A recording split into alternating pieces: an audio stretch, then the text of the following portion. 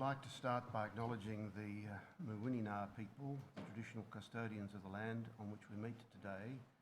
I would also like to pay our respects to their elders past and present, and to extend that respect to other Aboriginal and Torres Strait Island people who may be present. Yes, Mr. Norton. Commissioners, I wish to announce my appearance as Senior Counsel in and for the State of Victoria. Thank you, Mr. Knowles, and congratulations on the appointment. Thank you, Commissioners.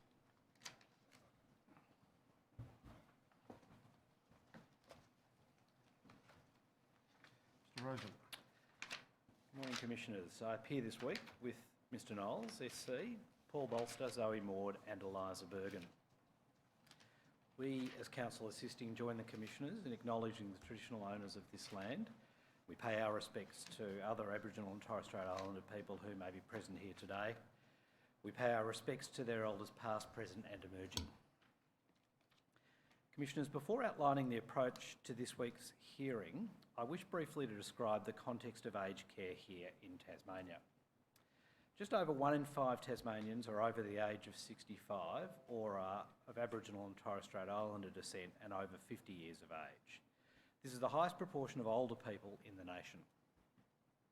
Some 37% of older Tasmanians live in a rural or remote location.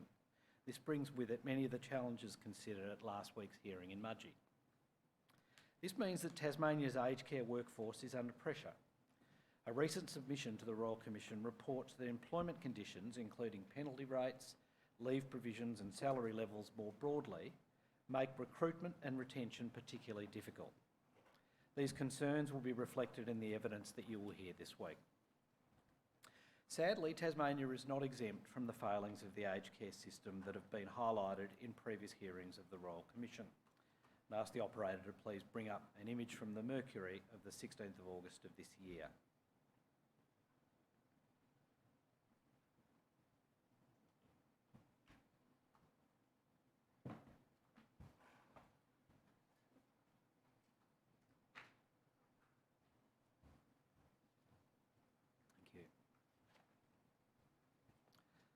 Commissioners, across the state there are 72 aged care services providing just over 5,000 residential aged care places. In addition, there are some 125 home support providers and 90 home care package providers. With a number of towns and regions served by a very small number of providers, Tasmania is particularly sensitive to the failure of aged care services. Commissioners, as you well know, the first term of reference in your letters patent requires you to inquire into the extent of substandard care being provided in Australia's aged care services, the causes of any systemic failures, and any actions that should be taken in response. As part of addressing that term of reference, you've heard a lot of evidence in previous hearings about the poor quality of care provided to aged care residents. The case study evidence suggests that in many cases, poor care has resulted from errors of judgment by untrained or poorly trained staff. In a number of cases that have been examined, inadequate staff numbers have led to overworked staff missing crucial clinical signs. The case studies which have been presented in hearings to date have tended to examine one person's experience of a particular aged care home. The focus has been on the conduct of the care staff and those supervising the care staff at the facility level. In this hearing, we'll present 2 broader case studies. In so doing, we will begin to focus on the institutional governance arrangements of approved providers of aged care and how these have failed to support quality care. What do we mean by governance, and why is it important in aged care? According to the Governance Institute, governance describes the system by which an organisation is controlled and operates, and the mechanisms by which it and its people are held to account. Organisations that provide residential aged care services in Australia are called approved providers under the Aged Care Act 1997 of the Commonwealth. An approved provider is required by that Act to provide residents with the care and services that are specified in the quality of care principles. That care must be to the standards specified in the accreditation standards. Whether an aged care provider is able to provide care that meets those standards will largely be determined by the governance system in place in that provider. That is why governance is so important in aged care. If appropriate and workable governance arrangements are not in place, the frail and vulnerable older residents in our aged care homes will not receive the high quality care that they deserve. In this hearing,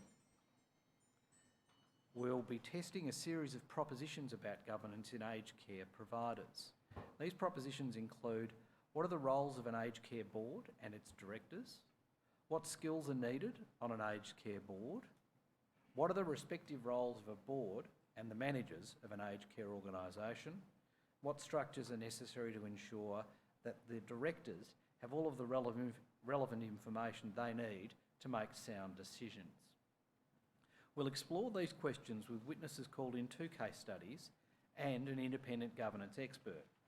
In so doing, we'll aim to identify the reasons why, in these 2 case studies, the governance arrangements were unable to prevent instances of substandard care. We will consider why failures occurred and how governance and structural arrangements could be improved to deliver better outcomes. We'll be asking what should have occurred to achieve better results. What are the lessons that can be learnt from these experiences? This week's hearing focuses on the activities of 2 approved providers of aged care services in Tasmania. The first is Southern Cross Care Tasmania, which operates 9 residential care facilities across the state. The second is Bupa Aged Care Australia, which operates 72 aged care homes throughout Australia and has its only aged care facility in Tasmania in South Hobart. Before we outline the characteristics of each of the providers, it is important to note their significance in the context of the local aged care sector. Together they constitute around 15% of the residential aged care market here in Tasmania. Their corporate structures are very different, representing the diversity of the residential aged care sector more broadly. As a not-for-profit provider, Southern Cross Care Tasmania delivers a range of aged care services as well as retirement village and independent living accommodation, home care packages and home support. Its services span the state. Bupa, on the other hand, is a large corporate entity with offshore ownership and an orientation toward delivering a profit. Yet these entities operate in a common environment. They are respondent to the same quality assurance regime which has been examined in previous hearings. You will hear that for 2 Southern Cross Care Tasmania facilities and at Bupa South Hobart, failures to meet the aged care quality standards have resulted in significant compliance action. In November 2018, Southern Cross Care's Yaraandoo home was found by the Australian Aged Care Quality Agency not to meet 18 of the 44 expected quality outcomes. Staffing numbers and training were found to be inadequate, and 8 of the 17 expected outcomes concerning health and personal care were not met. In January 2019, the newly established Aged Care Quality and Safety Commission found that non-compliance with expected outcomes for health and personal care at Southern Cross Care's Glenara Lakes facility had placed certain residents' safety, health or wellbeing at serious risk. For both facilities, the agency, or the commission as the agency had become, found that staffing numbers had been cut by Southern Cross Care in the preceding months. The position at Bupa's South Hobart facility was considerably worse. In October 2018, the Quality Agency concluded that the aged care service at the facility did not meet 32 of the 44 expected outcomes. Of particular concern was the finding that Bupa South Hobart only met 4 of the 17 health and personal care expected outcomes. These failures were found to have created an immediate and severe risk to the safety, health or wellbeing of certain care recipients at Bupa South Hobart. And as was the case with Southern Cross Care, Bupa had reduced its staffing numbers, particularly the number of registered nurses, in the previous 12 months. The evidence will be that this was a cost-cutting exercise. Similarly, Southern Cross Care Tasmania and Bupa are subject to the same funding mechanisms. The Commonwealth Government is the principal provider of their funding. In addition, their services are regulated under the same legislative framework, the Aged Care Act, and the principles made pursuant to that Act. And finally, they both provide care to vulnerable Australians at a time in their life at which they deserve respect, understanding and support. Turning then to the witnesses from whom you will hear this week. A range of witnesses will describe the factors that have influenced care quality at Southern Cross Tasmania and Bupa South Hobart.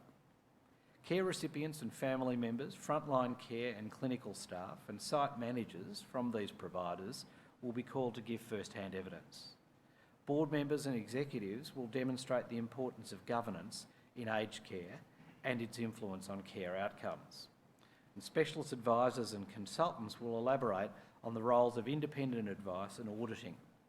They will be asked what should have been in place to avoid the poor outcomes. Finally, Ms Catherine Maxwell from the Governance Institute will provide an expert perspective on the role of effective governance in this sector and how it can learn from other sectors. This combination of witnesses will allow us to test some core propositions.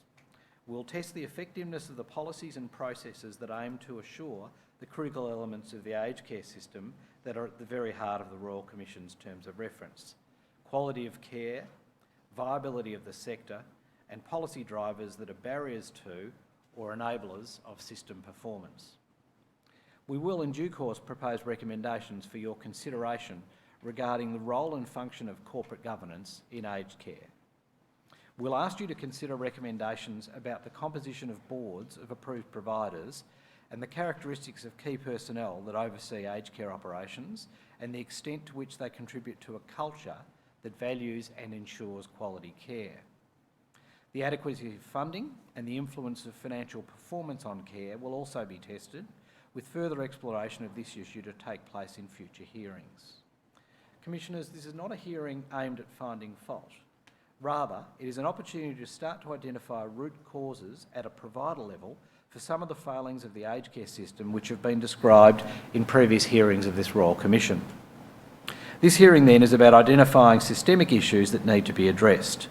To do this, we need a better understanding of the behaviours and judgments of the decision makers in organisations providing aged care. We will ask what are the priorities of those people running organisations providing aged care. Where is their focus? What are the ethics that they apply and the culture that they create? And importantly, what are the features of the aged care regulatory and financing systems that influence those behaviours and decisions? What pressures are providers under? And how does the existing system influence the way providers behave? What changes to that system might influence behaviours in a way that improves the quality and safety of aged care? Importantly, we will test possible solutions to some of these root causes, including options to improve government and service provider focus on the quality, accountability and viability of aged care services. Commissioners will not identify solutions to all of the problems confronting aged care in Australia this week. What we will do, however, is commence on a path that will become clearer in future hearings and forums of the Royal Commission. Commissioners, at this point I would seek to tender the general tender bundle for this week's hearing. Yes, thank you, Mr Rosen. The general tender bundle will be Exhibit 13-1. And I call on Mr Bolster, who will open the first case study.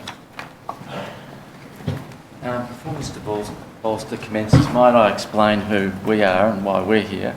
Yes. My name's Austin and I appear with Mr Claridge on behalf of Southern Cross Care and its current officers and employees who have been summoned to give evidence. We also appear for one former employee, Mr Andrew Crane. Thank you, Mr Austin. Commission, please. Thank you, Commissioners. I appear with Mr Knowles SC and Ms Maud for this first case study. I tender the Southern Cross Care Tasmania tender bundle. Yes, thank you, Mr Bolster. That will be Exhibit 13-2. Commissioners, Southern Cross Care Tasmania Incorporated is a Tasmanian incorporated association established in 1972 by the Knights of the Southern Cross. It is Tasmania's largest not-for-profit approved provider of residential aged care across 9 facilities with almost 800 residents. It is a charity, the sole purpose of which, according to its most recent past chairman, is providing care and support for older Tasmanians. Its publicly stated values include valuing care and compassion, integrity and dignity, excellence in professional practice, and the provision of a safe and fulfilling environment. This case study will investigate how the governance structures of the organisation and how decisions made at the executive or board level may have contributed to serious non-compliance with expected outcomes of the accreditation standards identified towards the end of 2018 at 2 of Southern Cross's 9 facilities. They are Yaraandoo Hostel at Somerset, just outside of Burnie in northwest Tasmania, and Glenara Lakes, which is in Youngtown, a suburb of Launceston. There are lessons in this case study that will inform the direction that you as commissioners may wish to take about the scope of the duties that the officers of approved providers should owe to ensure that quality of care is provided. Similarly, the evidence in this case study will allow you to form a view about the skills that are needed to run these complex organisations and whether this should be better reflected in the Aged Care Act. There are also aspects of organisational culture on display here that we will examine. We will be suggesting that governance and culture of approved providers are matters worthy of attention when you are considering the recommendations that you may wish to make in your final report. This case study will also provide you with insights into the aged care funding instrument and perhaps lead you to consider propositions directed at ensuring that any future funding of aged care incentivises the provision of care, that it be assessed against a resident's needs by a person independent of the care provider, and that the funding provided through it is primarily spent on care. Between November 2015 and August 2018, Yaraandoo was accredited in September 2016 for a period of 3 years, and subject to to a number of assessment contacts, none of which indicated any matter of serious or systemic concern. However, between 2 and 8 November last year, the Aged Care Quality Agency carried out a review audit and found that the service did not meet 18 of 44 expected outcomes. In the case of outcome 1.6, the finding as to how that outcome had been found to have been not met were as follows. The majority of care recipients and representatives are not satisfied that there are sufficient numbers of staff to meet the needs and preferences of care recipients. While care recipients and representatives said most staff were kind and respectful, there is not enough staff to meet their needs and preferences, and said it is impacting on their health, personal care and the overall care experienced whilst living at the home. Management said that following an organisational directive, staff hours across nursing, care and hospitality services were reduced in August 2018. We observed care recipients' needs and preferences are not responded to in a timely manner. Quality agency assessors were told during that inspection that the home had been running at a loss for some time and that Southern Cross Care Tasmania had reduced staffing hours in 8 of its 9 residential aged care sites. The Quality Agency was able to ascertain the following staff reductions. These all occurred in the first week in August last year. 14 hours a day was cut from the hours of care staff. 8 hours in the morning and 6 hours in the evening. That's 14 hours a day. There was a reduction of 15.2 hours of registered nurse care time every fortnight. There was a further reduction of 1 hour per day in the kitchen and servery staff area. There was a second stage anticipated that would occur in 4 months' time and might possibly involve a reduction of 8 hours of care staff per day. At the time of that report, in November, Yaraandoo had 79 care recipients in respect of 82 allocated places, 28 care recipients and 3 representatives were interviewed as part of the audit. 21 of the 79 residents were named in the report as being associated with substandard care or examples of substandard care. There are literally too many stories in the report to do them justice in the time available. However, one resident took the time to make a submission to this commission. His name is Brian Patrick Harvey, and his eloquent and human account of life at Yaraandoo from a resident's perspective demands to be heard. Brian's widow, Ellie, will give evidence shortly. But he had this to say in a submission to your commission in April of this year, and I quote,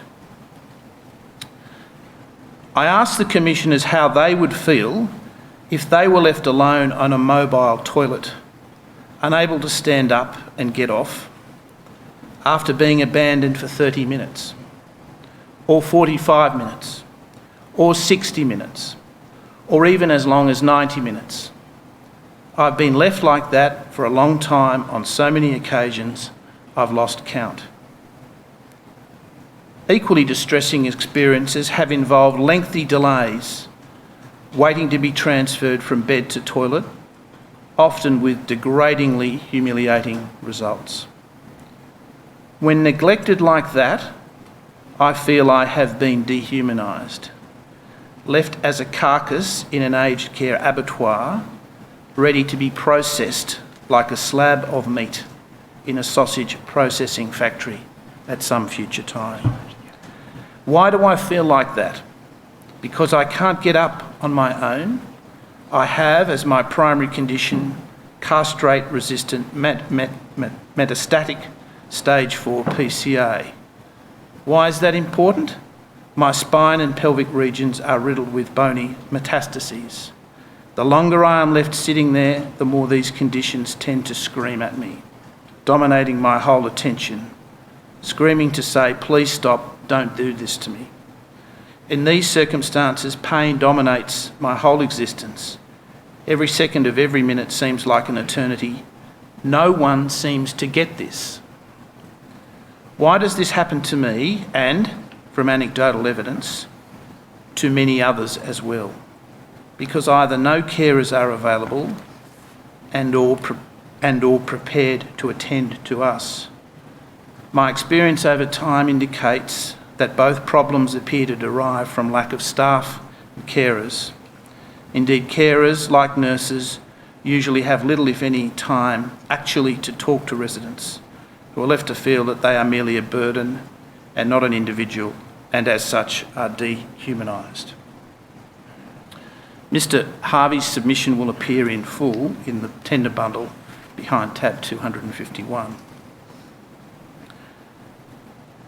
Leaving aside what Mr. Harvey had to say, the November 2018 audit report presents a facility in crisis.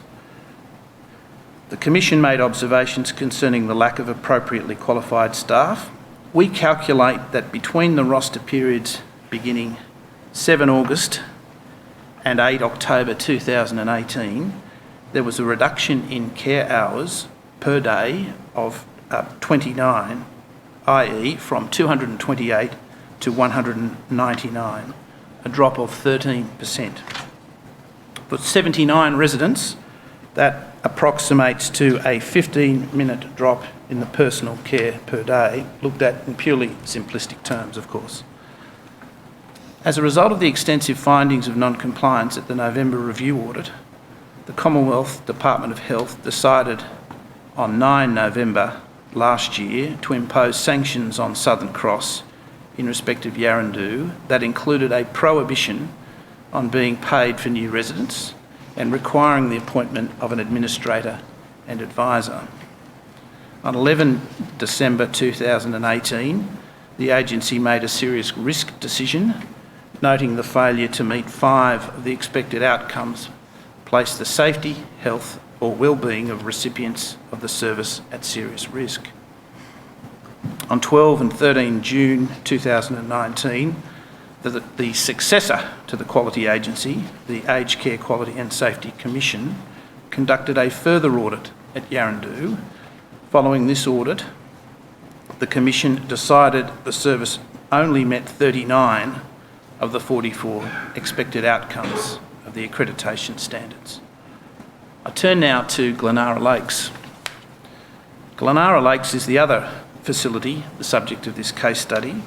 It was accredited in 2011 and re-accredited for 3 years in 2014 and 2017. On each of those occasions, the service was found to be meeting all 44 of the expected outcomes. It was accredited again in 2018 until the 10th of May next year. In December 2018, shortly after the Yaraandoo audit, the Quality Agency conducted a review audit there and found that 7 outcomes were not being met. Those outcomes related, amongst other things, to staffing and clinical care. As a result of those findings, the Quality Agency decided to reduce the period of accreditation for the service so that it expired on the 27th of January this year. On 7 January this year, the Commission found that, having regard to 4 of the 7 not met outcomes, there was a serious risk to the safety, health or well-being of residents at the Glenara Lakes facility. One illustrative example of serious risk was a man who had been prescribed pain relief medication to be taken every 6 hours. Records at Glenara Lakes showed that for most days between July and December last year, the medication was only given to him once a day. Proper pain management is obviously critical to a resident's quality of life. Here, there appears to have been deficiencies on a consistent basis over a prolonged period of around 5 months. Another resident had a large 12 by 8.5 centimetre skin cancer wound on her back at the time of entering the facility. Clinical documents record that on 7 occasions in the first fortnight she was at Glenara Lakes, her wound was not attended to as instructed, nor were there any instructions incorporated into her care plan about how a catastrophic bleed from her back would be managed. The management of a third resident's wounds were also found by the Commission to present a serious risk to health, safety or well-being. On 5 March this year, the Commission found that all previous not met expected outcomes had now been met. Despite that finding, witnesses will give evidence to the Commission that suggests that more fundamental problems continued at Glenara Lakes. 5 witnesses will give evidence about their experiences. 3 of those are relatives of residents or past residents. In their evidence, they will make observations about deficiencies in the quality of care given to their relatives and how an apparent lack of adequately trained care staff contributed to those deficiencies. They will also describe their general lack of satisfaction with responses, if given at all, to their complaints to Southern Cross management. The other 2 witnesses are 2 former facility managers who worked at Glenara Lakes in 2018 and 2019.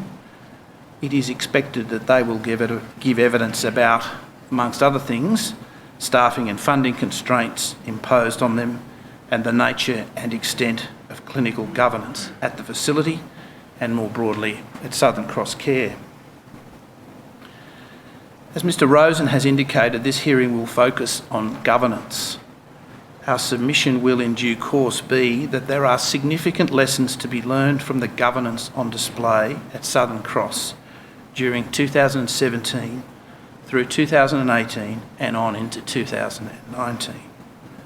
In particular, we will investigate how the lack of an active board, executive management, defects in clinical governance frameworks, and a lack of clarity in reporting and decision-making contributed to each facility being in the state they were in when audited, and in the case of Yaraandoo, sanctioned. The implementation of what will come to be known as the pathway to break-even strategy, whereby each individual facility was required to break even in each financial year, would seem to have had a major effect on the quality and safety of the care of the residents at Yaraandoo and Glenara Lakes. A related policy that sought to limit the direct care costs of each resident to an arbitrary 60% of the income due to them would also appear to have been to the same effect. Policies that overemphasised the way in which ACFI income could be gained at the expense of care will also be examined. There is a very real issue as to whether the aged care funding instrument creates incentives to provide care that is prescribed by the instrument as opposed to the care that residents actually need. We'll investigate the extent to which any assessment was made by the facility managers or other clinical staff as to the likely effect of the decisions that they made on the care of residents. A question will arise as to whether it was apparent to the relevant decision makers that adverse impacts on care might result from their decisions. Did they stop and consider the possible impact on the quality of care when endorsing or implementing these policies? Did the culture at Southern Cross encourage them to do so? We will also examine whether there were any deficiencies in the quality assessment procedures and systems of Southern Cross. At a higher governance level, we'll be investigating the way in which the board and its executive reconciled the provider's statutory obligations under the Aged Care Act to deliver quality care with other priorities. Sadly, for Mr Harvey and a number of residents just like him, the documentary record at each of Yaraandoo and Glenara Lakes points to an organisation that allowed budgetary outcomes to take precedence over ensuring that quality and safe care was provided to the residents of those two facilities. Ms Maud will call the first witness. Thank you. Yes, Ms Maud.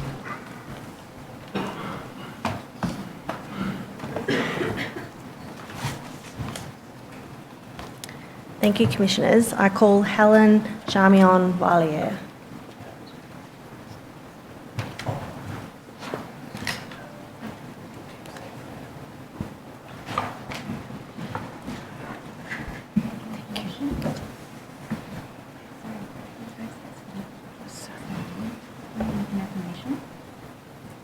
Trouble hearing. Are you making an affirmation or swear on the affirmation? Could you please repeat after me? I solemnly and sincerely declare and affirm that the evidence I shall give will be the truth, the whole truth, and nothing but the truth.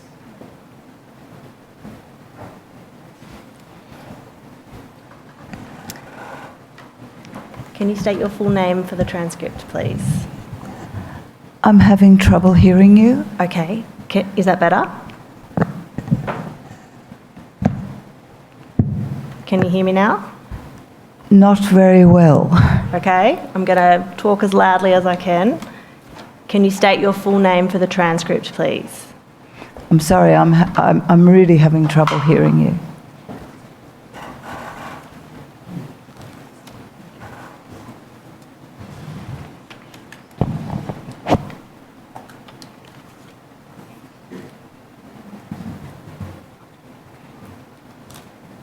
Is that better? Yes, wonderful. Thank you. Can you state your full name for the transcript, please? Helen Charmian Vallier. Are you known as Ellie? I am. And have you asked me to call you Ellie? Yes, Ellie, you were married to Brian Harvey, I was. and Brian prepared a submission for the Royal Commission, part of which was read in the opening. He did. Yes. And you've prepared a statement for the Royal Commission. I have. Can you see a copy of that in front of you, and also the first page up on the screen there? I can. With the code WIT.0599.0001.0001. Yes. Yes. Do you recognise that as your statement? I do. Have you had an opportunity to read it recently? I have. And are its contents true and correct to the best of your recollection? They are. I tend to the statement, Commissioners. Yes, thank you, Ms Maud. The statement of Helen Vallier of the 31st of October, Exhibit 13-3. Thank you. Ms Vallier, can you tell the Royal Commission briefly about Brian, about the work that he did before he retired? Brian was a highly intelligent, considerate, compassionate, gentle individual with an off-the-wall sense of humour. He would not have described himself this way, but he had a distinguished career professionally in roles including the Australian Public Service Board, for the Department of Foreign Affairs, as head of the Petroleum and Minerals Authority, and in various roles in the communications portfolio, including the secretary to what was known as the Davidson inquiry into Australian telecommunications services. And in about 1991, you and Brian moved here to Tasmania? We did.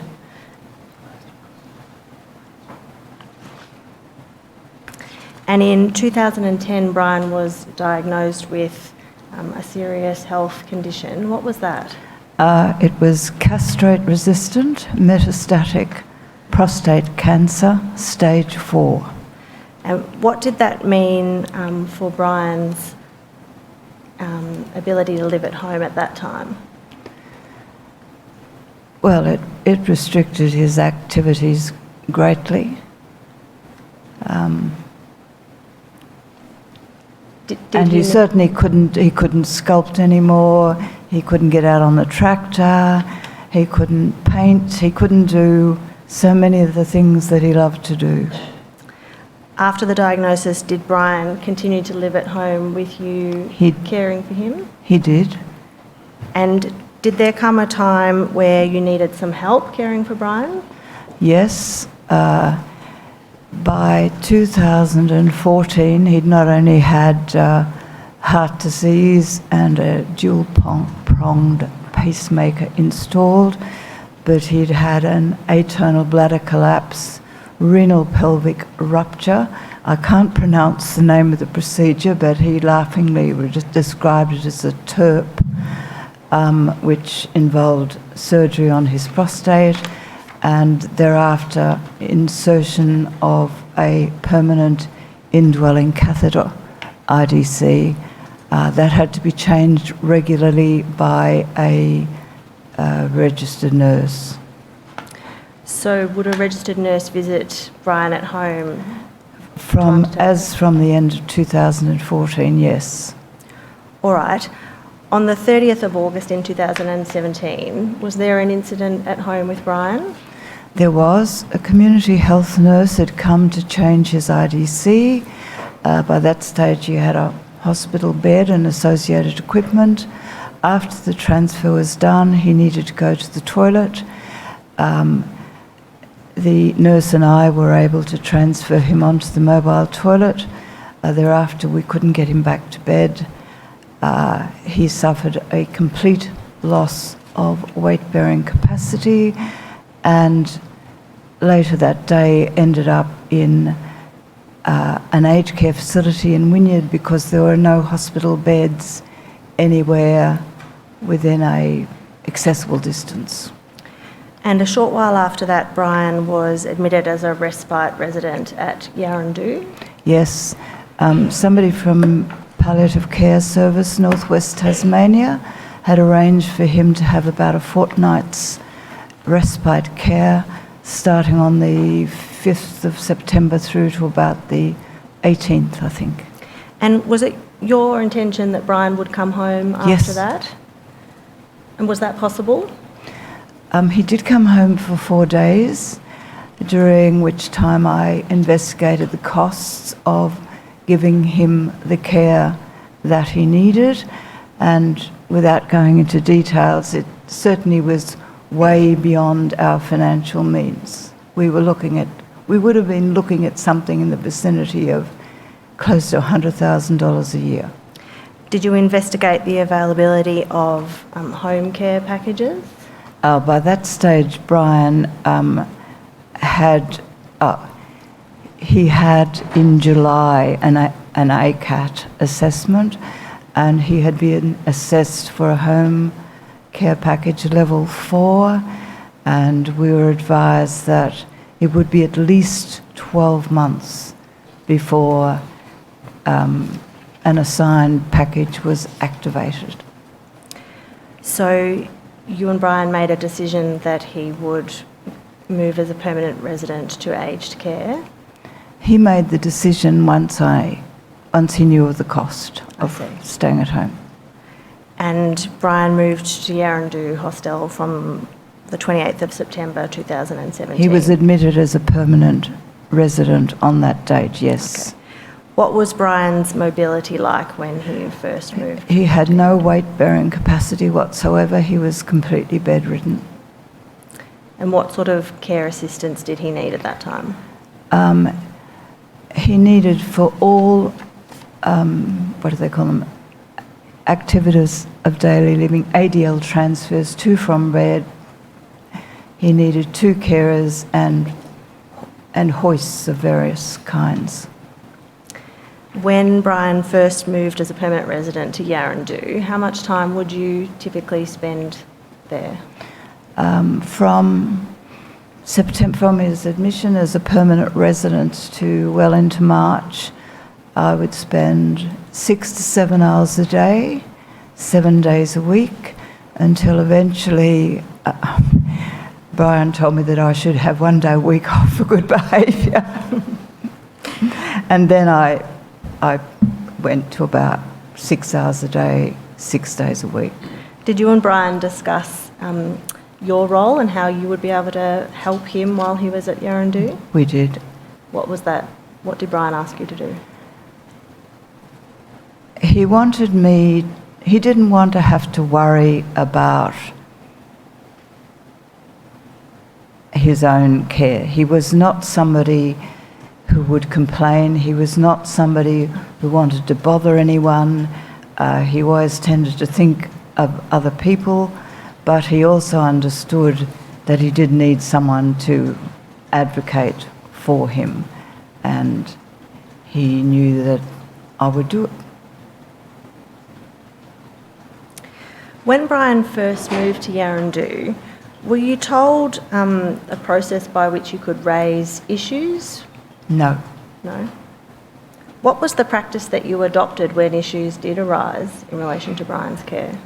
Well, for the first 6 months, there would only be little things, and at that stage there was what I now understand to be a team leader for the nursing station that looked after the wing in which his room was located, and I would simply raise them with the team leader, and my experience was that problems were attended to very promptly. And so what were your feelings about the care that Brian was receiving in the period from about 6 months after he moved to Yaraandoo? Then I started to become concerned about the lack of a care plan. We didn't know what it involved. He did have a mobility plan that was tacked to his bathroom door, but we didn't know who to ask when we did ask staff, they didn't seem to know what was in... The advice that we got variously was there are a number of plans, but nobody seemed to know what they covered. So the concern that you've just mentioned, when did that first start to form in your mind? Well, certainly it was very active by the end of March. All right, so in the period prior to March, how did you feel about the care that Brian was receiving? Generally satisfied. Was Brian able to get the help that he needed in a timely way? It was variable and inconsistent. When he had what I think of as regular carers on day shift, when most of his ADL support was needed, he was extremely well looked after. What became problematic was what I think of after hours, so public holidays, weekends, then that was a problem. People did not seem to have a clue what he needed outside of his regular carers. So in the time after Brian first moved to Yaraandoo in September, did Brian's mobility change? It did. It improved significantly. He received excellent support from a carer who was known as an assistant physiotherapist and a leisure and lifestyle officer who got very involved in an exercise regime for him. So did that improvement continue? Well, he got to the stage where he could get out in a wheelchair for up to 5 or 6 hours a day, but no, it didn't improve. It didn't get any better, really. So when you say it had improved, you meant he was able to sit in a wheelchair rather than in bed? Yes, he was able to sit in a wheelchair, and also once a week the assistant physio would take him for what we used to call was a walk, four-wheel walker. I'd follow behind with the wheelchair and the assistant physio, and he would walk. I think the longest he ever achieved was, I don't know, 100 paces. But that was a big improvement from how he'd been when he came in. In terms of his everyday needs, so in order to the activities of daily living that you've called them, did Brian continue to need assistance with those? I mean, he could feed himself, yeah. But in showering, to from bed transfers, yes, he still needed assistance, and my understanding was it was a mandatory 2 carers.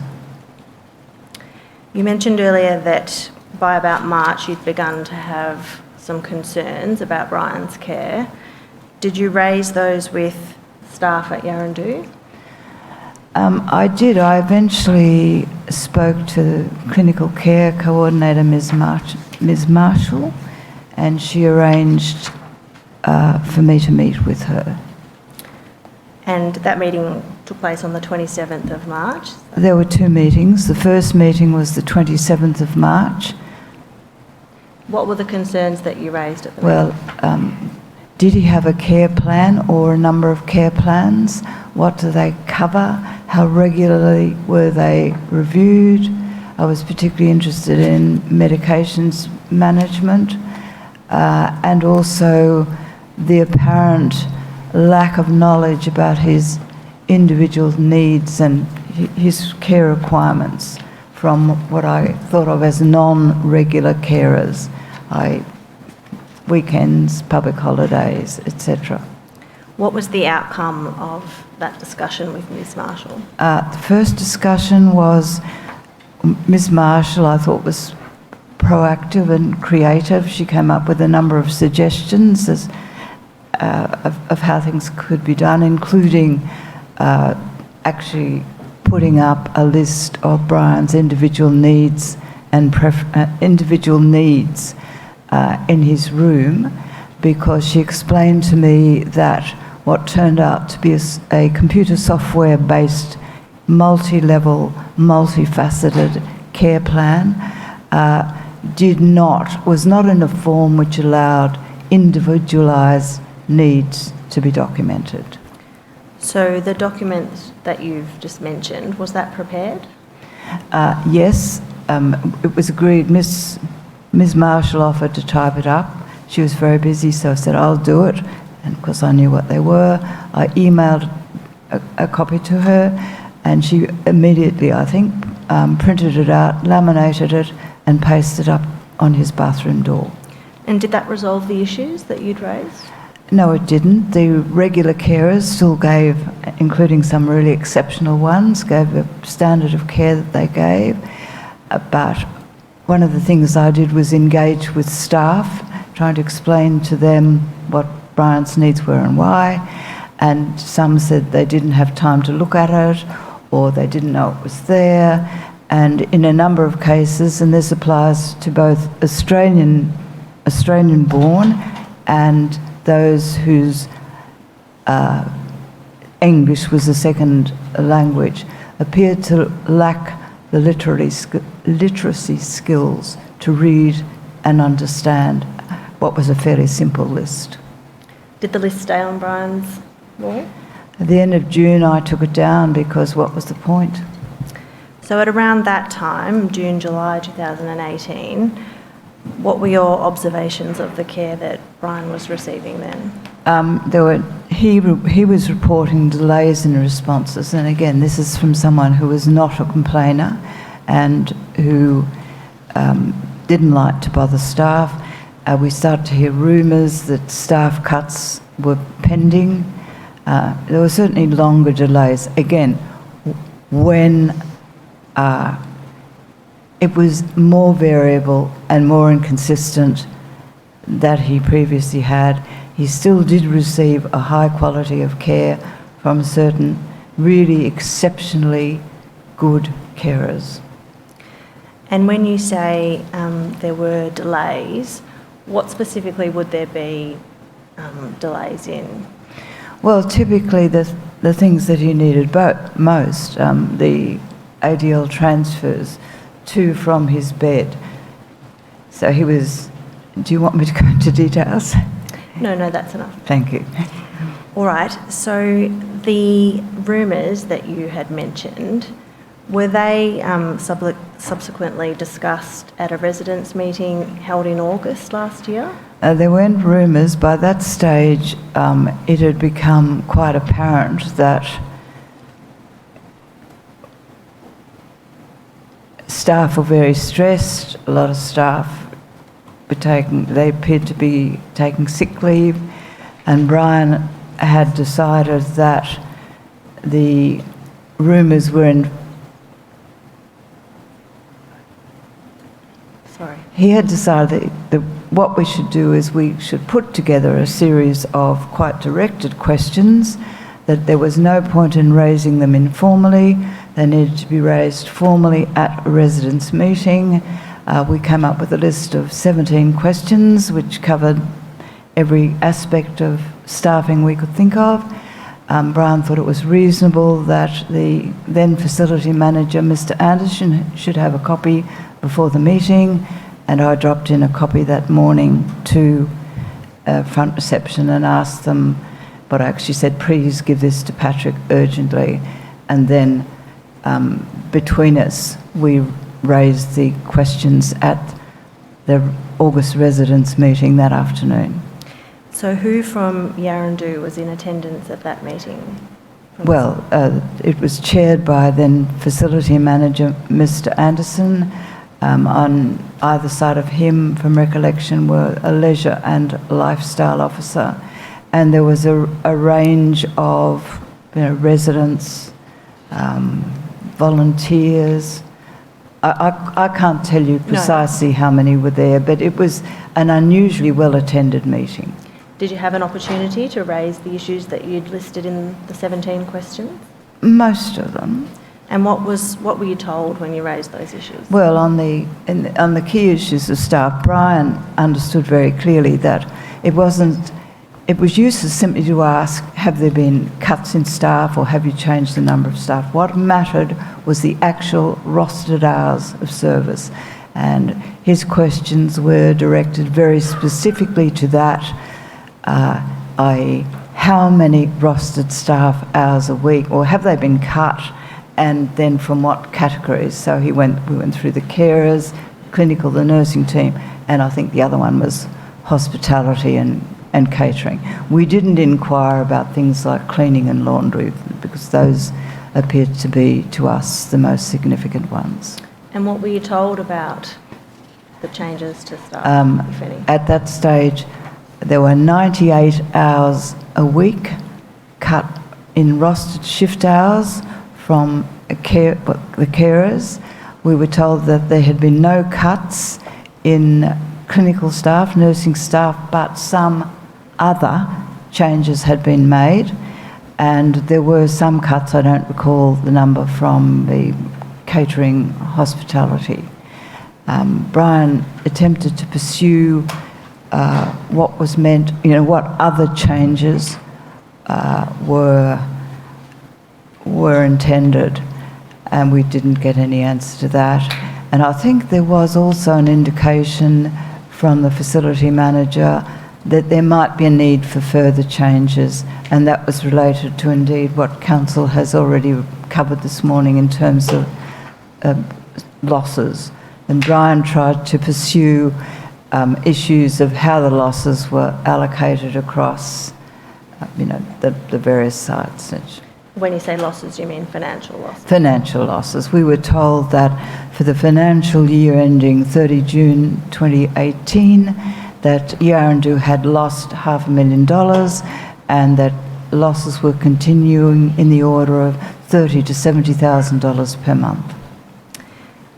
And were there any, was there any discussion at that meeting about arrangements following the staff reductions, about how things would be managed? Yes, Brian asked quite specifically how that would impact on the most vulnerable residents, i.e. those who are totally bedridden or spending most of their day in bed. And what were you told? I thought an admirably candid response, don't know. Ms. Maud, I wonder whether it Yes. might be a convenient moment now. It's about to be 11 o'clock, and in view of the day, we might have a minute's silence from about now. Thank you, Commissioner.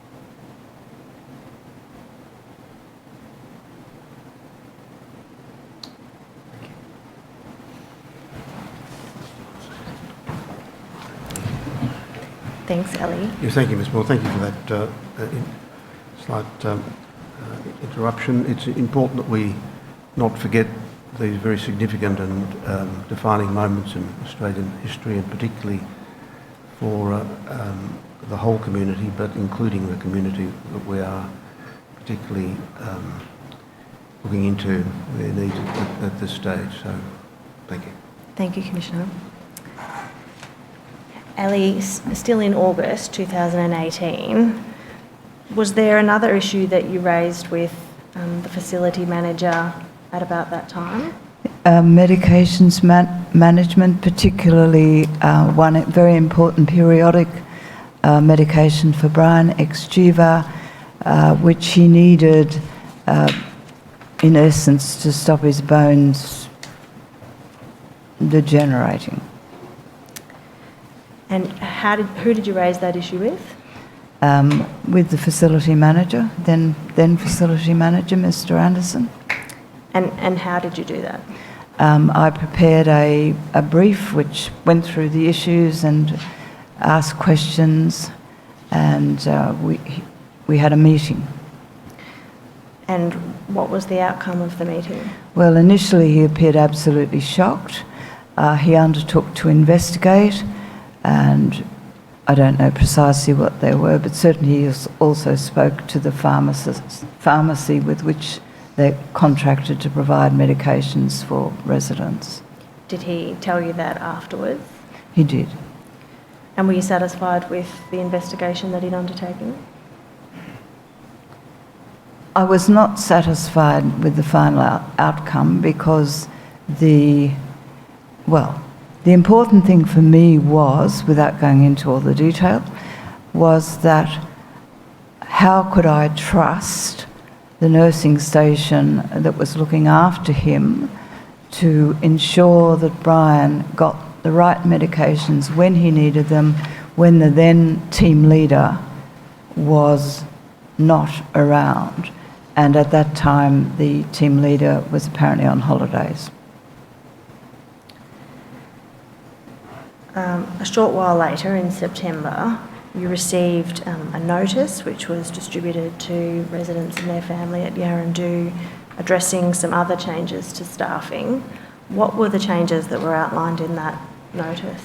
Well, as I understood it, the main one was that there were two nursing stations, that the team leaders would no longer be working as team leaders, and that they would be taken off the floor collectively 5 days a week to work on ACFI to increase funding. And the team leader was the person who'd previously been your point of contact for raising immediate issues with Brian's care? Yes. How did you feel about those proposed changes? Disbelief. I had trouble getting my head around actually what the memo to me was virtually incomprehensible. Were you able to clarify it? Not really. Did you try to? I did. What did you do? I spoke to the then facility manager about it, and basically, yes, sorry. What the memo said, I finally worked out, was if you have a problem, if a resident has a problem, you first report it to an EN, who will then escalate to an RN, who will then escalate to the clinical care coordinator, who will then, if necessary, escalate it to me, i.e. facility manager. And I asked what would happen on weekends and public holidays when neither the facility manager nor the clinical care coordinator were at work.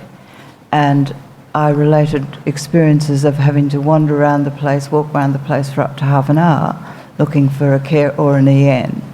And what did I do? And the response was, keep walking.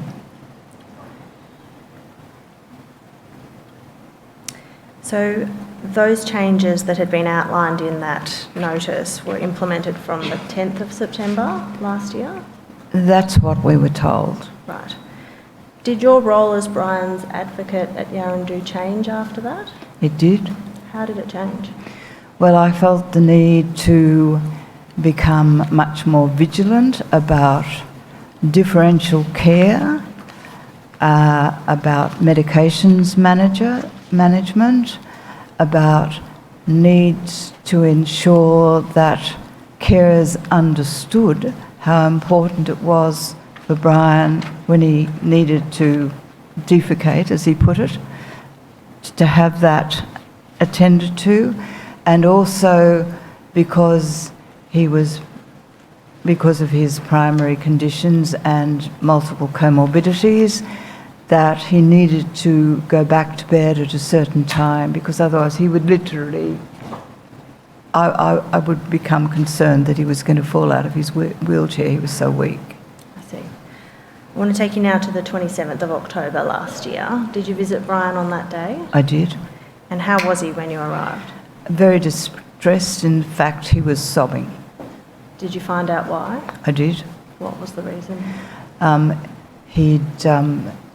he'd waited 80 minutes or more after pressing call button to go to the toilet.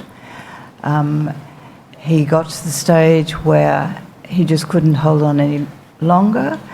He did not want to soil his bed, and Brian being Brian, as much as because he did not want to make extra work for already overstressed staff. He'd had a monkey grip. He'd managed to pull himself up, grab an over-the-bed table, wheel it into the bathroom and get onto a mobile, monkey grip backwards onto a mobile loo. Unfortunately, something he didn't see was that the lid of the WC was down, and I don't think I need to explain. Were there other occasions when Brian had incidents of that kind relating to continence? Many.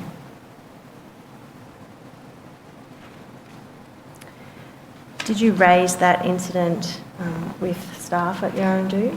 I sent an email, a one-page email, to then for facility manager Mr. Anderson on the 1st of November 2018.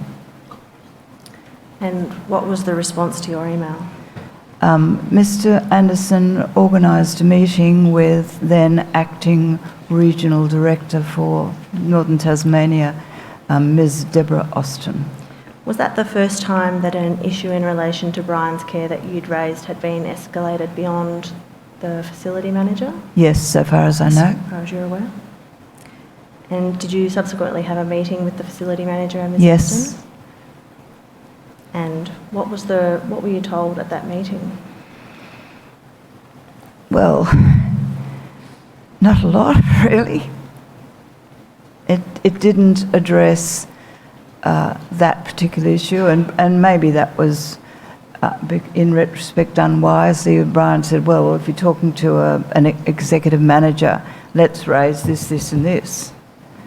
But my impression at the meeting, I felt, well, Brian had an expression for it, that pivoting had been elevated to an art form. The goalposts kept shifting. I felt that I was talked over.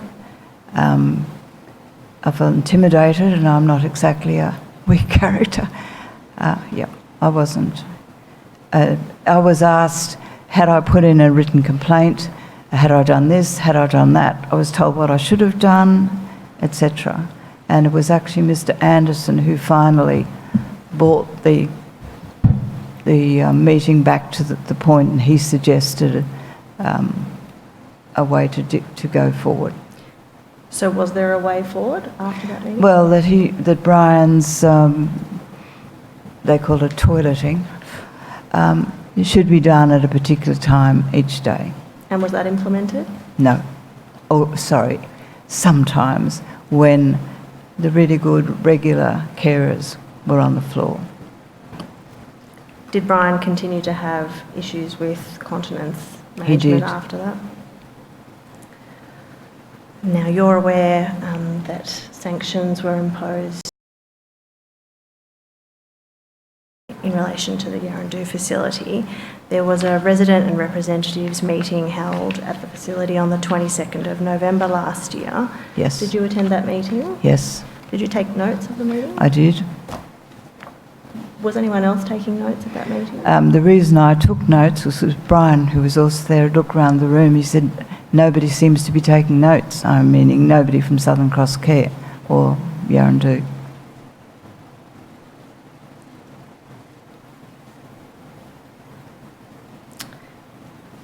In December last year, there was another incident in relation to Brian's care. Can you remember what that was? Yes, Brian needed to go back to bed. There were no carers on the floor at all, and I discovered that they were all in a meeting, and I think nursing staff as well. I'm not absolutely certain about that. And finally, I just had to walk. I think I found Ms. Marshall, clinical care coordinator, and a nurse, a very, very good nurse, finally turned up and did the necessary. And I sent an email, and there's an email chain which should be in the bundle there somewhere. What was the issue that you raised in your Well, the fact that a meeting should be scheduled at that time, that there wasn't anyone available who should have been available to do what was the regular carers knew very well needed to be done at that time for Brian, and presumably not just for him but for others as well. What was the specific matter that Brian needed help with at that time? Well, transfer back to bed. Okay. Did you get a response to your email? Yes. What was the response? Well, basically that what the nurse should have done was page the meeting. And the response appeared to me to be critical of the nurse's actions. And I responded to that, basically saying, well, he did precisely what needed to happen. So were you satisfied with the outcome from that No. complaint? Brian's health declined in 2019 and in particular in June. May, June, yes. May, June. Were you provided with information from anyone at Yaraandoo about whether Brian's care would change? No. Oh, can I just qualify that? No, didn't. No. Did anyone discuss palliative care with you? I was told almost in passing on, it was late May, Brian is now in palliative care, that was an RN. I asked, is there a plan, can I see it? Didn't get a response.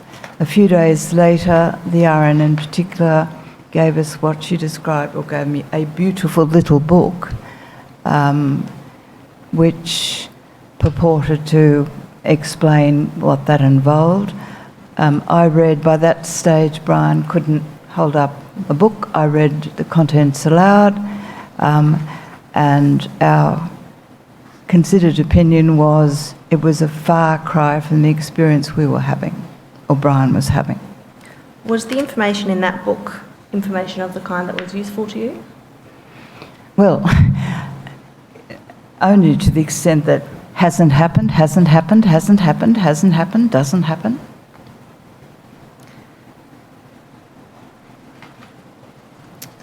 Did you subsequently contact the Northwest Palliative Care Service? I did. Why did you do that?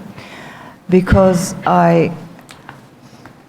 my past experience suggested that I need an independent expert and a witness to get the information that we believed we needed about his palliative care, and also his GP, then treating GP, was also concerned. And there was a meeting that was subsequently held, which was attended by the then facility manager, Ms. Bennett, and the clinical care coordinator, and Ms. Harris from the Northwest Palliative Care Service. And at that meeting, you presented a document that you'd prepared with Brian called Goals, Needs and Preferences. I had prepared it according to Brian's instructions, yes. And Yes. he had also instructed me to put in a box explaining the context that had been what had happened, and he signed it and dated it. When you provided that document at the meeting, was there a response from Ms. Bennett, the Yes. facility manager? What was that? Oh, it's very long. And then, oh, well, I'll need to discuss it with Brian. And I flicked it to page and went, is that his signature? So how did that response make you feel? Sorry? How did the response make you feel? I'm sorry, How did the response make you feel?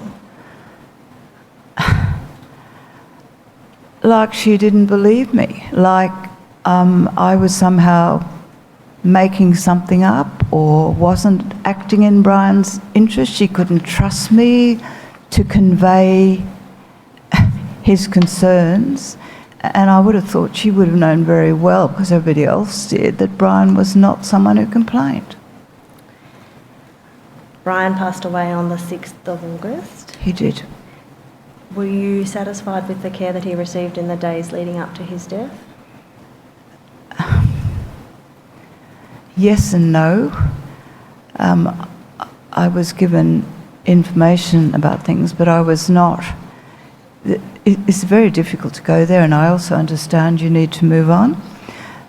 But if I can simply say that he had an agonising death, which on the information available to me and subsequently checked was avoidable.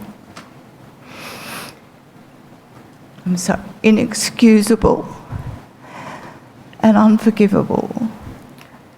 Brian, a very tactile, caring, loving individual who was a big, huggy kind of person.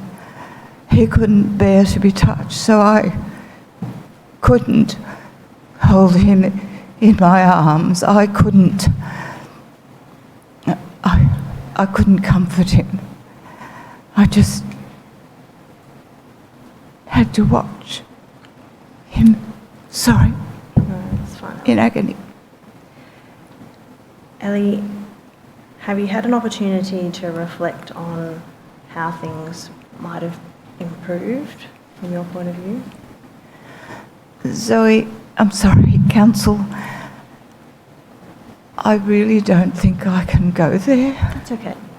You've mentioned that you might like to put in a submission that might address those matters. That is my intention, because that is what Brian would have wanted me to do, and it will be about systemic issues and suggestions that he had and we had discussed, and something I would intend to do, if the Commission pleases, next year before the April closing date for submissions. Thank you, Ellie. Commissioners, those are the questions. Yes, sir. Ms. Valier, thank you very much for coming to give evidence. You say in your statements that you cared for Brian and was his advocate, and you continue to do that.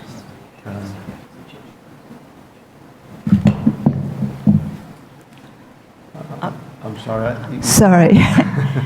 I didn't mean to delay your departure. I just wanted to thank you for having come to the Commission to give us evidence. In your statement, you say that you cared for Brian and were his advocate, and you continue to do that. You do it courageously and in a way that will help the Commission in its work. Thank you for offering to put in a submission about systemic issues.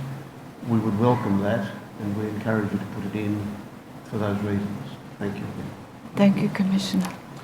May the witness be excused. Yes, you're now excused from further attendance. Thank you.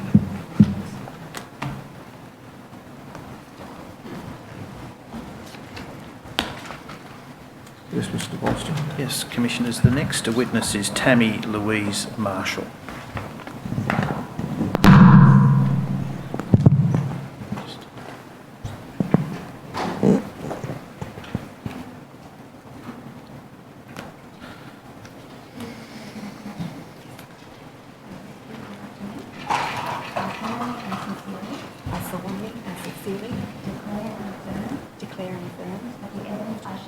That the evidence I shall give will be the truth, the whole truth, and nothing but the truth.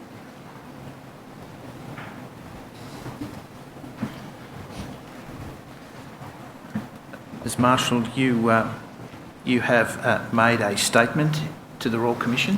Yes, that's correct. If you have a look at the screen in front of you, it should appear in front of you, and I think you've got a hard copy there as well. I have. Is there anything you want to change about that statement? No, there's not. And is the statement true and correct to the best of your knowledge and belief? Yes, it is. I tender statement WIT 0581 0001 Commissioners. Yes, thank you. The statement of Tammy Marshall of the 30th of October 2019 is Exhibit 13-4. Ms Marshall, you have been the clinical care coordinator at Yaraandoo now for nearly 4 years. That's correct. And there are 82 beds. Yes. Is it full at the moment? No, it's not. How many places short of full is it? We currently have 54 residents. Is that a result of the sanction process? Yes, we weren't able to take admissions whilst we were in sanctions. And when were the sanctions lifted? In September. Right. Have you been able to attract any residents since the sanctions were lifted? Yes, we have. And the facility is structured with how many particular wings or wards? We have 2 nurses stations, each with 3 wings. Right. And so how many in each wing? The wings vary between 13 to 14 per wing. And it's a fair way from Hobart, and indeed it's a fair way from Launceston. It is, we're quite Yaraandoo. isolated. How difficult is it to get staff to come up to that part of the world? It's difficult. We recruit locally. Often our casuals work in other facilities, other organisations as well. How would you describe the skill level of the staff at Yaraandoo? Our senior staff are quite highly skilled. Some of our direct care workers coming into the caring roles are not so skilled, often coming straight out of the course. You were here for Ms Villiers' evidence? No, I wasn't. She talked about a variability between some very high-skilled staff and others, and she was quite appreciative of the higher-skilled staff. But do you see that in your role as clinical care manager? Yes, I would agree with that. And it's the case, isn't it, that Ms Bennett, who's currently the advisor and administrator, she's been involved with the facility since about January? Yes, that's correct. And she's put in place a whole range of measures to improve the skilling of the staff. Yes, that's correct. And in her statement, she talks about particular areas. What have you seen about the work that's been done to improve the skill base and the training since she came on board? There's certainly been a lot more education for us. Systems have been improved. Auditing has become, there's been a huge improvement with the auditing. Let's talk about the systems. What do you mean by systems? During my time that I've worked at Southern Cross Care, I feel that we lacked systems. Policies were somewhat outdated and difficult for staff to locate. Was there improvement in that area from the time you arrived in 2015 through to the time of November last year when the sanctions were, when the audit review took place? The improvements have most definitely occurred from the sanctions. Did anything happen at Yaraandoo to improve systems, staff training, whilst you were there before November last year? No, there was very little training that was offered to us prior to that time. How were you, as the clinical care manager, able to train an inexperienced carer? Often depending on the buddy system of allocating that staff member to work with a senior person on the floor, looking at skill mix. Did you raise these concerns with Mr Robinson and his predecessor? Sorry, Mr Anderson, I do apologise. Mr Anderson and his predecessor, did you raise these Yes, sorts of I did. concerns? What were you told when you raised those matters? Along the lines of recruiting staff was often difficult because we didn't advertise on a regular basis due to being our roles being so significant with the workload, there was little time to be spent training other staff members. Well, when you said to Mr. Anderson and his predecessor, look, my staff need more training, I assume you did that, did you? Yes. What did he say? It was one of those issues that was never followed up upon to some extent. It was raised on many occasions. Did he reported, Mr. Anderson, let's take him as an example, he reported to Ms. Robson, Pauline Robson. She was the area manager, correct? Yes, that's correct. Did you ever escalate the concerns you had about Yaraandoo's deficiencies to her yourself? Yes, I believe I have. And how many occasions did you do that before November last year? Probably within my role when I was acting in the facility manager role.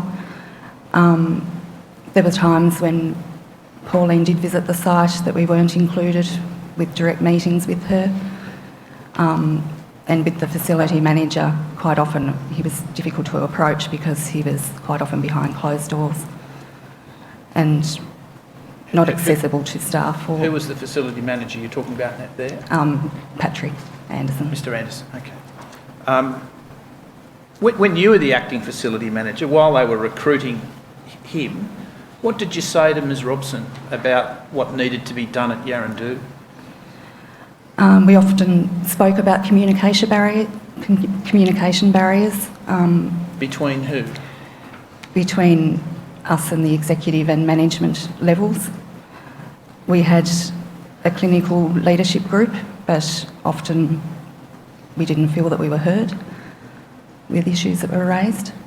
And so what was her response when she heard those complaints? So communication was a big focus prior to the recruitment of the new manager, and something that we focused on when the new manager was recruited, that was a major issue within our facility. Right. Changing direction now, the acuity Well, just of your before you do residents. change the direction, and I'm sorry that I can't really see you, that the position of the microphone and the screen means that it's a little bit awkward for us to see each other. Ms. Marshall, I'm sorry. But just before Council moves off that topic, in relation to the communication barriers, what should be done or could be done in facilities from the way you saw them? It's not that screen that's the problem, it's this one. That screen's perfectly okay. Sorry, could you repeat that question? Yeah, what I was asking is about the communication. The communication barriers that you were talking about. What in your view, as a person on the ground, could have been done practically? I think much of the communication from an executive level, us as the ground workers are not involved in.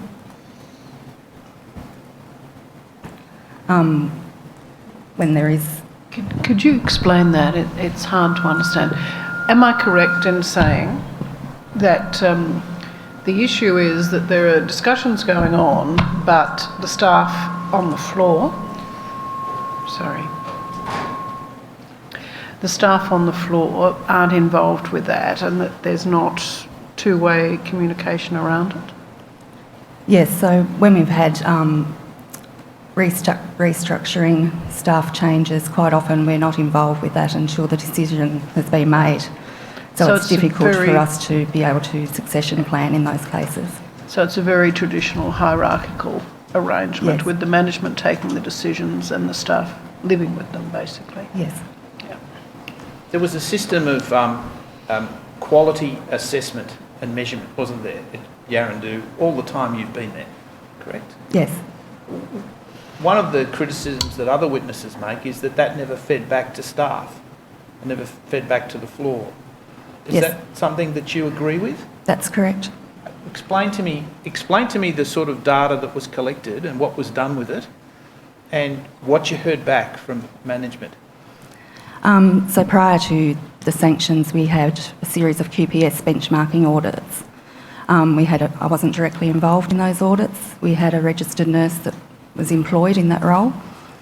She reported directly to the facility manager with the audits, who in turn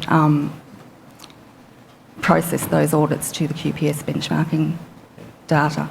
A report is then received from QPS on a quarterly basis. That report was quite often not shared with us, so the outcome was not known as to if there was. How has the downfalls. situation changed since the sanctions? From the sanctions from February, I'm now directly involved in those audits, along with a extended care assistant that assists me to collate those. So, just for the assistance of the Commission, the audits cross a whole range of clinical domains, so wound care, restraint, chemical, physical, That's correct? There'd be 20 or 30 indicators that would tell you how you're going? Yes, Compared to the other facilities in Southern Cross's group? that's correct. And is your evidence that that was never fed back to you until after the sanctions were introduced in November? Yes, there were few occasions when the report was discussed at a leadership meeting, but certainly didn't feed back through relevant department meetings. All right. Now, you were the acting facility manager for 3 or 4 months. Yes. Was the issue of the budget raised with you by either Ms Robson or Mr Crane at that time? I had very little input into the budget. I do recall reviewing the budget during that time, but my knowledge of what the expectations were was minimal. Yeah. If you could go, please, to, if we could bring up tab 44 at page _45. While that's coming up, you became aware that there were some shifts added to the roster, either by your predecessor or by yourself, in around September or October 2017. Do you remember that? No. If you have a look at the screen there, and under Yaraandoo, if we could bring out the Yaraandoo, and the last paragraph of those 3, the acting facility manager has been addressing the additional shifts that had appeared on the roster as I outlined last month. This has been progressed over the month of September, and she was making progress. However, the enthusiasm for address may have waned. The last fortnight hours have increased again. In addition, ACFI income has reduced, which will also be the focus of the new facility manager. Do you remember those shifts being stripped out? Were you being asked to remove them? I can't recall. You can't recall that, okay.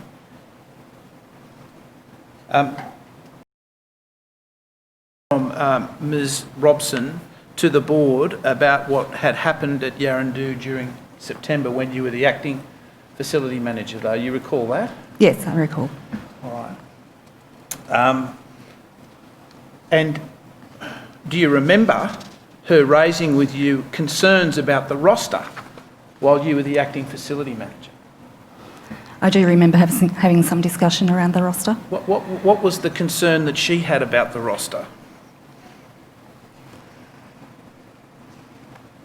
I can recall the conversation, but I'm sorry, I can't recall the content. The content, okay, all right. Well, in the new year, after Mr Anderson was appointed, were you made aware that there were plans on foot for further significant changes to the roster? I can remember some discussion regarding roster changes. When was it first suggested to you after Mr Anderson was appointed that there would be a change to the roster? I can't remember exact dates, but I can remember changes being discussed. This may help you. If you assume that the rosters were implemented, the roster changes that were a significant reduction in the personal care staff of 14 hours a day, They were introduced in August, first or the second week in August, doesn't really matter. Roughly how long before they were introduced were you made aware of them? Possibly, I can recall some conversation around maybe June, July. Yeah. When did you find out, Ms. Marshall, you are going to have to get by with 8 less carer hours every morning, and you're going to have to get by with 6 less carer hours in the evening shift? When was it? When were you instructed that you had to engage your staff to deliver that sort of cut? The discussion would have been around that time. Who spoke to you about those things? Patrick. Did Ms. Robson talk to you about that at all? No, I don't recall. Mr. Crane? No. Did you ever have discussions with Mr. Crane at all about the running of Yaraandoo? No. What did Mr. Anderson tell you about those changes? There was no great conversation other than that there would be a reduction. What was your reaction when you heard it? Well, distressed, because with any reduction is going to have a negative input on resident care. What was morale like amongst the care workforce Extremely low. before that? Yes. Before they found out about the reduction, it was low, was it?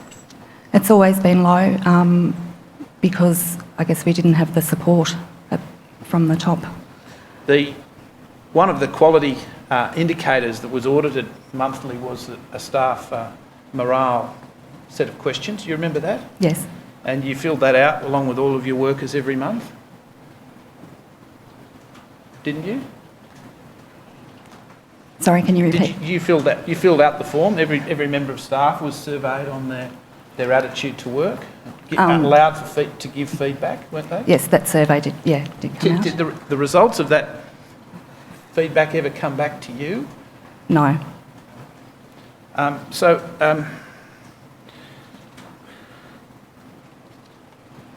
What did it mean on the floor in terms of care to take those hours out in August last year?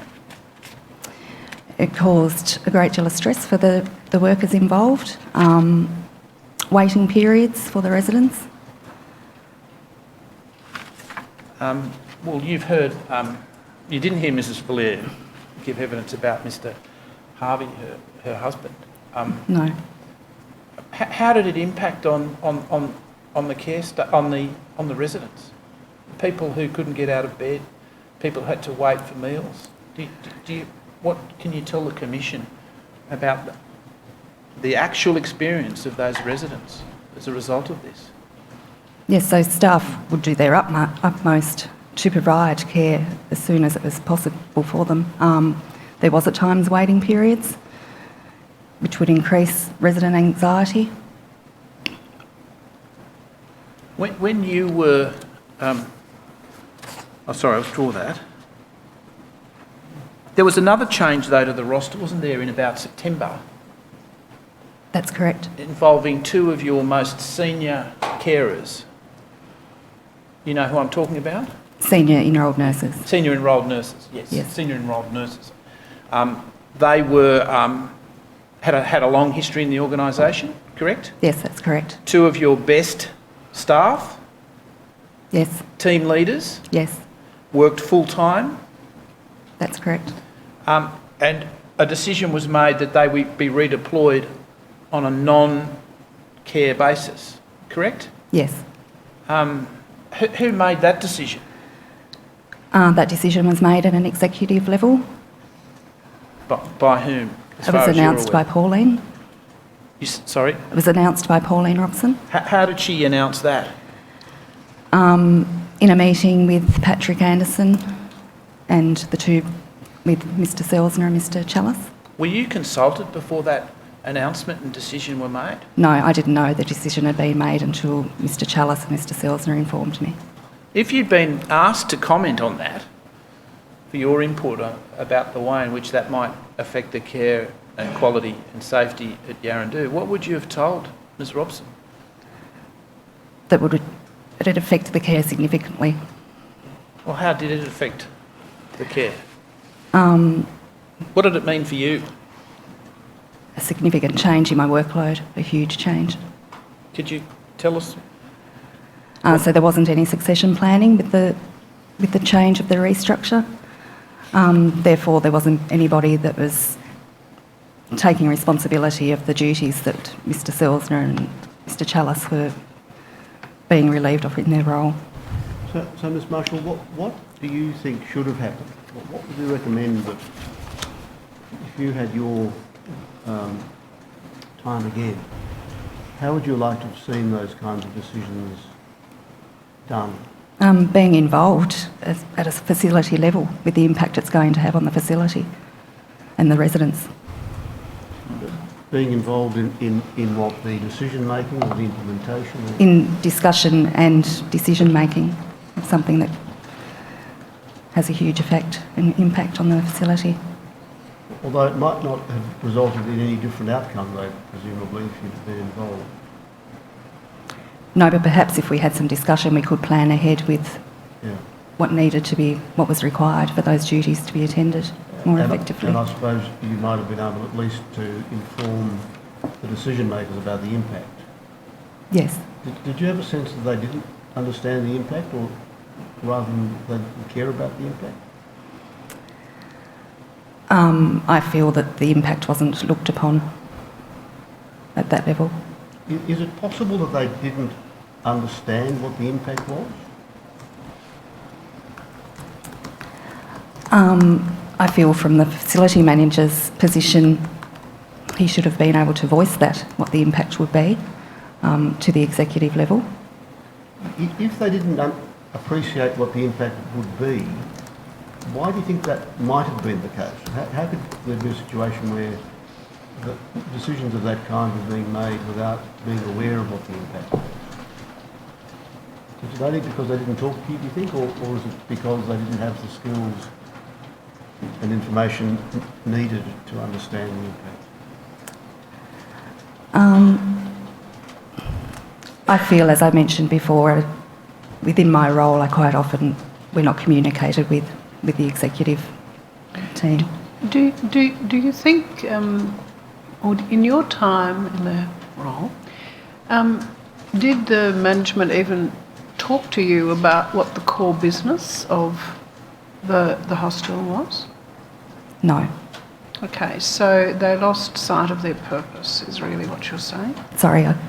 So are you saying that they lost sight of their purpose?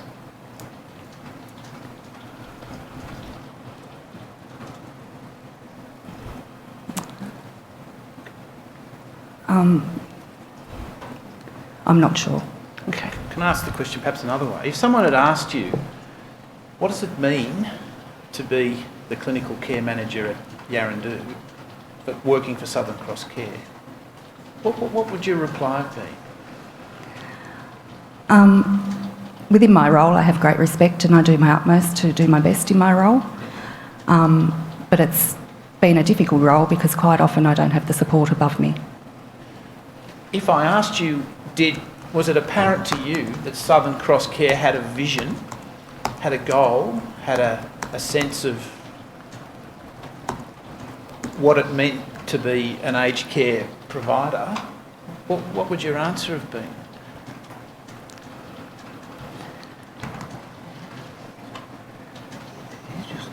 Was there a vision there? Well, there's certainly a vision to save on costs, but I feel that that vision wasn't looked upon as to the effect it would have on the facility and its Marshall, can I residents. just take you back to something you just said a minute ago? Because you said that you felt that you didn't have the support above you.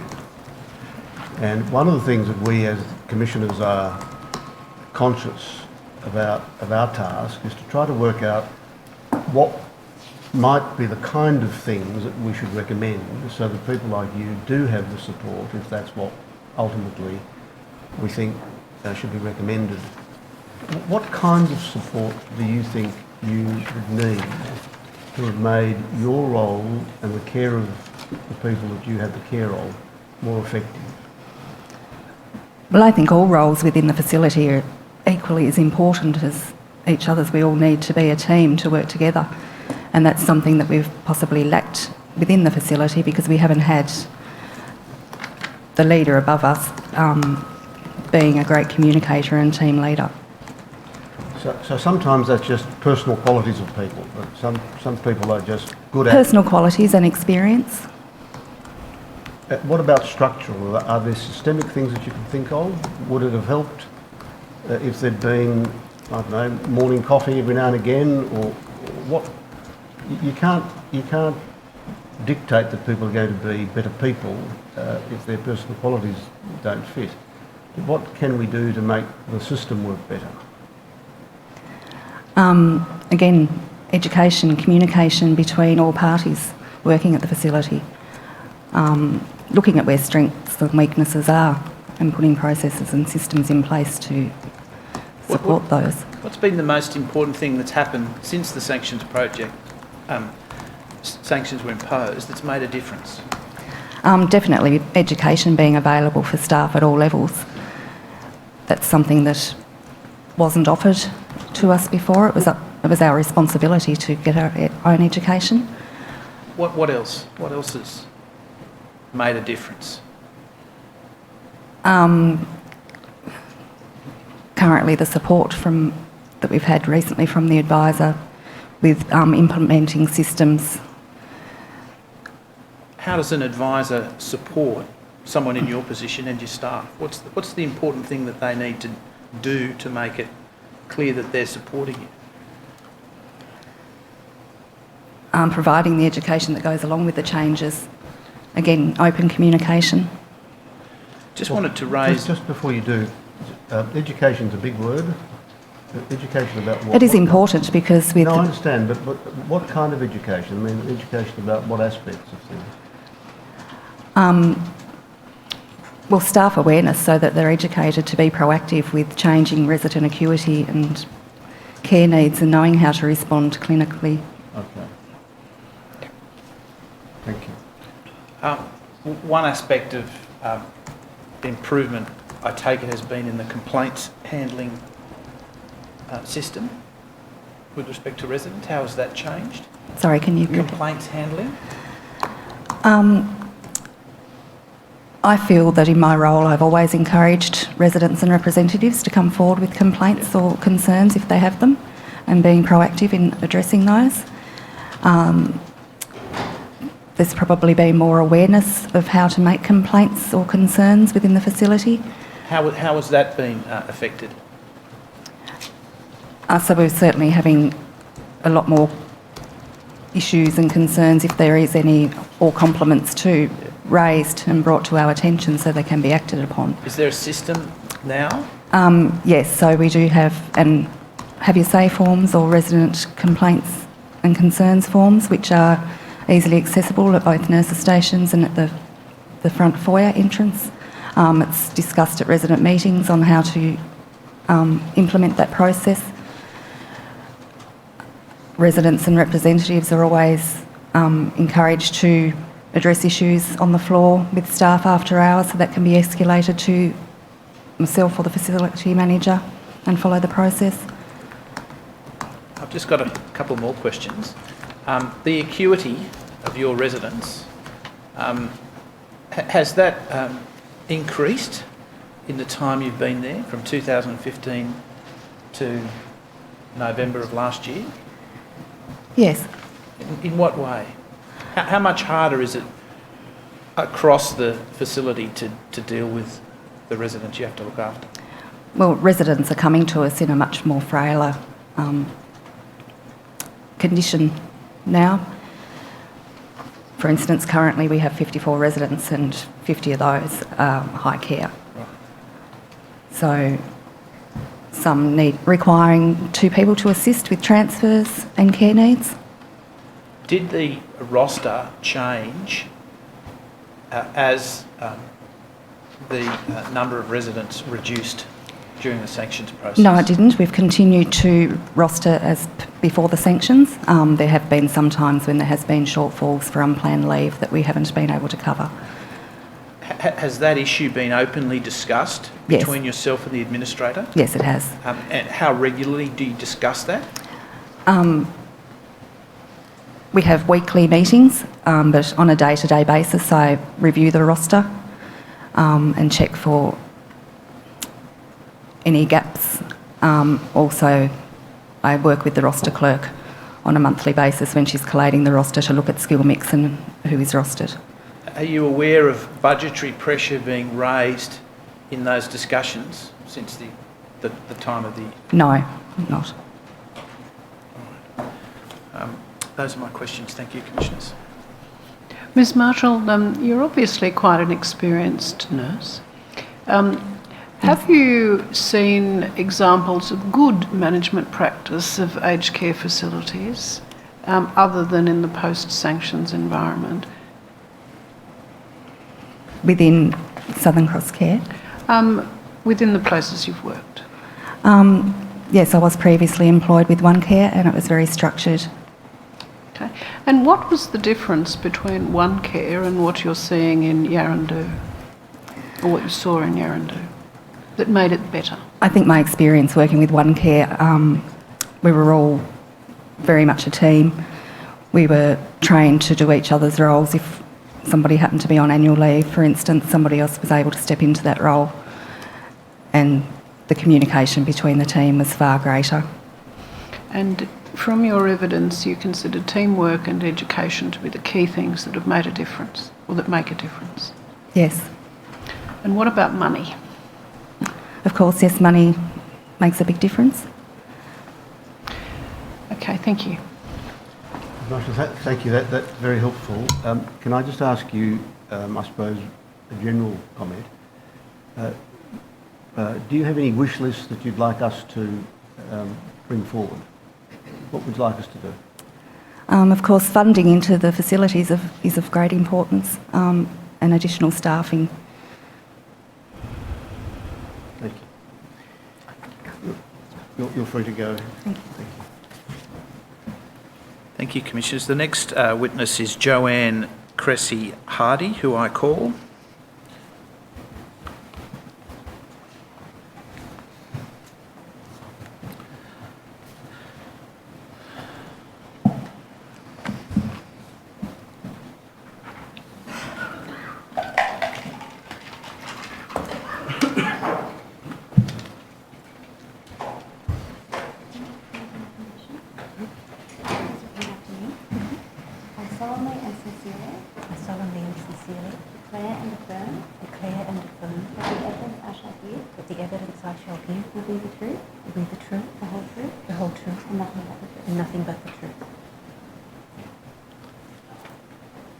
Have a seat, please, Ms.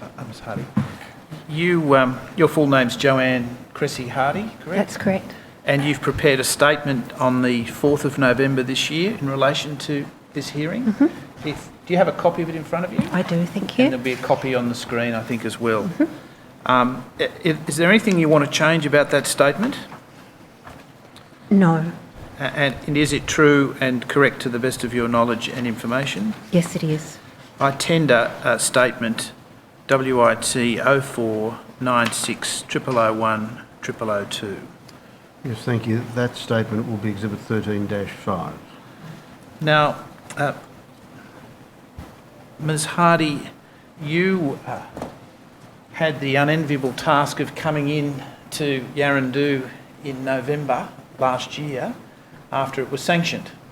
That's correct. And you were an independent advisor and administrator, and you had no relationship with Southern Cross Care previously?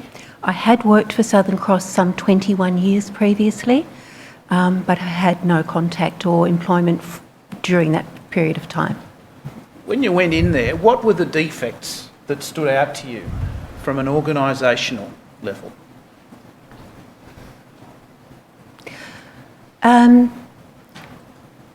I outlined most of that in my annexure, my first annexure, the gap analysis that was undertaken.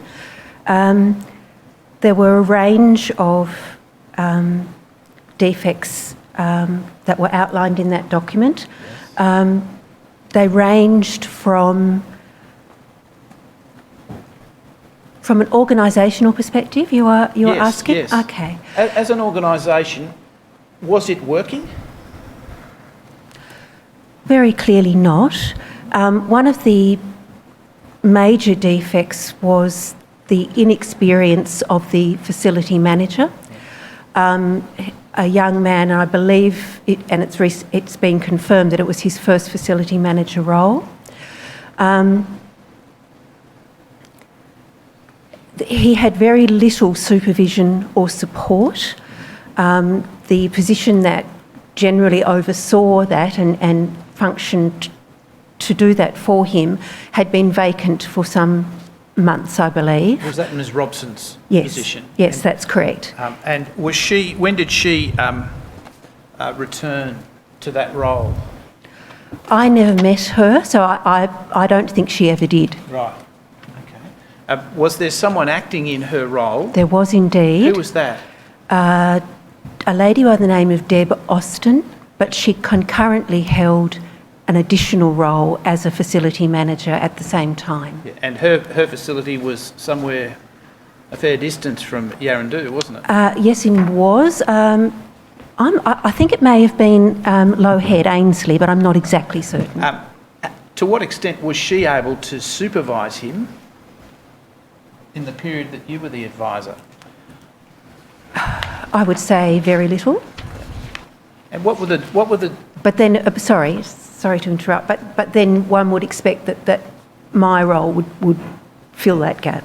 But and your evidence is that you did that? My evidence is that I attempted to, I didn't attempt to, I did undertake a gap analysis and then attempted to address those gaps. The organisation had also appointed a person that they called Facility Manager Mentor, who for the first few weeks was a lady by the name of Angela Holzberger, who was an interim position until Kylie Bennett could come in January. All right. If we could bring up, please, tab 324. You might see on the screen in front of you your gap analysis. May assist you in answering the next few questions that I have. Thank you. What was the most important thing that needed to happen at Yaraandoo? Well, my role as advisor administrator was in fact to ensure the quality and care and safety of the residents. So from my perspective, that was the most important thing. When you go into a facility like that, you're not there to rebuild it. You're just there to make sure that everyone is cared for properly. Is that right? No, along the way there are systems that do need to be rebuilt. Yeah.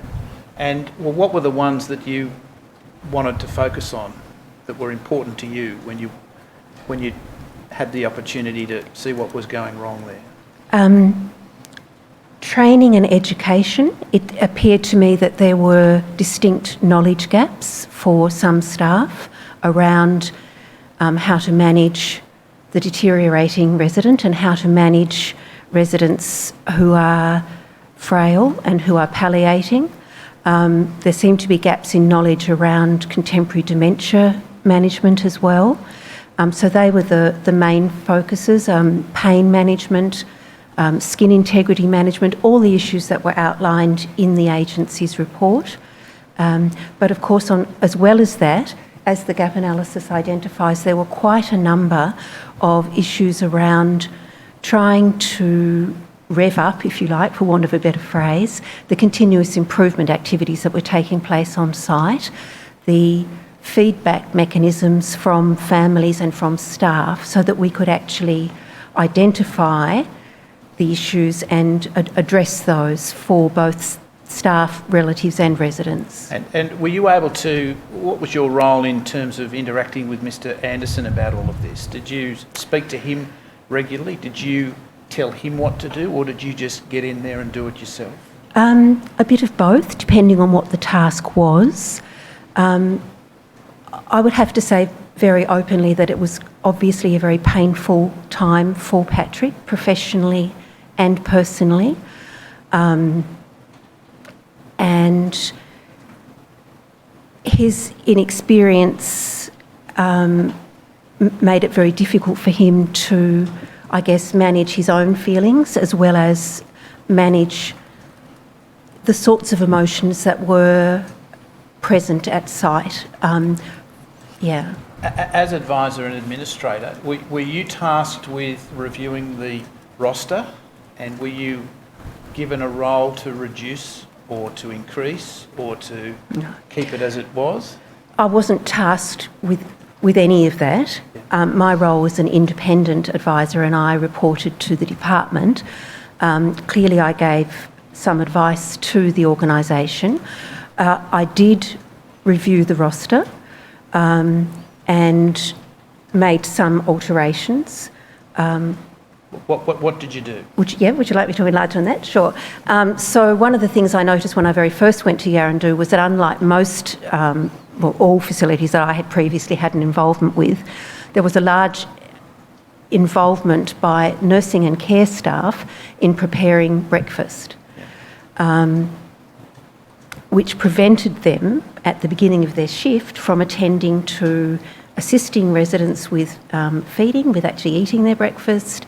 It kept them from attending to showers, bed changes, those sorts of things, because they were actually buttering toast, making drinks, etc. So one of the first workflow changes that we implemented was to increase catering hours so that the nursing staff were freed up. So it was a productivity gain, I guess, if you like, that was equivalent to actually employing more staff.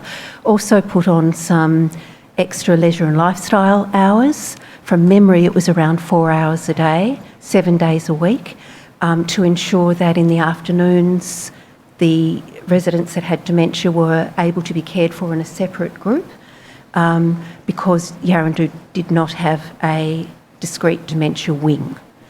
As well as that, some hours were added to the roster for continuous improvement activities, so a continuous improvement administration person. And look, from recollection, it's around 2 days a week, because the CI processes and activities seem to have been fairly scant, and that had impacted on the report and the results achieved. Also put in a number of hours, 8 hours I believe, a week for an autumn care implementation officer, it was termed. That role was present at many other Southern Cross sites. That person's role was to in fact ensure that any new staff were trained in the autumn care system, which is our care planning and progress note system, and also be available for existing staff who had knowledge gaps. What other important structural changes did you make? For example, complaints handling. What did you find and how did you fix that? That too was fairly scant. So normally what you would expect to see with a robust feedback mechanism and robust CI system is a register of complaints, comments, compliments. There was one, but it wasn't very fulsome, which indicated to me that the feedback mechanisms hadn't been supported and encouraged. So the organisation had what they call a have your say form. So a lot more of those were distributed around the home, and there were points where people could get those. Those forms were filled out, they were registered, they were given a number. So as I explained to staff and to residents and to relatives, if you verbally tell me something, there is the risk, A, that I will forget it, and B, that it won't actually then be part of our formal CI system. So that was exactly what was undertaken, and as a result there were a lot more feedback forms from all the various stakeholders. You talk about a recruitment drive. Yes. Did you give advice to management about the need to recruit staff? When you say management, That is Southern Cross, to Mr Anderson and those he reported to. yes, I indicated that that's what was needed and that's what we were doing. Was the issue of budget raised with you in answer to any of the recommendations that you were making at that time? I would have to say only in as much as I was advised by both Carolyn Wallace, who was the Executive Manager, Clinical Services, and the Chief Executive Officer, that anything to do with the sanctions process was outside the normal budgetary protocols. I wasn't prevented from any purchase that I wished to make or any recruitment that I wished to undertake. Right. And you made some significant equipment purchases, which you set Absolutely. out in the statement. Yes. What was the deficiency there that was obvious to you?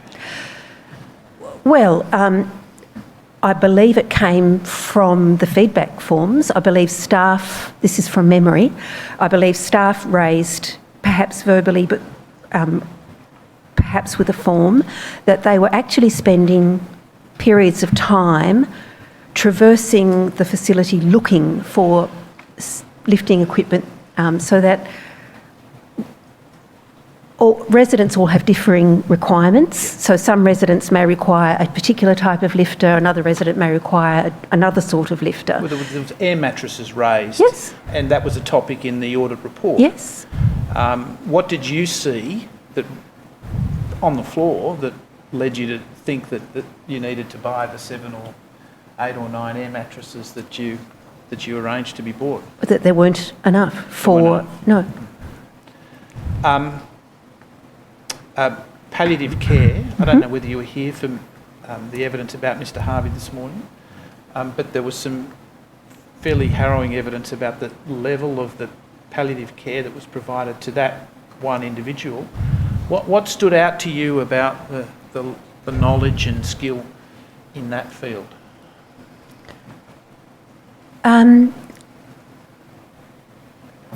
resident cohort nationally has changed enormously in the past few years, so that for many aged care nurses who may have been trained some years ago, they're not used to nursing a palliative person, so that there were knowledge gaps around identification, for example, of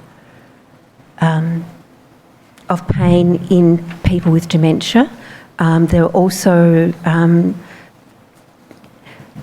the facility hadn't seemed to reach out to external specialists. Were there specialists in the area? Yes, Public yes. health that they could have called on? I don't know about public health, but there was a palliative care nurse who we used a lot from pretty well the start of when I arrived, who was excellent, and who also then gave a lot of education to staff around the palliating resident and palliative care. Did you have to give her instructions and directions as to where you were?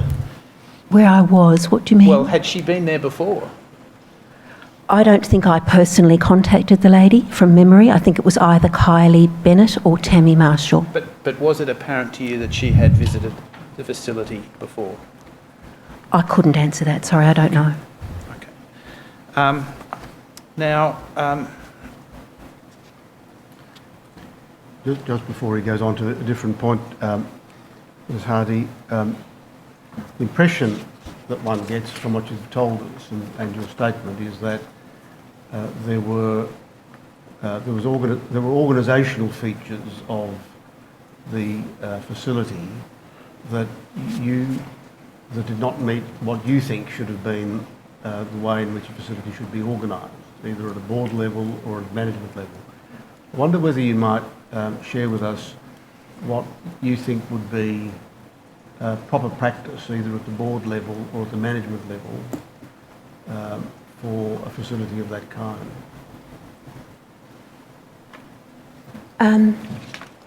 With the greatest respect, I had very little knowledge of the board organisation. Given the role that I had as advisor, there would be no reason for me actually to have knowledge of that, so I just cannot answer that question. In terms of management, I had indicated previously that the facility manager was very inexperienced and was offered very little support because of the absence of the area manager. So those two things in themselves impacted enormously on the care. There was because of that, there was a lack of leadership. Thank you. I just wanted to ask you about the practice of facilities bringing in experts such as yourself to assist them in advance of accreditation visits. Is that a widespread practice?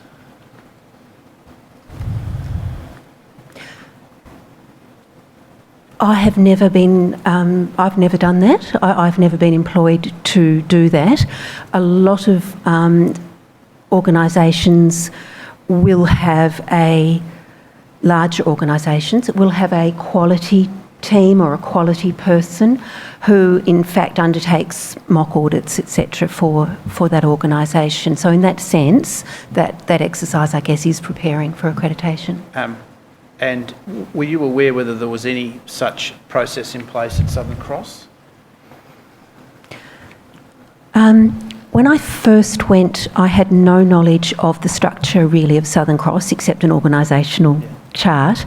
It became clear that there was a CI and training officer who was based in Hobart, who was statewide, who did undertake some of those activities.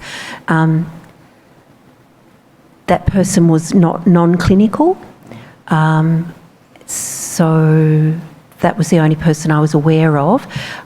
There was some discussion whether it actually occurred, I don't know, about facilities peer reviewing each other, if you like. Yeah. All right. What about the person in charge at an executive level of clinical performance? Did you have much to do with her in your period of appointment? Yes, I would have had phone contact probably around once a week in order to advise her of what was occurring. Any purchases I would scan to her or fax to her for her approval, but they were always approved. She was at site, I would say, from memory, once a month. I arrived late November. I believe it was the end of February, perhaps early March, that Carolyn retired. So there wasn't a great deal of time that I had with her. Just in closing, is there a message that you wish to convey to the Commission about the importance of organisational structure, given what you know about what happened at Yaraandoo in 2018?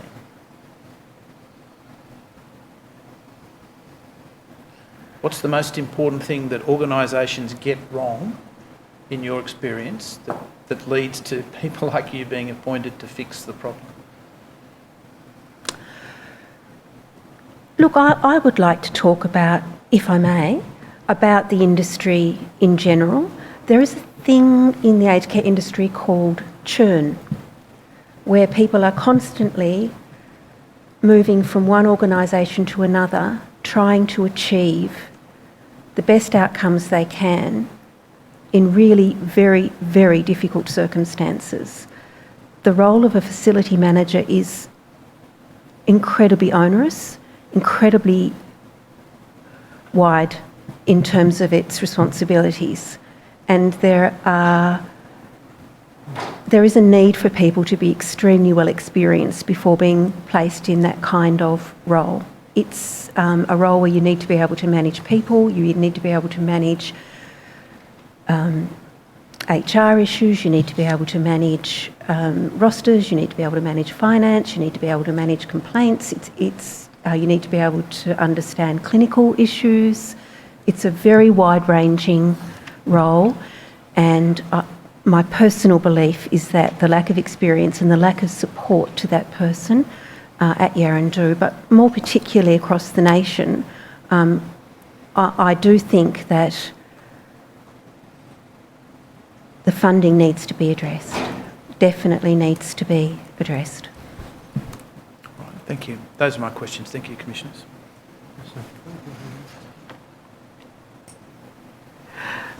You seem to be suggesting a systemic problem with a lack of training or guidance around facility managers. Is that right?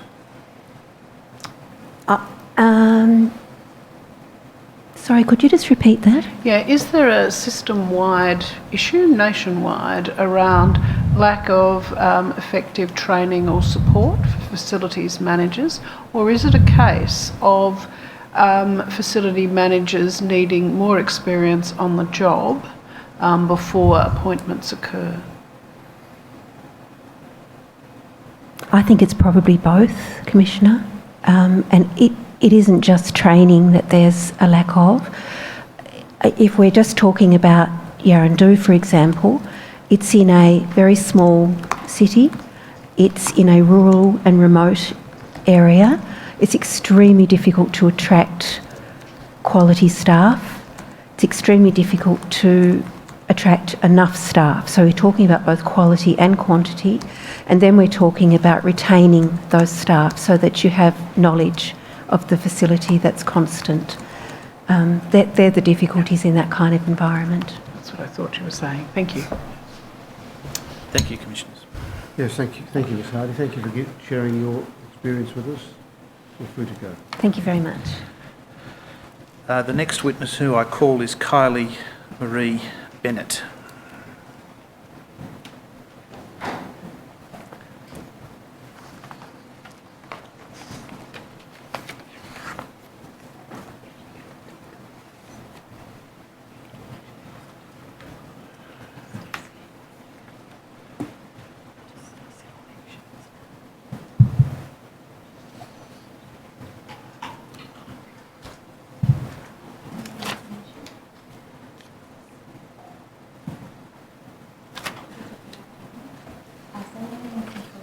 I solemnly and sincerely declare and affirm that the evidence I shall give will be the truth, the whole truth, and nothing but the truth.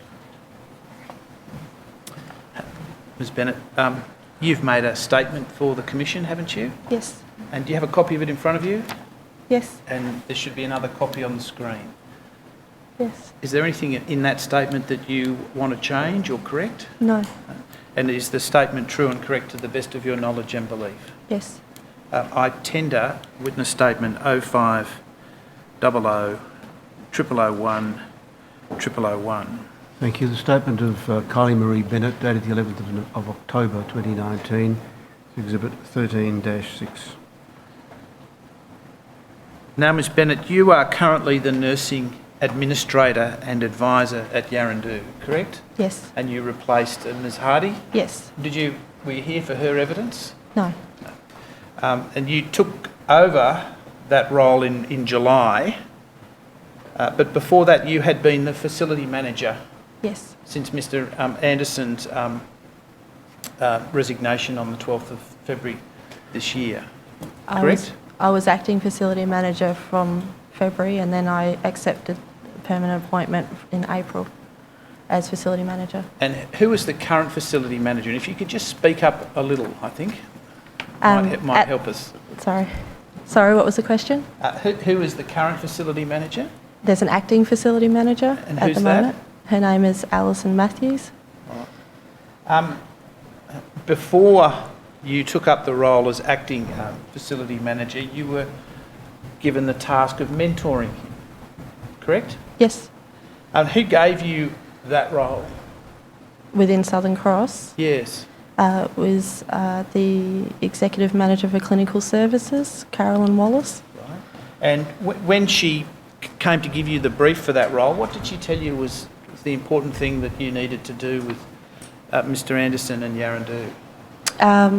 Help him with what the role of facility manager was, find out what he thought, where there were some gaps. I think we need to improve the sound. It's not we loud might enough move, for people to hear. If you could move closer, and if you could just slide the microphone towards you.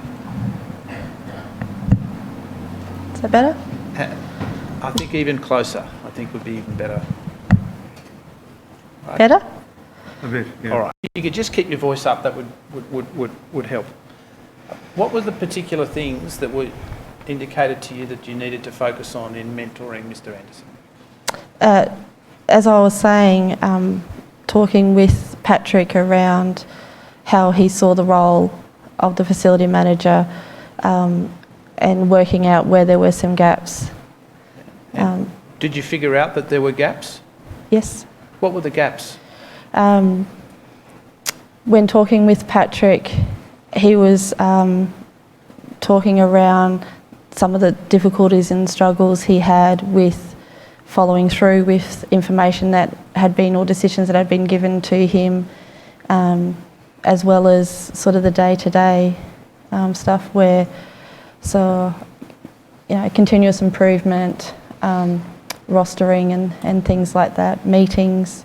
So I did things with him to see what he did, and then talked around, how I have done them in the same role, so that we could sort of make a plan together for him to improve on those things. Well, you had previously been the facility manager at Guildford Young Grove, which is another Southern Care facility in Hobart, correct? Yes. And how long had you been the facility manager there for? It was December 2018. No, 17, sorry. Till About 17. July 2018? Yes. Yeah. And after that, you were given a role as a facility manager, special projects. Yes. Which meant that you assisted the other Southern Division facilities on an ad hoc basis, correct? The executive manager at the time gave me what topics or projects to work on, and she worked with me around what it was I was to do and how to do it, and then in the southern region, yes. Can you compare Guildford Young Grove with Yaraandoo? Are they comparable facilities? No. One's a 43-bed facility in Sandy Bay, the other's 80 odd. 82. 82. Yeah. How different are the residents between the two? In terms of their clinical needs? Acuity or in clinical need, yeah. When I started at Yaraandoo, it took me a while to work out what was the level of acuity there. There was some, complex clinical care. There were some that were still quite actively involved in the community. Guildford Young Grove had people who were actively involved in the community and had lived there for a long time, which I was learning that Yaraandoo had for quite a large number of their cohort, but still had, an area of quite new sort of residents. Is this a fair summary that there was a cohort of residents at Yaraandoo who had needs, high care needs, that you didn't see at the Sandy Bay facility? No. Well, no. There were more of them, weren't there? There were more of them, yes. If you were talking around percentages, it would probably be the same, but I never looked at it. Well, so, how many high care people are at Yaraandoo right now? I'd have to look at a thing. High care is an old school language, so, How many residents at Yaraandoo have, how would you describe in the old school language of high care? Yeah. So high care is based on the funding model, where you need to have certain ratings. So it is a large amount. I think the last time I looked at it, there were 52 residents, and I think it was around 48 classified in that. Yeah. At the previous facility that you were the manager of, was the proportion the same or similar? From what I can recall, I think when I was At Guildford Young Grove, where there were 42, I think there was around 31. Right. So that were under that high care rating. One of the things that Southern Cross do is benchmark all of their facilities against national averages, correct? Yes. So every month, you as a facility manager would be sent, both in terms of quality and in terms of ACFI, where you sat against national averages, correct? Not monthly for quality, no. Well, quality 3 monthly? 3 monthly, yes. ACFI monthly. ACFI monthly. And what was the message that you received as a facility manager from the head office about the way in which you should approach those figures? What do you mean? Well, were you told that it was desirable that you meet the national averages? No. What were you told about where you stood in terms of ACFI on a monthly basis? Just the comparatives within Tasmania and nationally. So variances within your own site and within the organisation and how they sat within. And there was a gentleman by the name of Mr. George Gamlin who provided high-level advice on that to you as facility manager, correct? Information? Yes. Yes. Did he tell you how your particular facility stood on the national benchmark for ACFI? Yes. And did he tell you where you were falling behind and where you were ahead of the national average? The statistics were there, yes. Yeah. And were you given any direction from management about the way in which you should view those results? No. Were you given direction from management about budgetary matters? What do you mean? Well, were you told that you had to live within a particular budget for a particular year or even for a particular month? In what period of time? Just well, when you were a facility manager at Guildford Young Grove for some time. Yeah, so at Guildford Young Grove I was given financial information. So yes, we were given the budget annual and monthly variances. Who was in control of the roster and staffing decisions at Guildford Young Grove? In terms of day to day, or if you went to your supervisors, or sorry, I'll draw that. If you felt that you needed more care staff, what did you do about it? So I would do a monthly board report and I would include that information there. And did you ever feel compelled to do that whilst you were the facility manager? At GYG, I reviewed the roster and made improvements and went through with the person above me around that. Was that Ms. Robson? Yes. And how did you fare in getting extra staff at that facility? Successfully. Successfully. All right. Were you ever asked to cut staff at that facility? There was a discussion around how numbers of staff and workflows. So whilst there might have been a reduction in one area, I was successful in transferring those hours from that shift time to another shift time to ensure that the workflow still went to the needs of the residents. Do you recall a policy called the pathway to break even? Was that conveyed to you? I believe at facility management meetings it was referred to. And what did you understand it to mean? Having a plan for the financial viability of each of the sites within the organisation. Was that a plan you developed, or was that a plan that was developed at head office? I wasn't involved in developing it, no. What was describe the lines of communication between you as a facility manager at Guildford Young Grove and indeed you as the acting facility manager at Yaraandoo with the executive. How did that work? How did they direct you and how did you report to them? And describe the flow of information. So at GYG, Pauline was my line manager, if you like. So she would come to site she'd make a plan to come weekly. Most times she was there weekly.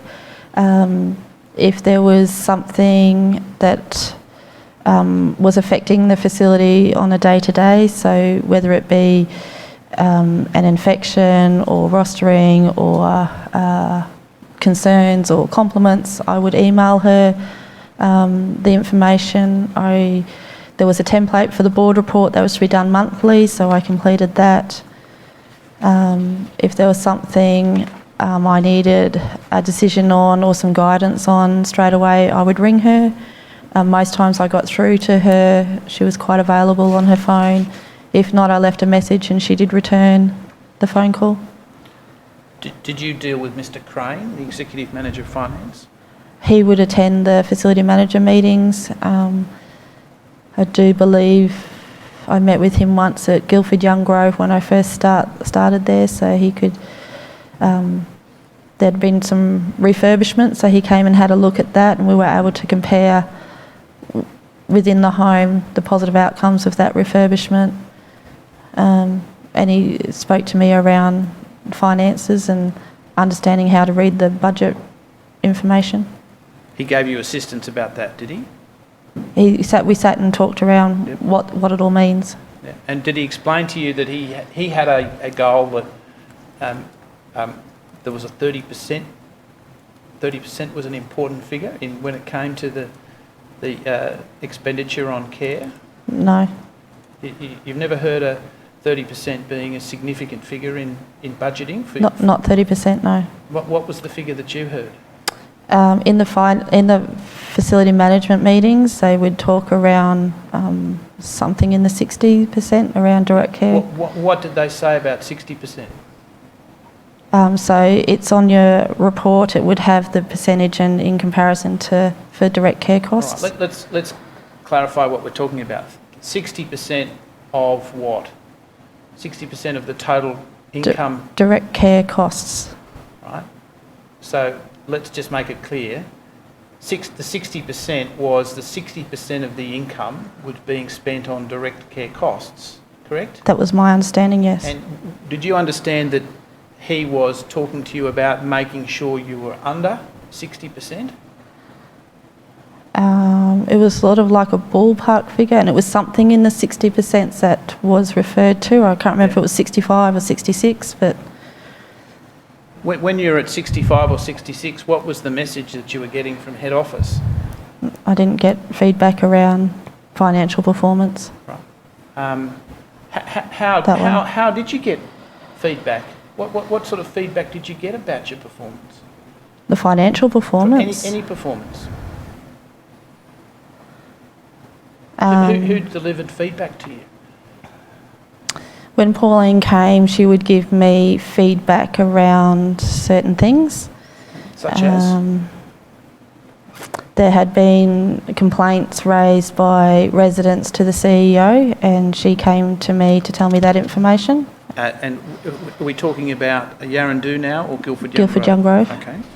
And so that's about a specific complaint. I'm talking more about your performance and how you were going running a facility. No. You, when you went to Guildford Young Grove, that was the first facility that you had run as a facility manager? With Southern Cross Care as a facility manager, yes. You'd worked for another organisation before that? Yes. As a facility manager? Assistant facility manager. So how many years before you graduated did you take up employment as a facility manager? I graduated 2016. And when were you appointed facility manager at Guildford Young Grove? 2017, wasn't it? What training did you take before accepting a role as a facility manager? I was acting facility manager at another site in Southern Cross. Is that, in your opinion, enough? And my previous work in other organisation where I was assistant facility manager. Yeah. Is there any course available to you to learn the skills to become a facility manager? not specific for facility management that I am aware of. There are some business and there are some aged care management courses available, but not when I first started doing it in Queensland. It must have been a daunting task to accept that responsibility when you first took it on, was it? It was what I wanted. It was what I'd been working towards. Well, were you nervous about taking up that responsibility? In some way, yes. The facility I'd never been to. It's always hard being a new person in a team, especially being in a leading role. And can you compare the support that you received with the support that you understand that Mr. Anderson received? I don't think that I got all the information around the support Mr. Anderson received. We did talk around the support and how he found the support. What did he tell you? That he found it difficult.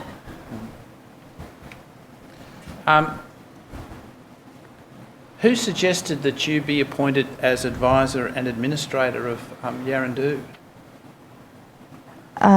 It was after there had been other avenues. And I was at a meeting and then I said, well then if the department accepts it, I'd be happy to do it. Yeah. You'd never done it before? No. Did you feel that you had the skills to step into that role? Yes, in some ways, yes. What do you think's the most important thing that, I would draw that, what was the most important part of your experience and your skills that led you to believe that you were qualified for that role? The positive influence that I'd had at the facility in the time between January and July. And what do you mean by that? What had you been able to achieve in being the acting facility manager there with the assistance of Ms. Hardy? A positive change in the culture, a positive change by staff and residents and family to understand that there were improvements that needed to happen and that there was going to take a lot of work by everyone to do that and to work together. Well, so what were the deficits in the culture that you observed from the time you were his mentor? There was a lot of negativity. From who? Majority of the staff. Towards? Southern Cross. Yeah. And did you talk to them about that? Yes. Yep. What were the key themes that came through? From the staff, and this is not Mr. Anderson, this is the general workers, that they were very upset that the situation that they were in, that they felt that they described themselves as being the poor cousins. Poor cousins to who? So within Southern Cross, there's sites in Launceston, there's sites in Hobart, but then there's them out in the northwest. Yeah. I would say to them around how the industry, the expectations, the practice in the ageing industry has changed, but it seems to have changed around Yaraandoo. Were you able to convey that message to the executive? When I was there up until July, it was Executive Manager Home Care Residential Services, and yes, I did talk to her around that. And was that done in a formal way? Is there a report from you to her about where the facility was at? Did you give her? I do recall doing some board reports in that period to her.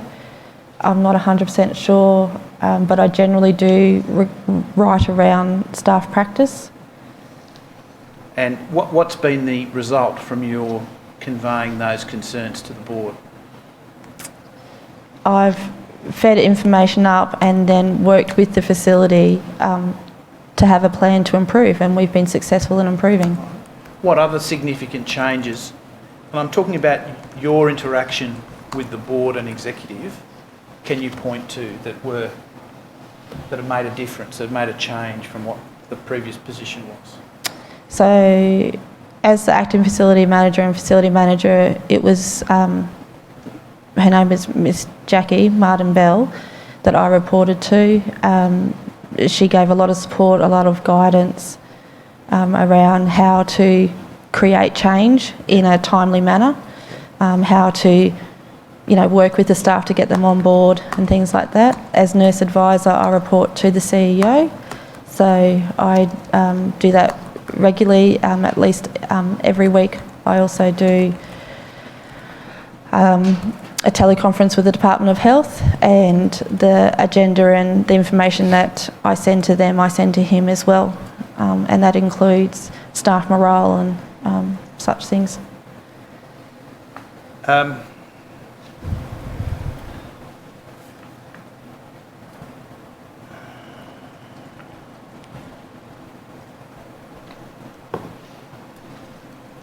The audit process that's been in place at Southern Cross, does it simply let the manager know that they're at an acceptable level, or does it indicate that they've gone beyond an acceptable level and that they're perhaps at an A or a B or a C grade? Do you understand what I mean?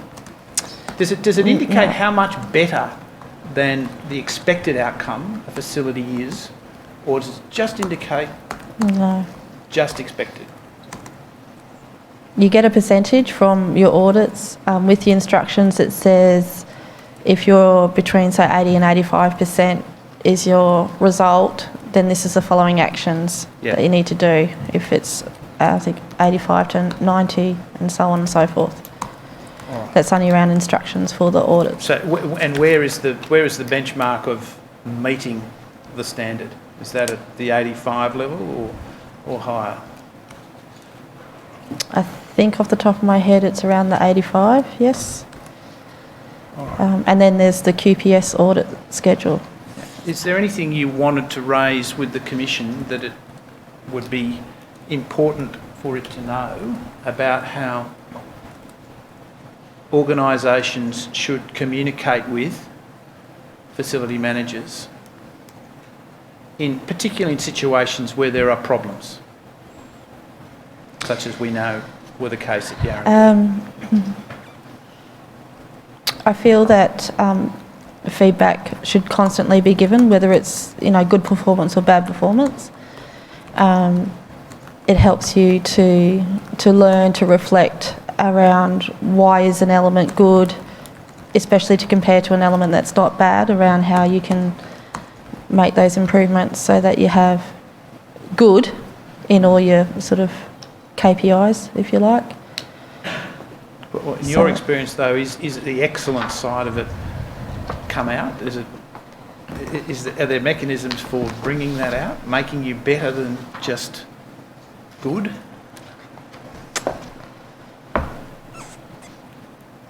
With what I've worked with in Southern Cross, you mean? No. No. I have no further questions. Thank you, Commissioners. Have you finished with the script? I have, thank you. One of the things we're interested in, clearly, Ms Bennett, is governance and how to get the best results. In reading in preparation for these hearings this week, what we're seeing is sanctions are introduced, then organisations react and inject funds, training, all of that sort of support. To what extent, in your experience, do organisations like Southern Cross Care, are they proactive in seeking to improve performance and delivering better quality of care, or do they just simply collect data? In my 20-year experience, I'd say that it is a proactive approach that has been taken with what I've experienced in the 3 organisations I've been in.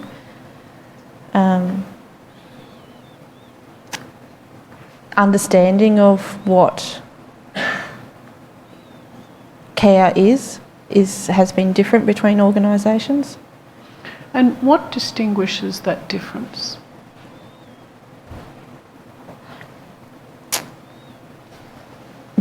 For me, maybe the understanding of people in those higher roles in the different organisations I've been in. Okay, thank you. Yes, thank you, Ms Bennett. You're excused from further attendance. Thank you for giving your evidence and sharing your experience. Okay.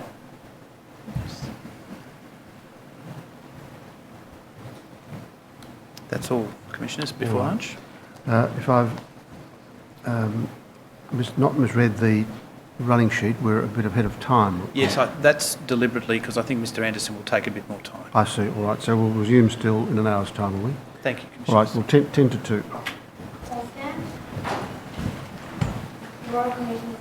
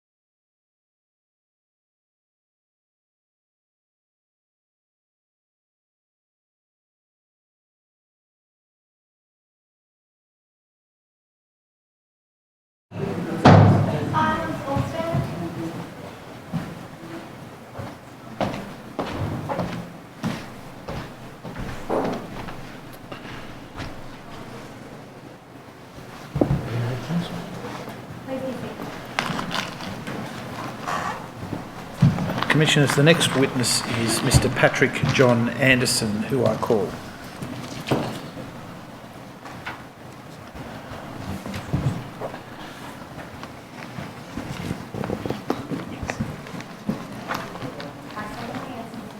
I solemnly and sincerely declare and affirm that the evidence I shall give will be the truth, the whole truth, and nothing but the truth.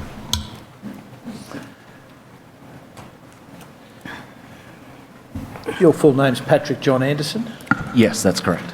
and you prepared a statement in relation to this commission, Yes. and you have a copy of that in front of you, Yes. and there should be another copy on the screen if the need arises. Okay. Is there anything in the statement that you wish to change or vary? No.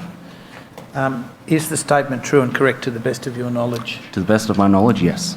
All right. I tender statement WIT 0578 0001 0001. Yes, thank you. The statement of Mr Anderson dated the 26th of October is Exhibit 13-7. Mr Anderson, you were employed as the facility manager of Yaraandoo from the 23rd of October 2017 till February of this year, correct? That is correct. And in total, you've been a nurse, a registered nurse for about 3.5 years, correct? That is correct. And how long had you been a nurse before you got the job at Yaraandoo? About 1.75 years. So... 1 3/4 years. All right. And previously you'd worked at Bupa Yes. in Hobart? In Hobart and in Tamworth. Right. And had you had any nursing or caring experience before that? Yes, I worked for 2 years as an assistant nurse while I was attaining my registered nursing qualification. Right. So did you get a Cert 3 or a Cert 4 in that time? No, at least in New South Wales, once you've completed the first year of a registered nursing qualification, you're considered equivalently qualified to a Certificate 3, and that's how I gained employment as an assistant nurse. Did you feel it was a big step up in October 2017 to apply for a facility manager's job? Yes, I did, and when I was interviewed, I was assured that it was an appropriate role for a first-time manager, that I would be receiving a lot of support, and that the site was very, very stable. In particular, that it was very clinically stable because they had a very capable clinical care coordinator. Do I take it from that answer that you expressed your own doubts in your ability, but you were reassured by whoever it was you were talking to? I didn't directly express concerns about my ability, but obviously it was, I was honest in my resume about my level of experience, so it come up in the interview. And it was something I was not concerned about, but it was obviously something I had thought about. And if I had gotten a different answer in the interview, if they had said, you're really going to be on your own, or, this is really something for a seasoned veteran, then I would have withdrawn my application because I wouldn't want to willingly set myself up for failure. Just pausing there and looking back at Yaraandoo with the benefit of hindsight, it's very easy to do. Yes. Was it a facility that was right for someone with your level of experience? In retrospect, no, I don't think so. And in fact, on my last day, I stated as much to Mr. Richard Sadek that I felt in replacing me that it really was a site much more appropriate for a veteran manager. Well, we'll come back to that, to the letter you wrote in due course, in some detail. Was it Mr. Sadek who recruited you? No, it was Mrs. Pauline Robson, and I was interviewed by Mrs. Pauline Robson, Carolyn Wallace, and at the time, I know that his first name is Andrew. Mr. Crane? Yes, Andrew Crane. Those were the three that interviewed me. Right. Did you get a picture from them about the sort of resident cohort you were dealing with? Was this a comfortable position, or were these people in some need? I can't say I got any impression of what the resident cohort was like in the interview. You are critical of the induction process and what was promised to you. Could you explain to the Commission what it was that you were told you would get by way of support and what actually transpired? What I was told was that I would have, I think, a week-long orientation process, yep, and that I would receive a handover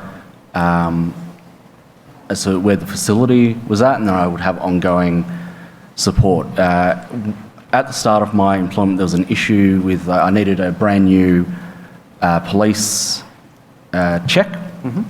There was a delay with that coming through, which threw a spanner in the works for what had been planned. Yeah. So then my orientation was essentially, I would only be able to honestly describe it as being taken to the state office and being introduced to key people and being given the policies and procedures to read. What form did the policies and procedures take? A Excel spreadsheet which had hyperlinks to the documents on the intranet. All right. Were you taken through those by someone at Southern Cross, or were you meant to take it home and as a form of homework? I was expected to read them in my own time. And did you? Yes. What struck you about those guidelines and that framework? Having come from Bupa, what struck me was that they were quite lacking in both quantity and in how specific they were in their wording. They were quite vague, and there were policies and procedures that seemed like they should exist that didn't, and they were quite a short list of policies and procedures. Well, what were the most important things that were missing? What should have been there that wasn't? Something that stood out was that there was no specific policies, there was no procedure guidelines for inserting catheters, there was no procedure guidelines for ACFI submissions. The list would be exhaustive. There's no procedure guidelines for most clinical and non-clinical procedures, at least at the time. I don't know if that's been rectified now, but at least at the time that I started. Having come from Bupa, where there's a work instruction or a procedure for everything, so giving a resident a bath or putting in a catheter, everything had a procedure that had been, I assume, designed or at the very least signed off on by the senior clinical management. The papers, the board papers seem to suggest that you shadowed the facility manager at ESC for 2 days. Yes. Did that happen? I was sent to Mount Esk for 2 days. And what did you learn at Mount Esk? Not much. The facility manager that I was supposed to shadow was not given any time put aside to teach me. So they were incredibly busy going about their day-to-day, so we didn't actually have much of a chance to engage. All right. So after 2 days at Mount Esk and an introductory visit at State Office, do you travel up to Yaraandoo? Yes, then I went to Yaraandoo. How had you been provided with accommodation? Had that been arranged, or were you left to do that for yourself? No, I'd organised a rental myself. All right. And when you got there, what struck you about Yaraandoo?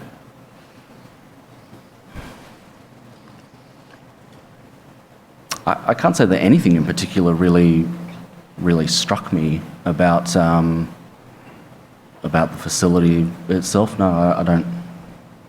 Well, you had a clinical care consultant who reported to you, Ms. Marshall. Yes, that's correct. Were you introduced to her by your superior? Was there a handover process from Ms. Marshall, who had been the acting facility manager, to you? Not that I can recall, although I'm at the disadvantage that I'm basing this completely off my memory from quite a while ago now. We did meet on the first day, but I cannot recall the extent or the content of what kind of handover I received from Mrs. Marshall. Right.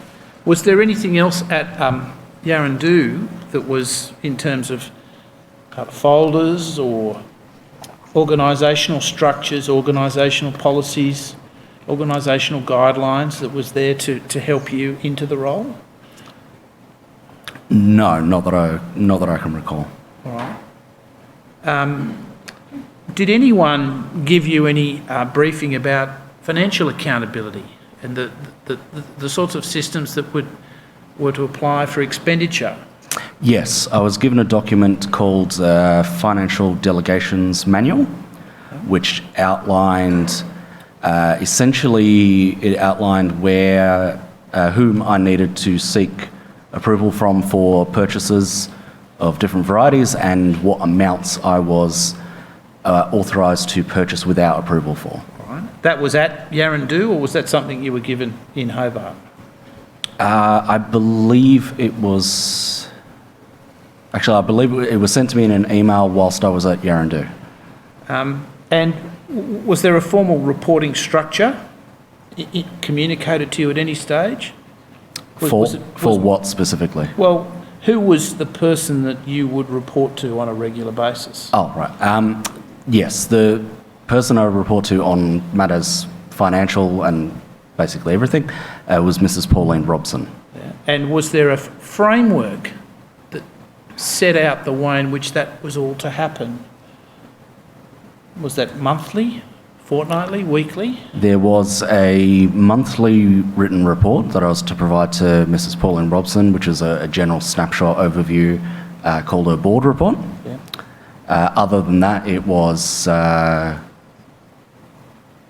an as-needed basis. That typically is really a two-page document that summarises how many people have left the facility in a month and how many have come in, what the vacancies are, talks about some of the activities that have been ongoing. It's not really a...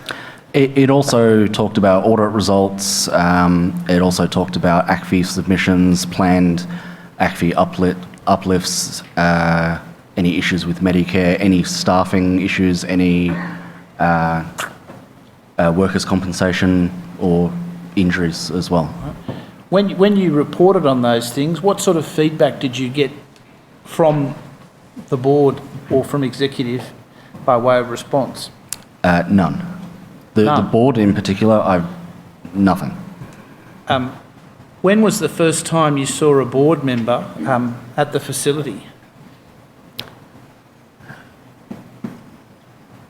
I believe the first time I saw a board member at the facility was, I've forgotten his name, the previous chairman of the board. Was that Mr. Groom? Yes, when Mr. Groom was retiring, he come and visit each site. And I'm fairly certain that's the only time I've seen a board member at the site physically. How common were other members of the board in visiting the facility?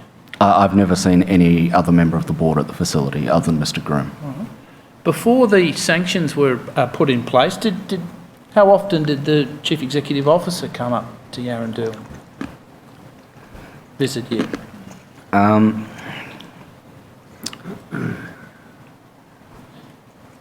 Maybe once or twice a year. I think I might have seen him. Sorry, yep. Sorry, I didn't mean to cut you off. When he visited, I recall one time he visited when we were about to vote for the new enterprise bargaining agreement. Yep. And then I think he might have visited another time when he was up in the area because he was meeting with some of the independent living unit members, or there was some kind of meeting going on for either the home care or the independent living unit side of the business, and he was in the area, so he had popped in. Was there a line of communication between you and the CEO so that you could ring him up about matters that were concerning you, or was that a matter that you would raise in the ordinary course with Ms. Robson? I would raise that in the ordinary course with Pauline Robson, and there was an expectation that there was a strict chain of command, that if we were raising something for the first time in particular, that it was appropriate that that was followed, and it would be perceived as being undermining to Pauline to go directly to Richard with an issue. How many times do you recall speaking to Mr. Sadek about, well, let's talk about rostering? Mm-hmm. Did you indicate to him that you had concerns about what was being discussed in the first half of 2018? Not to him, because I wasn't holding those discussions with him. Those discussions, on my side anyway, were held exclusively with Mrs. Pauline Robson and Mr. Andrew Crane. All right. We'll also come to all of those discussions. Okay. Mr. Sadek says a number of things in his statement about staffing. Mm-hmm.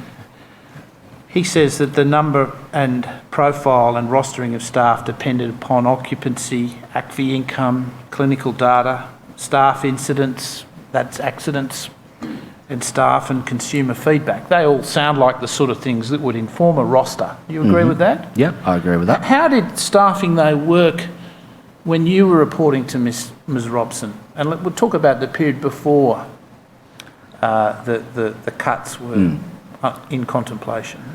I could only honestly say that the staffing was purely financially decided. I understand that sentence is probably in a document somewhere, but that was not my experience at all. I'd relay, if I can, a specific incident I recall from, I think, the earlier part of 2018, where we were hosting a respite resident. This respite resident was a quadriplegic. They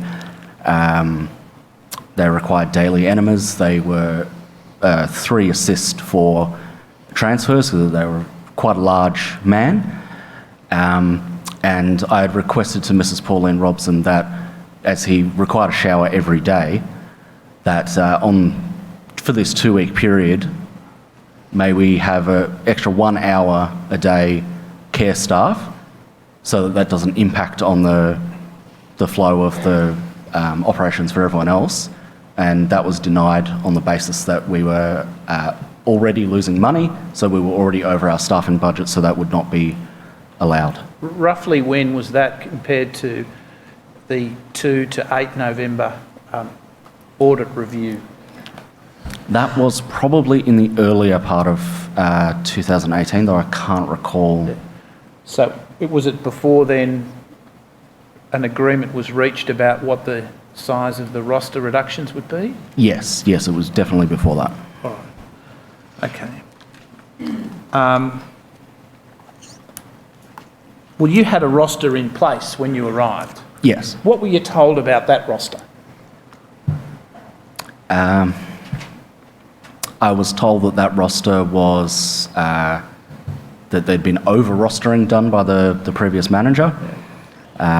Essentially what I was told was that the previous roster, what the manager before me, Mr. Glenn Wickham, had done was whenever they were doing particularly well with funding, they would add in extra services, but they would be added in on a permanent on permanent contracts, so that when that funding would then fluctuate, there wasn't an ability to then ebb and flow the roster with the funding level and with the care needs level. So I was told that the current roster was surplus to requirement, and that we were losing, at least as defined operationally, that we were losing in the realm of $30,000 to $40,000 a month. Right. Who told you that? That was told to me by Mrs. Pauline Robson and Mr. Andrew Crane. And roughly when was that? Well, I was first informed that we were losing money as soon as I started. All right. Well, let's have a look, can we please, at tab 308.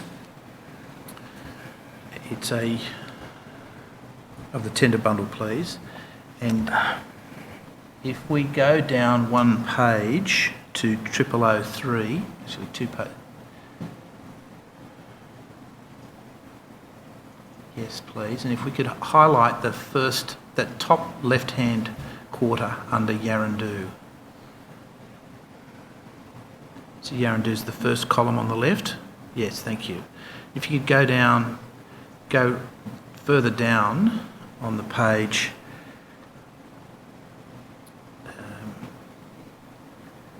perhaps if you go back out, if you go down about halfway down the page, you'll see a heading operational expenditure. If we could go down to and include that figure, please. The same sort of box. And across to there, yes, thank you very much. So, you see there the line operational expenditure towards the bottom of the page? Yes. And you see the figures, resident care as a percentage of operational income, and you have your budget figure for 2017-18, which was set obviously well before you arrived. Mm-hmm. That was 65.80%. You see that? Yes. What did Mr. Crane tell you about that sort of figure? That the benchmark that we're attempting to achieve was, I believe, 60%. Yeah. And what did he want you to do as the facility manager of Yaraandoo? Well, I was told that the staffing cuts were necessary to achieve that going forward. Did you make a calculation, or did he tell you what a 5.8% cut in that ratio would mean in terms of the bottom line? I can't recall. I believe I was just told. I wasn't doing the financial calculations myself. Did you have the skills to perform that sort of analysis? No, I don't have any accounting background, nor was I given any kind of training in that. Just pausing there though, how adequate was the staffing roster from your position as a nurse? Was there waste? Was there fat there to be trimmed? I don't believe so. I don't believe that any aged care facility in Australia has too many staff. I don't really honestly believe there's such a thing as excess staffing in a care environment. I believe that the more staffing that it is possible to have, obviously within reasonable limitations, that just means that you can provide better care. So I would state that I don't think there is such a thing as excess fat when it comes to staffing. All right. Well, did you explain that to Mr. Crane and Ms. Robson in the first half of? I believe I had a conversation with Pauline Robson to that effect. All right. But I was told that these cuts were a matter of financial sustainability, and that going forward that we wouldn't be able to sustain this level of spending, and that it would mean not imminently, but at some point closing the doors if it wasn't rectified. I understand that. Was the issue of the sustainability of the level of care considered in the same breath? Yes, it was. We had made similar cuts to similar staffing levels at other facilities, and I was assured when I raised that concern that we've already got this staffing level at other sites. It's manageable. It's going fine at the other sites. Might be a little bit difficult in an adjustment period, but I was assured that it's already functioning at other sites, and that we would be okay going forward. The other sites are other sites. Was there an analysis carried out about what the effect might be on the floor at Yaraandoo? No, I don't believe so. Did you ask for that sort of analysis to be carried out? No, I didn't. Do you think it would have been a good idea to do it before the decision was made? Yes, absolutely, I do, and I do feel that that was an oversight on my behalf, but I felt that I was, I guess, really under the false impression at the time that I was in good hands and that I was not being asked to do anything that would have a negative outcome, and I was being reassured by the senior experienced people that this was appropriate. All right. Let me ask you another question. It seems as though the discussions began sometime in 2017, relatively straight away after you were appointed. The cuts weren't implemented till the middle of August, say. What was the reason for the delay? I imagine it was doing the cuts at other sites was part of the delay. It may have changed now, but at the time I was there was I believe a single HR staff member for nearly 1,000 employees. So these kind of processes were very slow in how they could be implemented. So there were cuts that were made at multiple other sites. That was one delay. I guess also the availability of the senior executive team members that needed to be involved in the process. Who was involved? Was Mr. Sadek involved in this process? Not directly. Actually, I can't remember having a single conversation with him about the cuts specifically. It was Mrs. Pauline Robson, Andrew Crane, and then Mrs. Jenny Thomas was the HR manager at the time. What was it conveyed to you by any of the people you did speak to that Mr. Sadek was across the process and the decision? Yes, I was fully under the impression that these directives were coming from Mr. Sadek, just indirectly. Did you raise with anyone, hang on a minute, is there a procedure or is there a framework that we need to go through to formalise this? Does the board need to know about this? No, because I was under the impression that this was coming from the board. Yeah. In fact, I was directly told that this is what the board is asking for. Who told you that? Mrs. Pauline Robson stated that this is coming from the board. Once, twice? Multiple times when it was discussed. If we could bring up, please, tab 50 of the tender bundle. I want to show you a document there that has your name on it.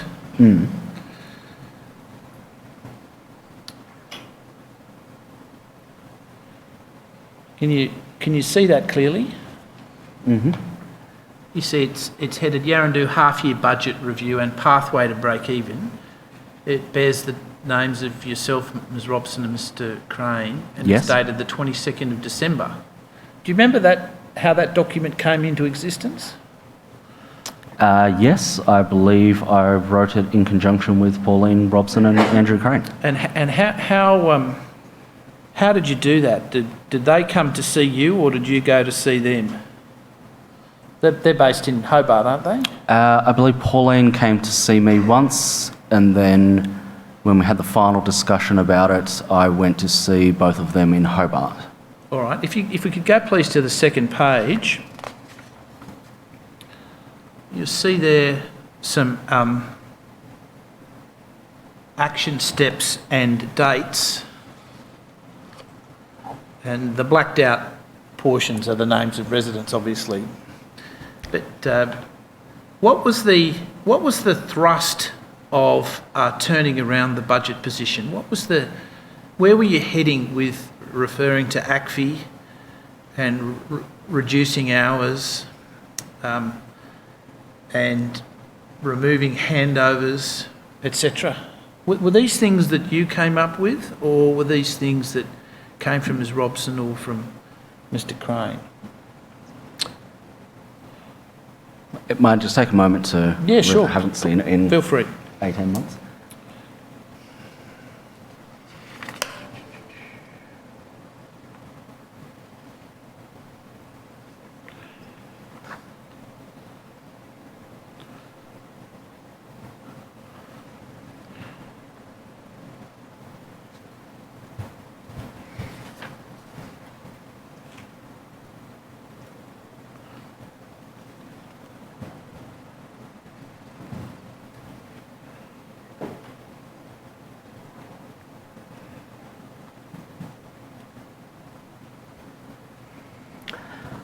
I can't recall exactly who come up with what. I know the water cooler suggestion was definitely completely my idea, as was the removal of a podiatry shift. There was a shift that was existed in the roster purely for busing residents to and from podiatry appointments. The rest of it, I think, might have been a combination of my ideas. I did speak to other facility managers about what they had cut at their sites to, in their process, and so just the result of collaboration with Mrs. Pauline Robson about what could be cut.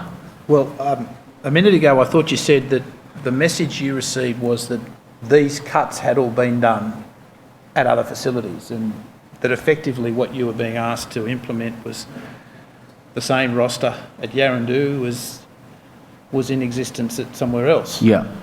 Any of these things on here that aren't what was already happening at other sites are things we didn't actually go ahead with. The process, this is December. Yeah. When was the final decision made? About 8 in the morning, 6 in the afternoon? The nurse down an hour and a bit a day, and the surgery staff down an hour a day. When was that decision actually made? The decision for the writing of this document, or the decision for what we actually went ahead with? The final cuts, yeah.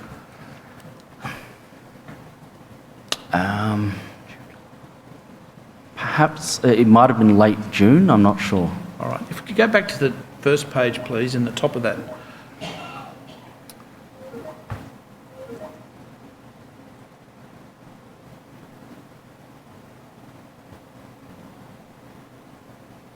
If you look at the last line there above action steps and dates, it says, our task is to deeply understand and implement changes that deliver $17 per resident per day over January to March 2018, assuring that they are apparent in financial statements in the last quarter of 2018.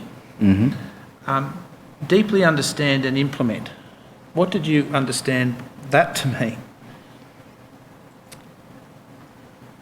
Was that about understanding the effect on the floor, or was it something, am I getting that wrong?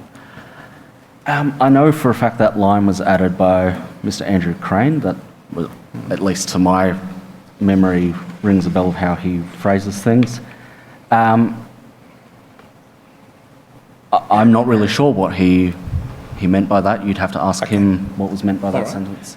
That could come down, please. If we produce tab number 54.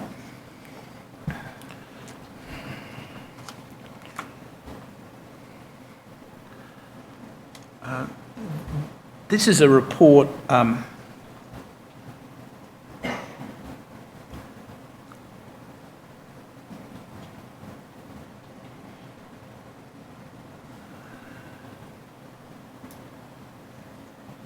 I think we have the wrong one. I'm after SCT 0012 0004 0073. It should be a 1 February document.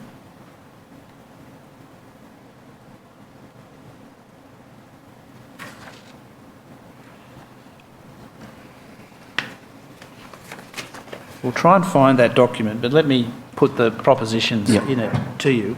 That the document that you see there is a typical feedback from the quality audit system at Yaraandoo, isn't it? Yes. So throughout the year, you would have a couple of nurses on staff who were solely devoted to entering into a computer system, autumn care, isn't it? Yes, autumn care. All of the clinical indicators for all of the residents, and a profile was built up about how you were going against certain benchmarks, correct? Correct, yes. And so that was presented to you, or came back to you from the system on a monthly basis, correct? No, not precisely. It wasn't. A lot of the audits weren't from autumn care specifically. Many of them were conducted, manually. So, like medication audits, a lot of the care existed outside of autumn care. So it's not precisely correct to say it's all being automatically generated out of autumn care. But yes, on a monthly basis, I would receive audit results. We have it. We'll come back to that in a minute. One of the criticisms that's made of you in some of the other statements, which I don't know whether you've had a chance to see, Yes, is I that have. there was no feedback of this process in the time you were facility manager, that you had all of this clinical information about wounds, about pressure injuries, about restraint, about employee satisfaction, etc., resident satisfaction, and that didn't feed back to your staff, including Ms Marshall. What do you say about that? I would say there was an issue with that. I do feel I wasn't open enough with feeding back audit results to staff members. I'm by no means trying to claim that I was, completely perfect in the way I perform my role, and that's something that, in retrospect, I've regretted. It wasn't a conscious effort. It was just simply being preoccupied with other things. Was it something that you were not given sufficient guidance and training about when you took up the role? There wasn't there's no procedure about the dissemination of clinical information, not that I was aware of. After, just skipping ahead, while we're on this discrete topic, after Ms Hardy was appointed as the administrator, were you given advice by her about how this could be changed to make the situation better?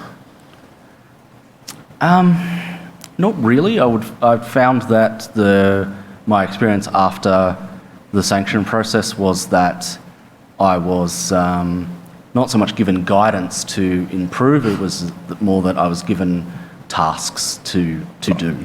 Okay. If we could go back to that document that was on the screen, and we're going back now to a document that's from the 1st of February 2018, and you see that it records the QPS employee satisfaction outcome in February. Absolutely, yep. It's no surprise to you, that figure? You've seen that before? I have. Was that a concern to you, since in February you must have been talking to Ms Robson and Mr Crane about making the work of the staff even harder? Absolutely, it was a concern to me. As surprising as it may be, that was actually a significant improvement on the previous employee satisfaction survey. And I tried multiple things to try and improve morale. I made improvements to the break room, moved the break room to a larger space so people could have breaks together. At the current time that I started, the break room was a very small space, and tried to put in place some measures for the staff that would improve morale. So it was something that was on my mind, but I believe it was somewhere in the range of 45 to 50% in the previous year. All right. If we could go please to tab 80. Let's hope we get the right one. The right one.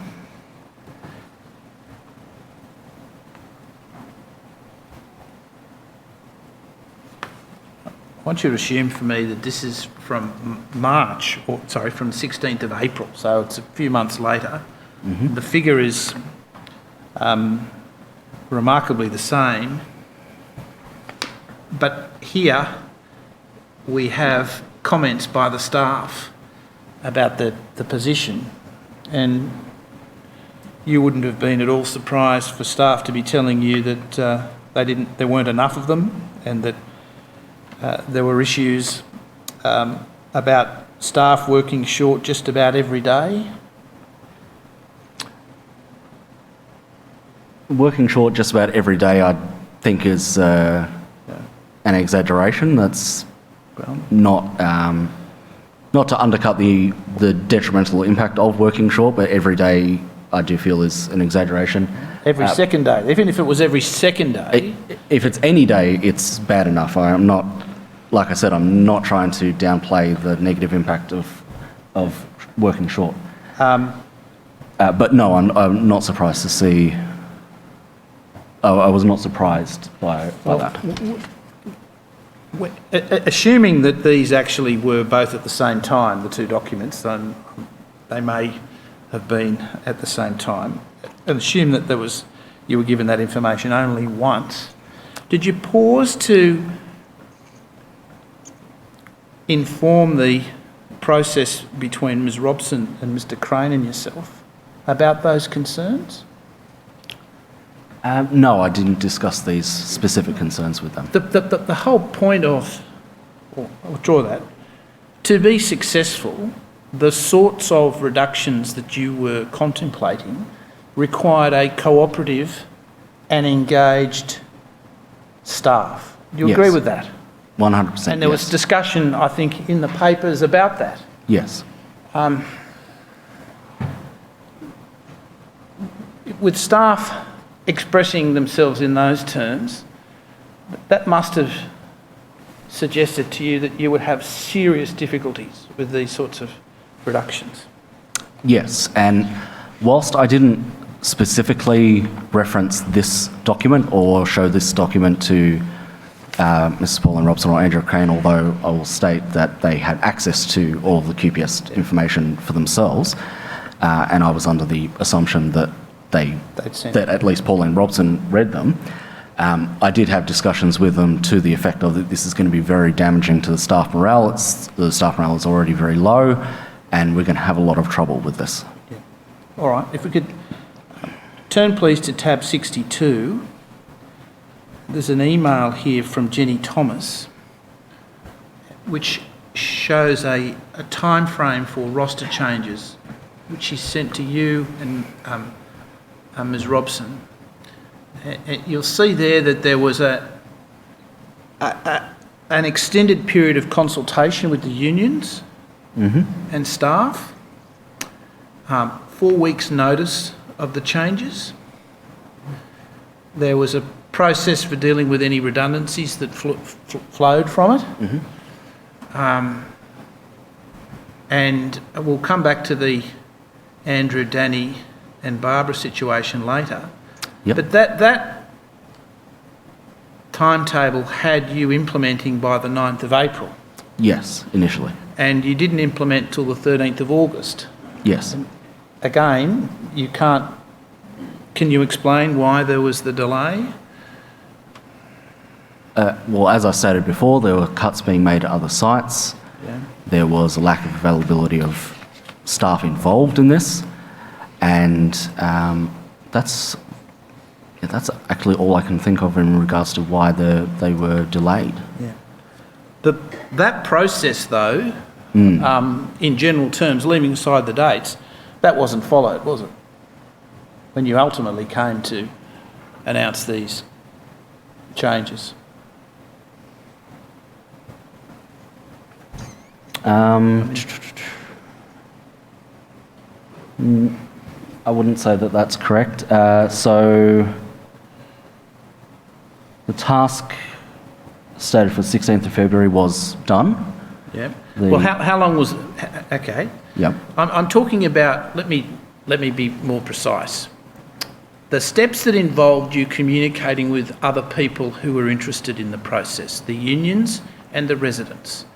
When did they find out about the changes in relation to the 13th of August when they were introduced?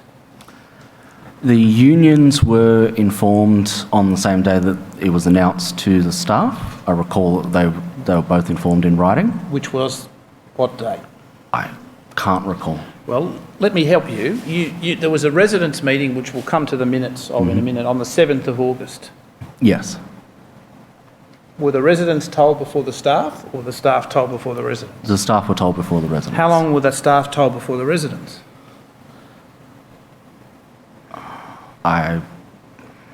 It would have been at least 4 weeks. I can't remember the exact date. Okay. All right.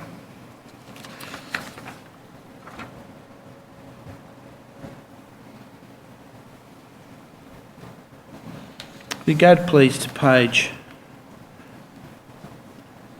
I'm sorry, I withdraw that. Oh yes, sorry. Tab 68 of the tender bundle, please.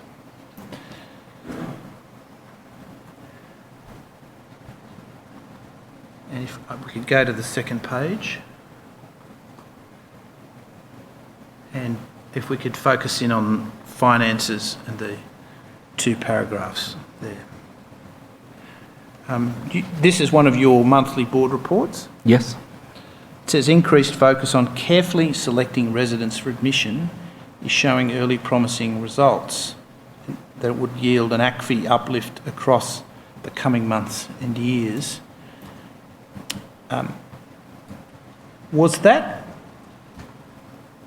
another way of saying that people with low care needs and low ACFI assessments were being turned away at Yaraandoo? No, it was a way of saying we'd had an issue in the past with people being admitted that were not needing 24-hour care, that were in fact inappropriate to have admitted at all. One, in fact, was a family member of a previous manager. Yeah.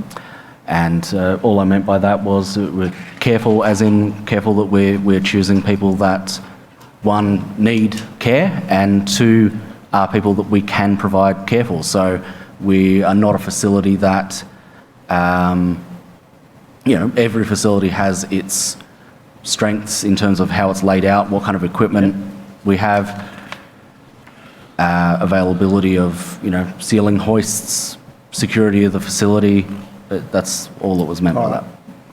Is that another way of saying that people that did not yield sufficient ACFI were told that despite having an ACAT assessment, they would not be admitted to Yaraandoo? No, I don't feel that's another way of saying that. Okay.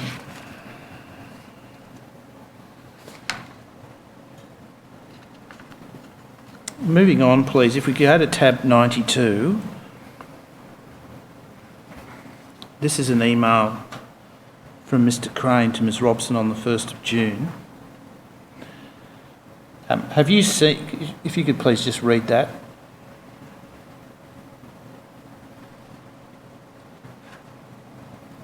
Have you seen that email before? No, I have not. Did either Mr Crane or Ms Robson ever seek to gauge your views about the effect of the reductions at about that time, that is in June, which, according to your earlier evidence, is probably about the time you were telling the unions what you were planning? No. Right. Did you have reservations on the 1st of June?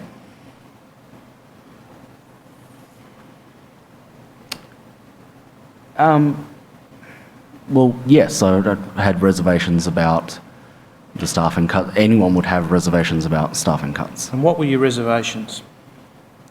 That they, as I've stated, that they would be cause a disruption to service, because it's not positive to reduce staff. Just pausing there, knowing what you now know, and having been there in November when the auditors came in, did these cuts affect care and safety and quality at Yaraandoo? Yes, yes. In what way? I feel in the main impact was with waiting times for staff.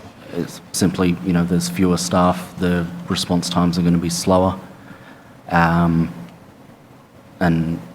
that makes, obviously, is a negative and makes people very, very unhappy with the service that they're provided. They mention being concerned that you were effectively complying under pressure. Their words. Did you feel under pressure from them? Yes, I did. How was that pressure felt? What did they say or do to you in around June, or in the lead up to the 1st of June, that made you feel as though you were under pressure? Well, as I said, the cuts were presented to me as something that was a necessity. It was we would be shutting down at some point in the future if we did not make these cuts, and there was a sense of urgency that was conveyed to me, in particular by Pauline Robson, every time we met about it, saying that the board is I believe one time her exact words were, the board is, hopping mad, they're jumping up and down about this, they're demanding that, action be taken about this. And I guess the most honest way I could put it is I felt as though if I didn't comply that my employment would be ceased. I feel that I may be wrong, but in retrospect, maybe I should have stood up to them all. But at the time, I felt that if I had thrown in the towel and said I'm not doing this, that the only impact would have been that it would have been a different manager sitting in this chair right now. Go please to tab 222, which I'm sure you will recognise.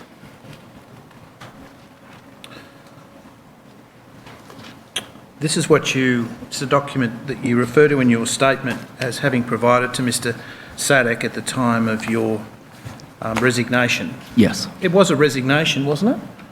Yeah, yes. If we could go please, and given the time, just focus on one or two things. To the 4th page, which is headed with number 3. If you could focus that paragraph, please. When did you're familiar with that? Yes. When do you think I'll draw that. When do you recall saying to Ms Robson and Jenny Thomas that you thought things were going too quickly? I believe it would have been in the last week of July. If you go down to the 3rd last paragraph, which says Yaraandoo's current situation is owing largely to vocal, angry residents and relatives, these are your words, who legitimately believe that the staffing was cut in order to increase profits with no regard for resident care, and that all the current issues have been caused entirely by the staffing cuts. Leave aside the last bit of that sentence. Was staffing cut without regard for the effect on care?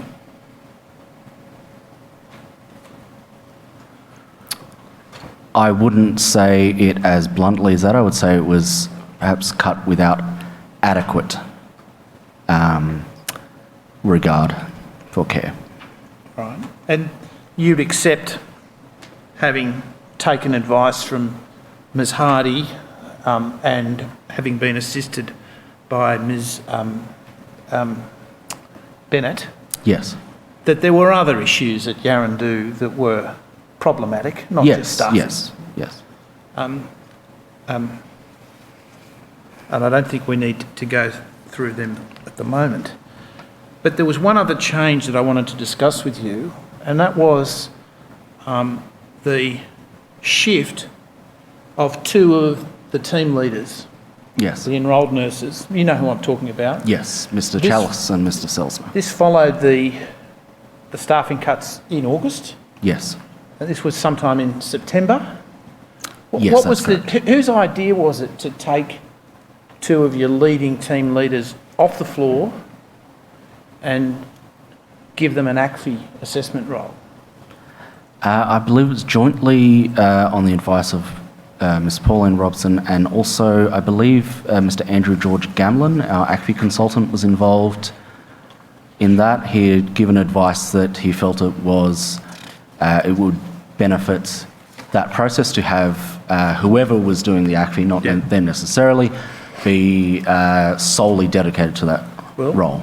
As the facility manager, the person who had the responsibility for looking after the residents, did you think that was a good idea?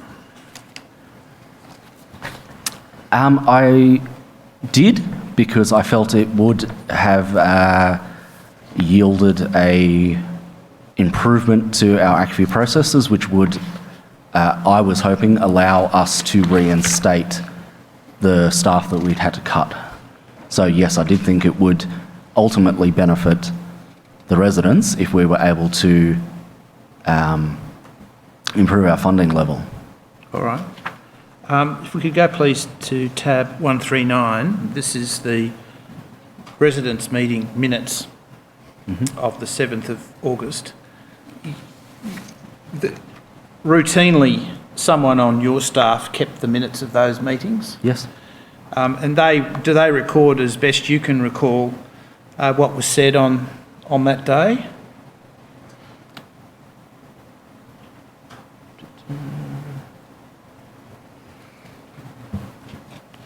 Yeah, to the best of my record, as for what's on that page, yes.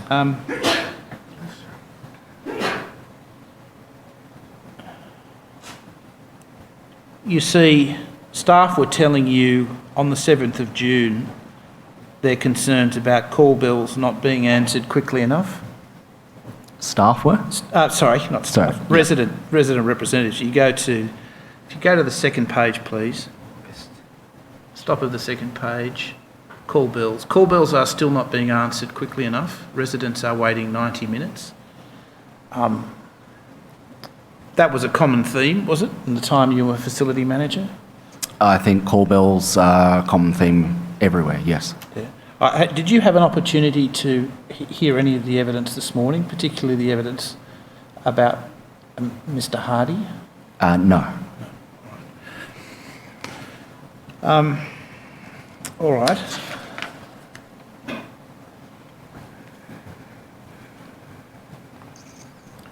If we could go please to tab 158 finally.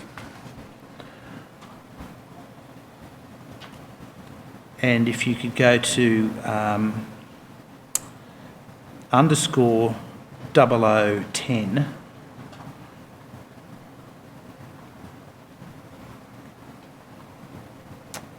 Yes, please. Now there's a paragraph beginning, the EMF indicated. If we could box that paragraph and the next paragraph after it. So these are the minutes of the August board meeting. So it's the first board meeting after the implementation of the cuts.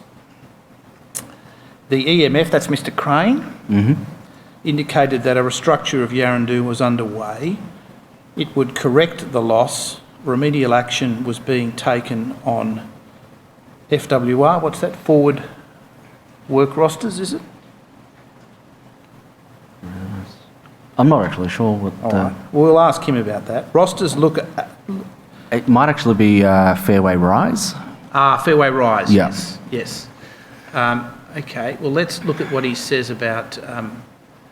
the EMF reported progress towards break-even had been slower than anticipated. He mentioned that the solution was to find a suitable ACFI management system that would result in an average ACFI of 175 per resident per day. Do you know if the details of the cuts were ever conveyed by anyone to the board, at board level? I don't know, and these board minutes are never made available to us. I would have no way of finding out. So the only thing that you would know that went to the board about Yaraandoo was the report, the two-pager you did once a month. That's all I could confirm 100%, and in relation to that document, I'm not actually sure whether paper copies of those are made available to the board or whether the contents of them is merely verbally conveyed to them. How could this process have worked out better, Mr Anderson? How could the process of considering forming a view about whether, to what extent, changes to the roster could have been made without compromising care, without affecting the obligation to meet the accreditation standards? How should it have been done? I feel the way it should have been done is, first of all, the cut shouldn't have been made at multiple sites within a short space of time. That was basically guaranteeing that, particularly at the senior executive level, that there wouldn't be able to be much individual attention given to each site during that process. But if I could go back in time and I was completely in control of how it was done, I would say that it would need to be done in conjunction with the clinical director, have the clinical director sign off on the rosters, to have that analysis done based on the current average ACFI for the site, and for that to be signed off by the board. Do you recall discussing this issue with the clinical director at any time? No, I was liaising through this whole process, as I've already said, was handled through Pauline Robson and Andrew Crane. All right, that's looking upwards. Looking downwards, what about Ms Marshall? Was she consulted at all and asked for her input about what was going to happen to her staff? I do recall having discussions with her about it, although I can't give you any more specific detail than that. Well, you don't recall her being supportive of the cuts, do you? No.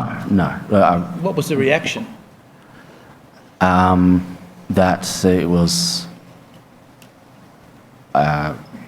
negative. That it was not. I believe she also stated, as I stated and agreed to, that it would make staff very unhappy, and that it was not going to be good for anyone. And the discussions that we had around the cuts that I had around the cuts with Tammy Marshall were largely around the changes to Andrew and Danny's roles. Yeah. And she was quite vociferous about that, wasn't she? About the changes to Andrew and Danny? Yes. And did you got a sense of why, didn't you? Yes, I did. What was that? Well, obviously they were very supportive to her role, and it would be it was essentially a resource that was being taken away from her, which would then add to her workload. I have no further questions. Thank you, Commissioners. Yes, thank you, Mr Anderson. You'll excuse further attendance. Might the witness be excused? I just have. Oh, sorry. And Ms Maud has the next witness. Yes, thank you, Ms Moore.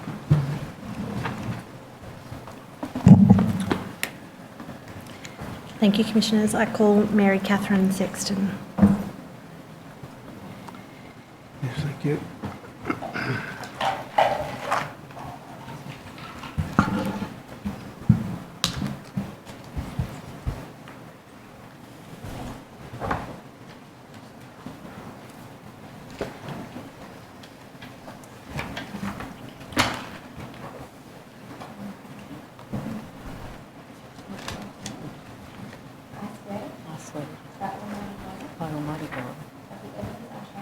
That the evidence I shall give will be the truth, the whole truth, and nothing but the truth.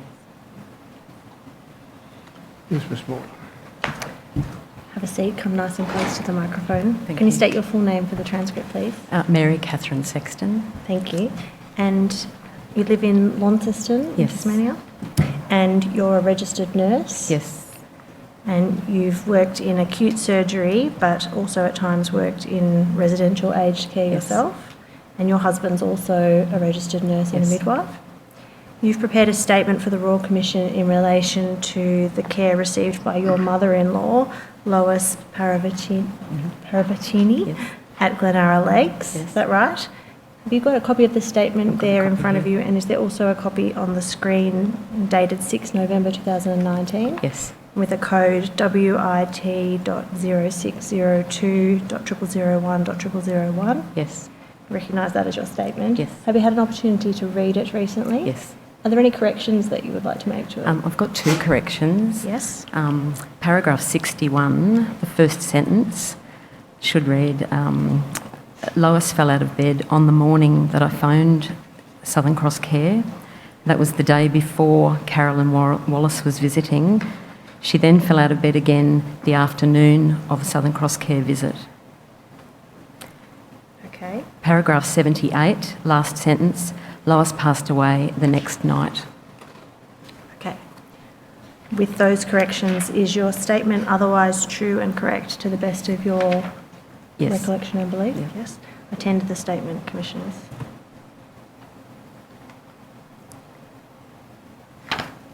I think I didn't hear you, but yes. Oh, beg your pardon. I just seek to attend to the statement. Yes, the statement of Mary Sexton dated the 6th of November is Exhibit 13-8. Thank you. It is a little difficult to hear you. Ms. Moore. Okay, so I I'll mean, try to... that- in this room as well as other rooms, but relevantly this room. Thank you. I will take note, Commissioner. Now, Ms Sexton, your husband Daniel was one of 5 children, Yes. and that he grew up in Moonee Ponds, Essendon area, Yes. and his mum Lois was a Scout Club master and also played tennis and the piano. Yeah. And later in life, she learned English, grammar, and Italian. Yes. And then did she have an opportunity to use her Italian language skills when she was in her 80s? Yes, she taught the grandchildren in Melbourne Italian, and she also went to Italy to use her language and reconnect with some family. And in February 2016, Lois moved to Tasmania to Yes. live next door to you and your husband, is that Yes. right? And at that time she was 89? Yes. How was her health then? Well, she was an 89-year-old, Yes. but she was still mentally very alert. But we did notice after she moved there, she did become quite forgetful, just having more than one breakfast and forgetting she'd eaten breakfast. So we suspected that maybe she had the early signs of dementia. And she lived next door to Excuse you. me for a moment. I think we're having the same problem with audio with I'll you. come right in. If we could turn up these mics, that might be useful, I think. Perhaps And if we maybe move rather it a than bit you moving closer. close, we might move the microphone closer to you so that that you might be can feel better. comfortable when Thank you're you. speaking. Thank you. See how we go? Lois lived next door to you for about 12 months. For about 12 months. And in that time, did her care needs change? Dramatically. She was quite alert and walking around and quite with it when she came to us, but within a short time her care needs increased because she became more forgetful. So we had to give her her tablets and make sure we were there for breakfast and showering and just to be with her generally, to make sure she got to bed safely. By the end of the 12 months she was needing a lot more care because she had started falling. And were you and Daniel providing that care? Or We were providing the care. And did it get to a point where you weren't able to continue on your own? You needed some help? Yes. And in October 2016, Lois had a fall and spent some time in hospital. Yes. And after that, how was she able to manage at home? She was frail when she came home, but with family care we could still manage her care with some help. So she started getting some meals on wheels and someone to come in and shower her a couple of times a week.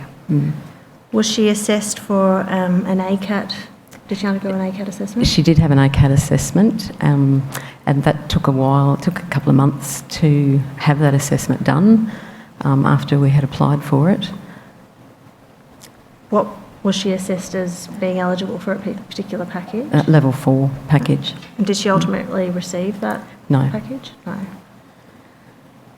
Right. Then in December 2016, she had another fall during Yeah. the night, and the family made a decision that she needed to move into residential care. Is that right? My brother-in-law was in the house with her and he didn't hear her get up, but it was quite an undignified fall and we had been waiting for family to agree with us that she might need some respite, or we might need some respite care, and that fall was the clincher.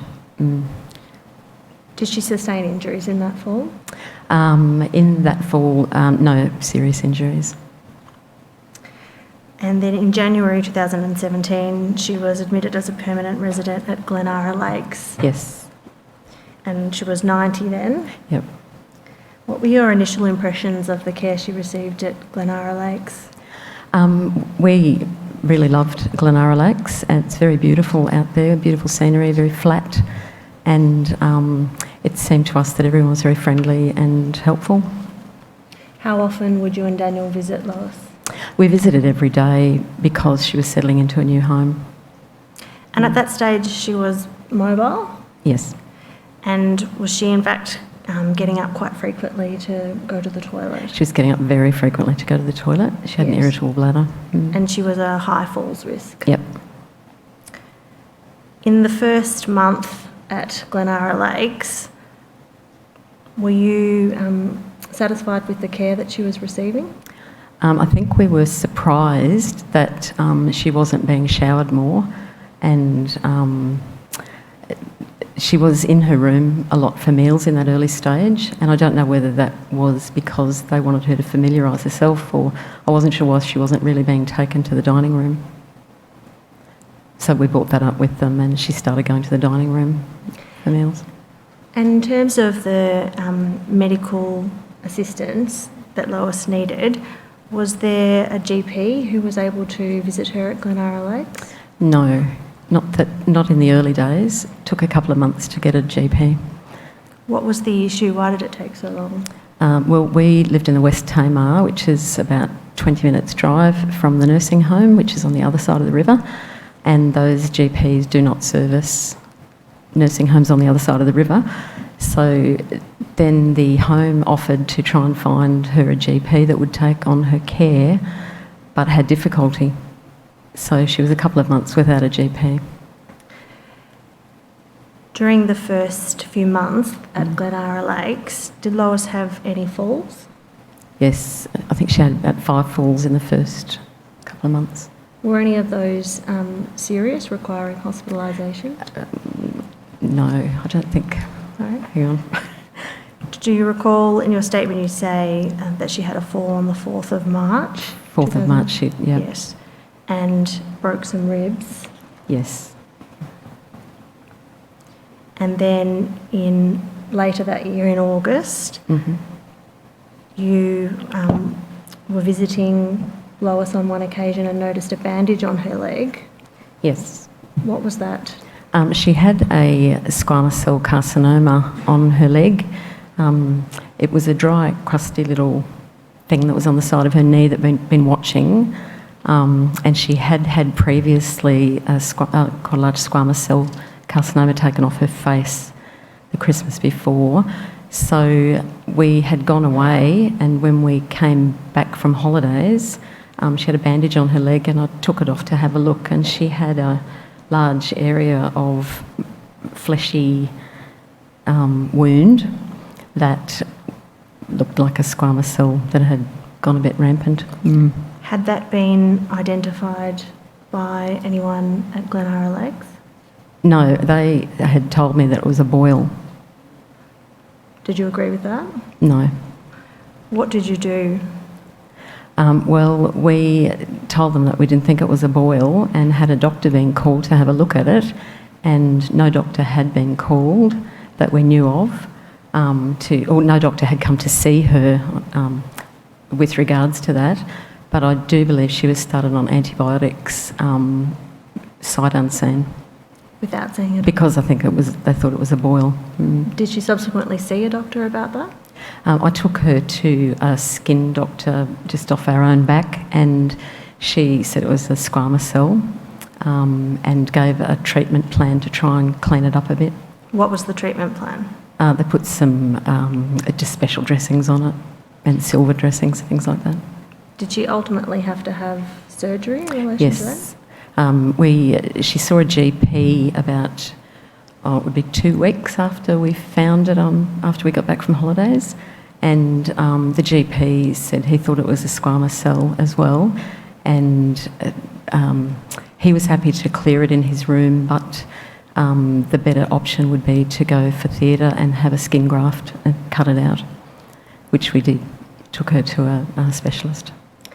And when Lois returned to Glenara Lakes, were they able to manage the wound as a result of that surgery? No. Not effectively, no. What was being done? Well, when she came back, she wore compression stockings to help with fluid in her legs, but the top of the compression stocking was halfway across the graft site. The new graft had indents in it where the pressure stockings were continually rolling down into the graft that was near her knee, which is no good for a skin graft. And were there any complications in relation to... Probably not directly related to that. There were some black areas, so it's a bit dicey whether the graft will take, but she developed a big area of cellulitis under that skin graft that was quite extensive down her whole leg. And did that require treatment? Yeah, we took her back to the specialist and they were watching it to see what would happen. And did you say you took her back? Yeah, we took her back, and they tried different antibiotics to try and clean that up. Why was it necessary for you to take her to the doctor rather than having a doctor come to Glenara Lakes? I don't think the specialist would come, and we didn't see the GP. I'm not sure if they called the GP. Okay.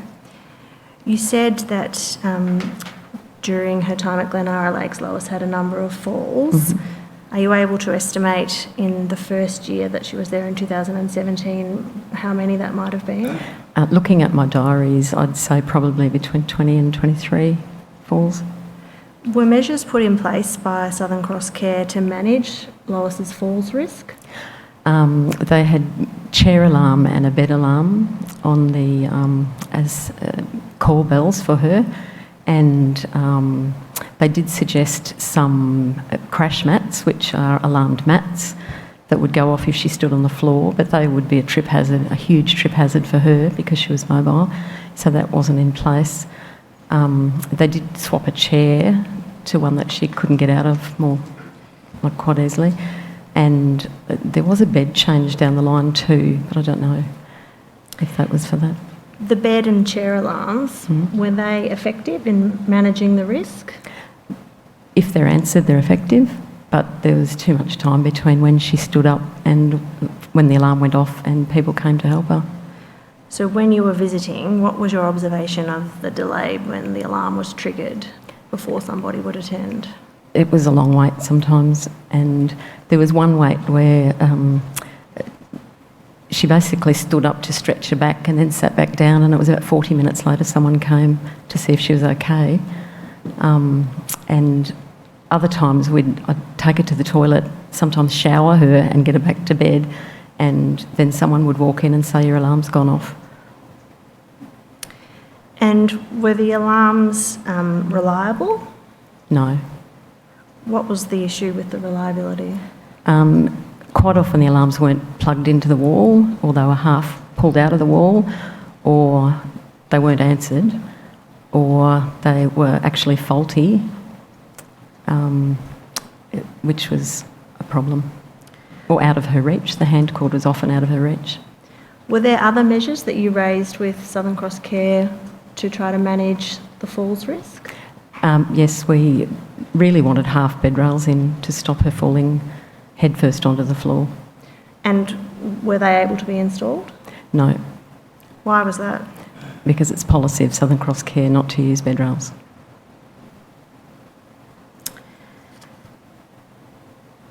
In May 2018, Lois had another fall and fractured some ribs and was admitted to hospital. After that fall, did her care needs increase? Can you just refer me to the number on the statement? It's paragraph 48 of your statement. Yeah, thank you.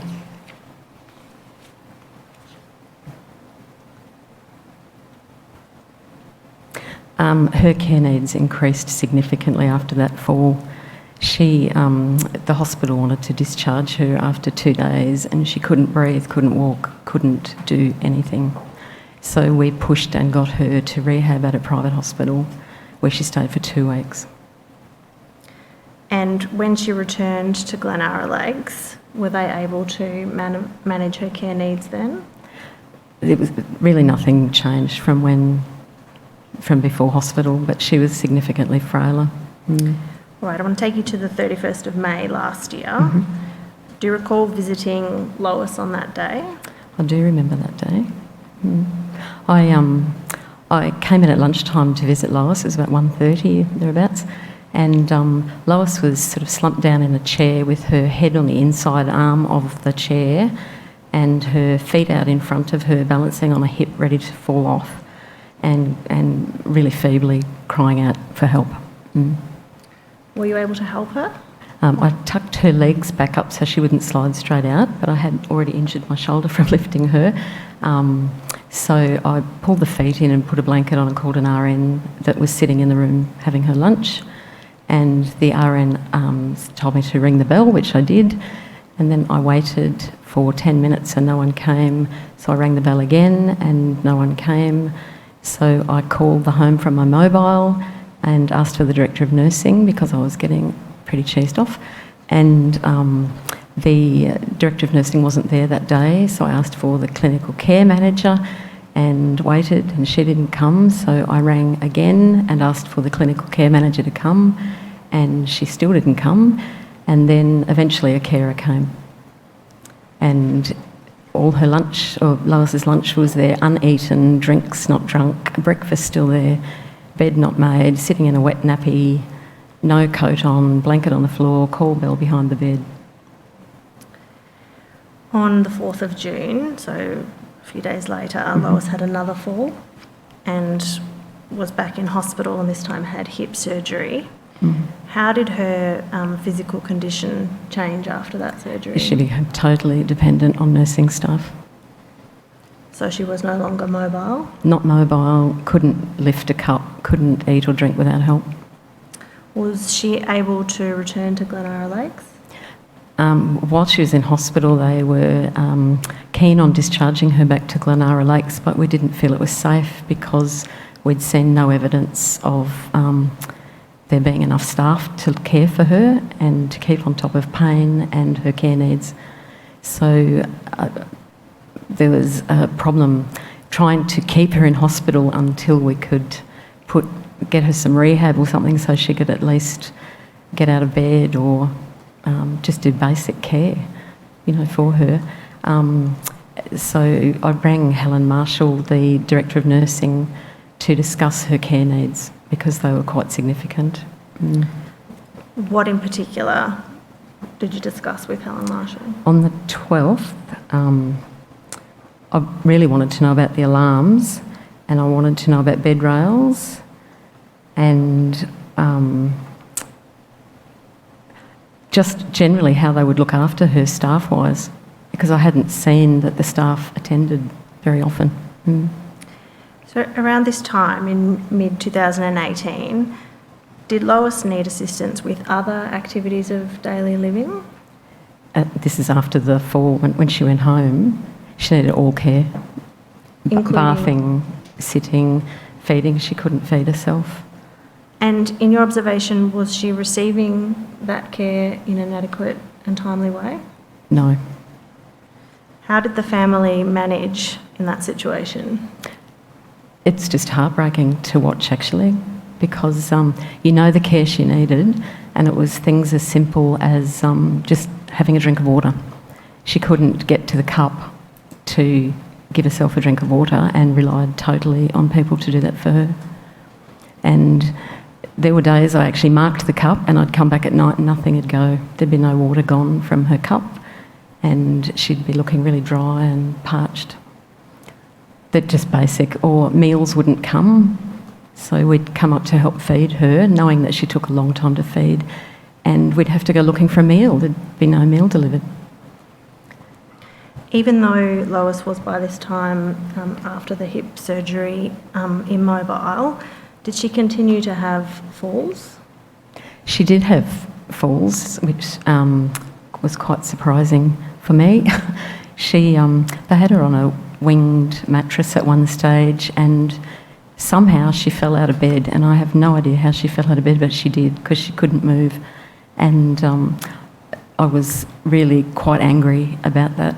So I rang Southern Cross. I just decided to escalate to the top and rang Southern Cross. When you say you rang Southern Cross, who do you mean? I spoke to Carolyn Wallace, and she was coming out the next day, coincidentally, to Glenara. And on that day, Lois fell out of bed yet again. And when you say you rang Carolyn Wallace, what was your understanding of her position? Was she the Director of Clinical Services? She was, yeah. And what did she say when you raised the issue with her? Well, I wanted to talk about bed rails again, because I really think they would have prevented that fall, those falls. And she said she was coming out and that she would deal with it and check it out and get back to me. And did she get back to you? No. You didn't hear back from her? Were there ultimately some measures put in place in the nature of bed rails, although not actually? Were there ultimately some kind of, not rails, but wedges placed in Lois's bed? There were wedges placed in the bed, yeah. And were you satisfied with those as addressing the falls risk? There were wedges put in that decreased her bed size so significantly that lying on her side, one knee was touching one side of the wedge and her body was on the other side of the wedge. So for a single bed, there was no space in there. After the hip surgery, was Lois experiencing pain? Yes. And was that managed adequately at Glenara Lakes? No. In what way? Because she was given opiates, morphine, every 2 hours, which sort of kept the pain up and down. So 1 minute she'd sort of relieve the pain and then she'd go into the ditch and have a lot of pain, and then we'd give her morphine and up and down and up and down. So then they tried some patches just to try and level out the pain, mostly because family were asking for pain relief for her. If they gave opiates before lunch, Lois would not be able to eat lunch because she'd be knocked out. Her body didn't process morphine very well, and it would make her incredibly groggy. And in the days leading up to Lois's death, were there any particular issues with the care that she received? We had really been complaining about her not sitting out or whatever, but she started with some vomiting and diarrhoea probably about 3 or 4 days before she died, and that became faecal fluid, and a doctor wasn't called to assess that. And I went to visit her at lunchtime one day, and she wasn't in her room, and someone had sat her out for the first time in a while and to feed her, and she was sort of having a bit of icy pollen and vomiting faecal fluid, and she was ashen in colour and looked terrible. And I said, has someone called a doctor? She looks really sick. And they basically told me that no, they didn't feel the doctor needed to be called, and that was a decision by the RN. The doctor didn't need to be called, and some of the carers that were helping to feed people sort of did a bit of an eye roll at that one. And I said, well, I think you should call the doctor, because I had taken her pulse and it was about 160, and Lois's normal pulse is 50, and her respiration rate was about 40, and it usually should be about, say, 18 to 20, and she was just looked so ill. So I insisted that the family wanted them to call the doctor, and they very reluctantly couldn't get the local GP, so they called the 1300 doctor to come and told me they couldn't come till 7 o'clock that night. So I said, I think you need to come and take her pulse and do some observations on her, and her oxygen saturations were low, very low, and her they realised she was probably in atrial fibrillation. So then, okay, we should call the doctor then. And the doctor was called and came at 3 o'clock instead. and said that Lois was dying. And she passed away the next night. Yes, that was one big blur. That's why that statement was changed. Yes, because she just went downhill. Based on your experience with Lois at Glenara Lakes, have you made observations about how it could have been improved? It just comes to staffing. You know, if the RNs, the registered nurses or the medication endorsed enrolled nurses are there by themselves with a lot of patients who are high needs to look after, and they have no one to bounce suggestions or ideas off, they're left to themselves. The carers work really hard, and all credit to them, but they can't possibly do the amount of work that needs to be done safely and properly. And we came across that with her physiotherapy. They weren't trained to do any basic physiotherapy exercises with Lois, and she suffered because of it. And some of the registered nurses are junior or just culturally different. Thank you, Ms Sexton. No further questions for this witness. Thank you. Ms Sexton, thank you very much for giving your evidence. Okay. These are very difficult things for you to go through again. I'm sure the wounds are still fresh in your mind, but they're important for the Commission and for the community to hear. We do thank you for coming to us. You're excused from further attendance. Thank you. I call the last witness now, Anne Mary McDevitt.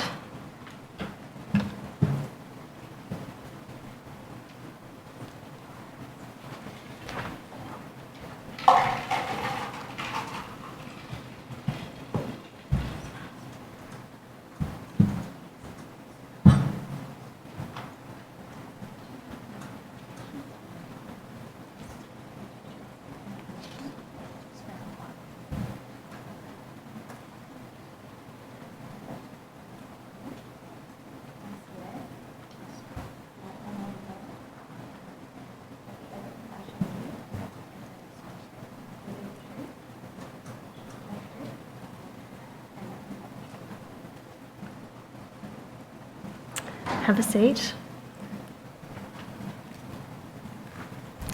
Can you state your full name for the transcript, please?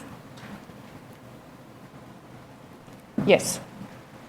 Can you state your full name, please? Anne Mary McDevitt. Thank you, Ms McDevitt. And you live in Sandy Bay? Yes. And you're a radiation therapist? Yes. And you've prepared a statement for the Royal Commission in relation to the care received by your mother, Janet Hallier, at Glenara Lakes Residential Aged Care Facility. Have you got a copy of that in front of you and also on the screen? Yes. It's dated 4th of November 2019 and it's got a code WIT.0600.001.001. Yes. Have you had an opportunity to read it recently? Yes. Are there any corrections that you'd like to make to it? Yes. Just in relation to some dates, paragraph 52 and 55 should read Saturday the 1st of September. So 31 August 2019 should be 1st of 1 September in each of those paragraphs? Yes. Yes. Is there anything else? Yes. Paragraphs 59, 61 and 63 should read September 2018, not 2019. Okay. With those corrections, is your statement true and correct to the best of your recollection? Yes. I tender the statement, Commissioners. Yes, thank you. The statement of Anne McDevitt will be Exhibit 13-9. Thank you. Can you start by telling the Commissioners a little bit about your mum? Yes. Well, she was a great, what I would call, all-rounder. She had a lot of interests. She played tennis, she gardened, she loved antiques, she did work for Legacy, she sewed, she really ran our household because my father was an engineer on a ship that went interstate a lot. So she was the chief financier, if you like, of the household. They had a great friendship group. They had a lovely social life. Mum loved a champagne. She was certainly a strict mother, but a very fair mother, and subsequently a wonderful grandmother. Did she always live in Launceston? Yes, she wasn't born in Tasmania, but she was English, but came out here as a very young child. Right. And in 2015, she moved to a standalone apartment or unit in the retirement village at Glenara Lakes, is that right? Correct. And she lived there independently? She lived independently. She was, she did have Meals on Wheels, but she was certainly able to care for herself insofar as doing her own washing and, a little bit of housework. She did have a good care package, level 4, but she was still able to enjoy pottering around, going out in the garden and that sort of thing. And then in May 2018, she had a fall in the night. Yes. How did you find out about that? Well, sadly, I didn't find out until the next morning when she was actually already in the LGH in emergency. An acquaintance that works at Glenara as a clinical care coordinator actually rang me the next morning and she said, "Oh, how's your mum?" And I said I didn't know what she was talking about, and she said, I think she might have gone to hospital. And then she was somewhat probably embarrassed and apologetic that I hadn't known, and she said, "Look, let me get back to you." She rang me back and she said, "Yes, she is in there," but couldn't give me any more details about what was clinically wrong. Can I just clarify with you, you said the acquaintance was the clinical care coordinator. I just want to clarify that. Yes. Was she a person in a nursing position? She had a nursing background, but she wasn't, to my knowledge, clinically active in that role. A coordination role, not? I believe so, yes. All right, so after that fall, was your mum able to continue living independently? No, she had some time in hospital. The shoulder break that she experienced would have taken some time to heal. So when she left hospital, she went to a private rehab hospital, probably for about 4 or 5 weeks. And in that time, this same acquaintance was able to very kindly and help us facilitate getting a room at Glenara. Can I just add in there that Mum's fall was thought to be precipitated by a mini stroke, which didn't leave her with any neurological deficit. Okay. So she became a permanent resident of Glenara Lakes, the aged care facility, on the 15th of June 2018. And what were her care needs at that time? Well, her right shoulder break really meant that she was quite reliant on nursing staff. She learnt to feed herself quite well with her left hand, but of course dressing and undressing and going to the toilet, showering, then she needed full assistance. And how often were you able to visit your mum? Well, initially a lot, because I felt she was quite sad at having had to move out of her unit. But I live in Hobart, so at that point I would have gone up weekly. Were you able to contact her via telephone as well? Well, it wasn't easy initially because she just had a house phone, I suppose, for want of a better expression, which meant that we had to go through the Glenara reception. So we put in a private line so it was easy for us both to communicate backwards and forwards. What was your initial impression of the care she was receiving at Glenara Lakes? Actually, I was happy with her care. I thought the staff were very friendly. Mum had a very keen sense of humour, so I think it would be fair to say they enjoyed that. I felt that she had most things that she needed. Again, the ringing of the bell for going to the toilet became a bit of an issue. She seemed to need to have to go when, you know, when she wanted to go, she had to go.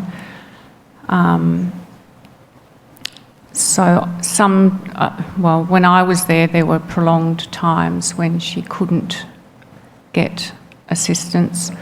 And my brother, who lives in the north, when he visited, he'd say if he would go looking for someone to take her to the toilet. And when you say prolonged times, what sort of roughly sort of time? Probably anywhere between 10 and 20 minutes, which doesn't seem an extraordinary long time, but it is if you haven't a lot of bladder control. Now, I want to take you to the 15th of August 2018. Do you recall visiting your mum on that day? Yes.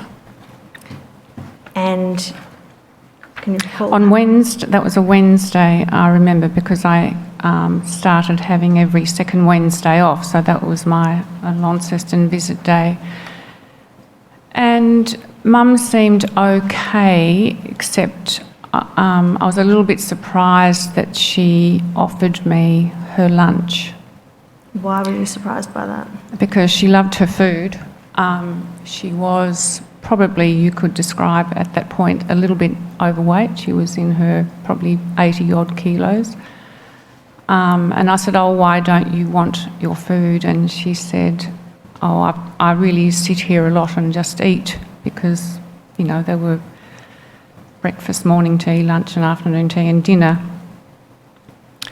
So I didn't really think too much of that, but I stayed with her for the day. And did you otherwise have any concerns about her on that day?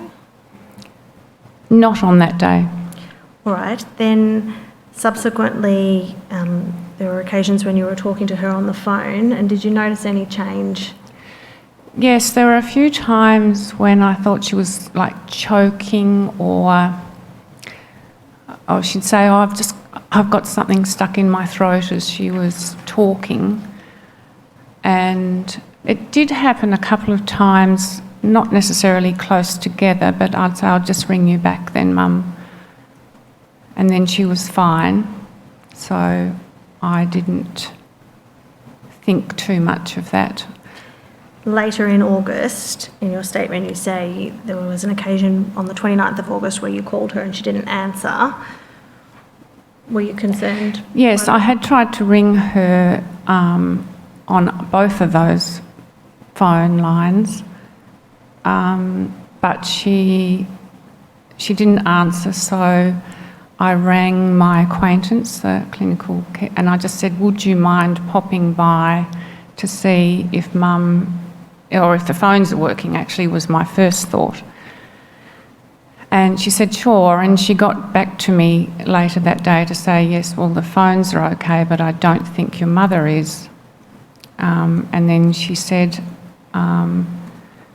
she looks unwell, and I tried to give her some water, but what she did drink took probably half an hour.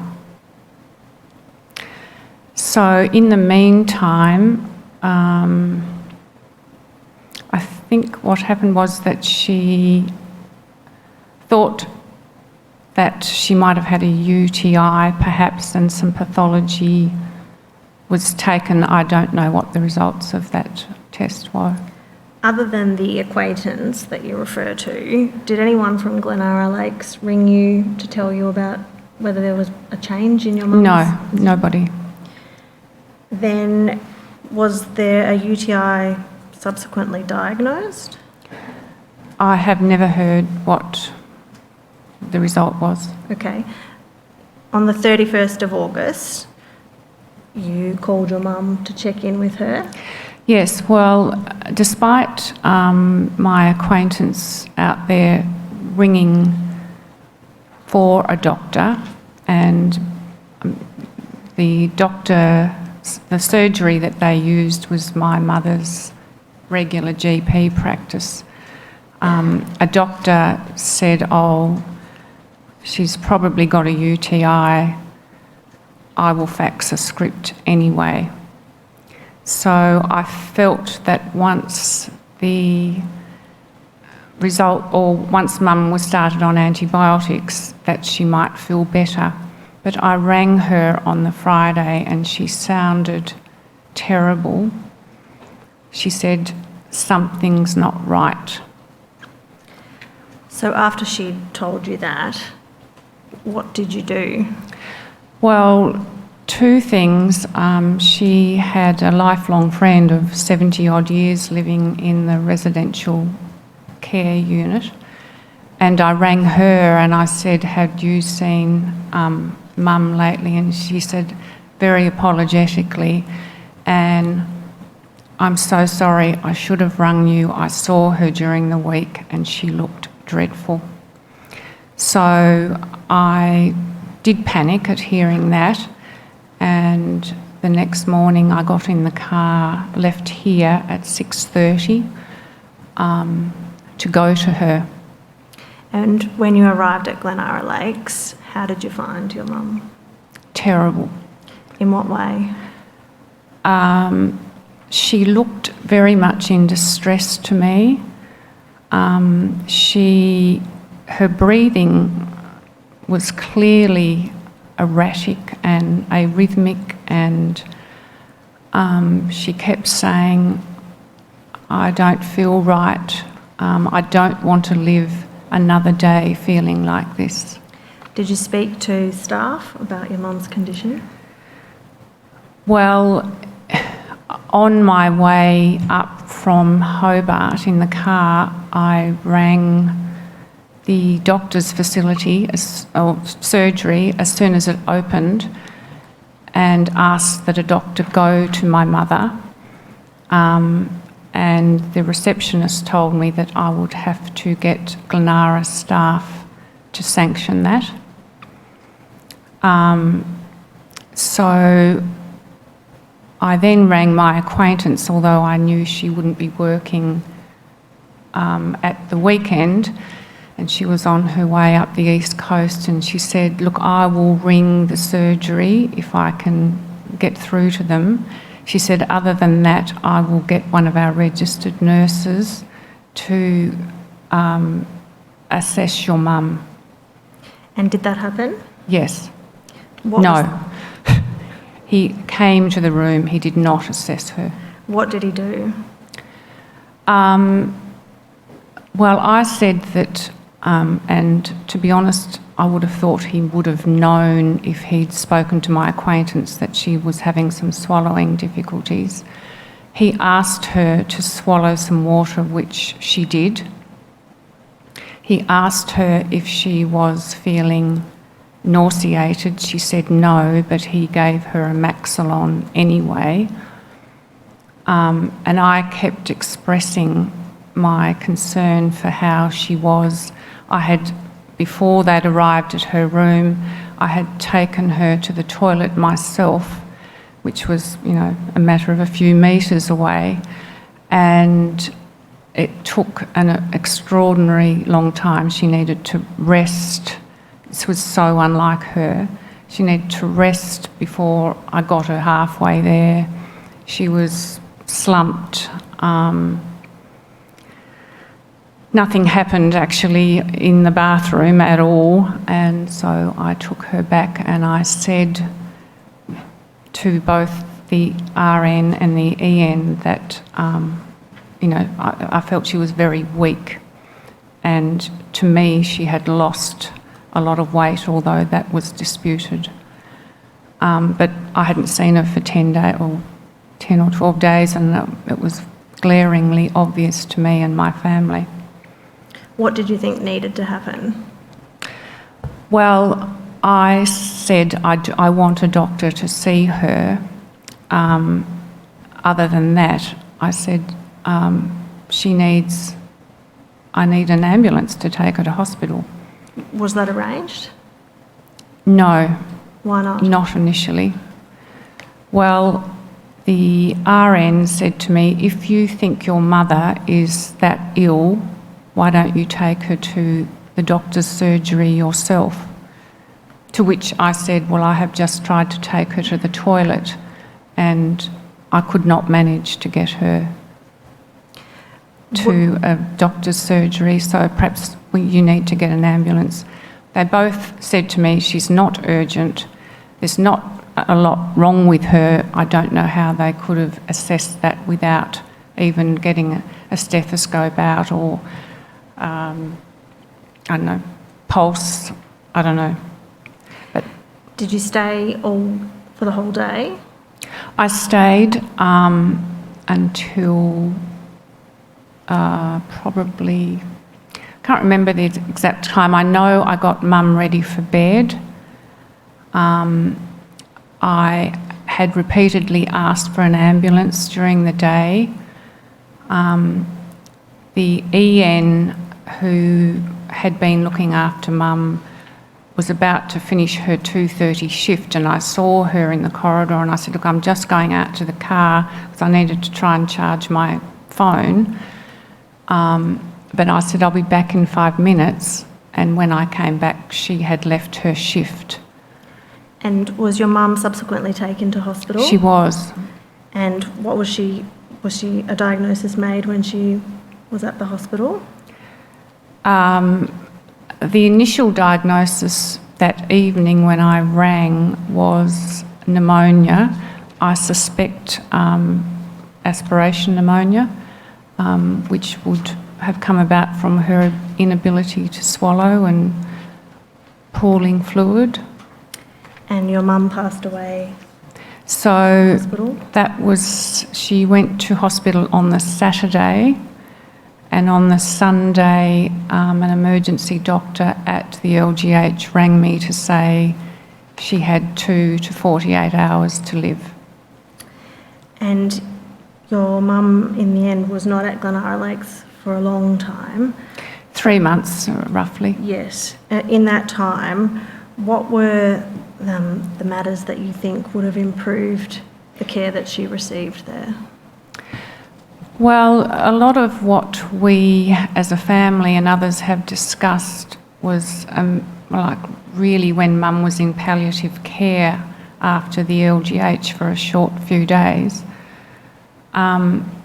wondering how this could have happened, that she had deteriorated without us knowing, or be it that the staff did and didn't communicate it, or be it that the staff didn't recognise the symptoms. So that would be one thing, you know, whichever area of medical expertise you work in, you're generally attuned to signs and symptoms of that particular part of care. I don't think that that could have been the case at Glenara. My understanding is that anyone who's suffered a stroke or a mini stroke are susceptible to swallowing difficulties that are easily rectified. So that would be one thing. I definitely think the staff to patient ratios is a big issue. And the other thing that I have thought of, because I think my mother was a bit sad when she went in there, that perhaps new residents need some, well, for want of a better word, counselling, but just help in adapting to what might be conceived as their last port of call in a way. Thank you, Ms Sexton. Commissioners have no further questions. Yes, David, thank you very much for coming to give your evidence. As you've heard me say before, we know how difficult going through this publicly can be, and we do appreciate the effort that you've done in coming to tell us. Thank you very Yes, much. thank you. Thank you, Commissioners. I think we now adjourn till tomorrow morning.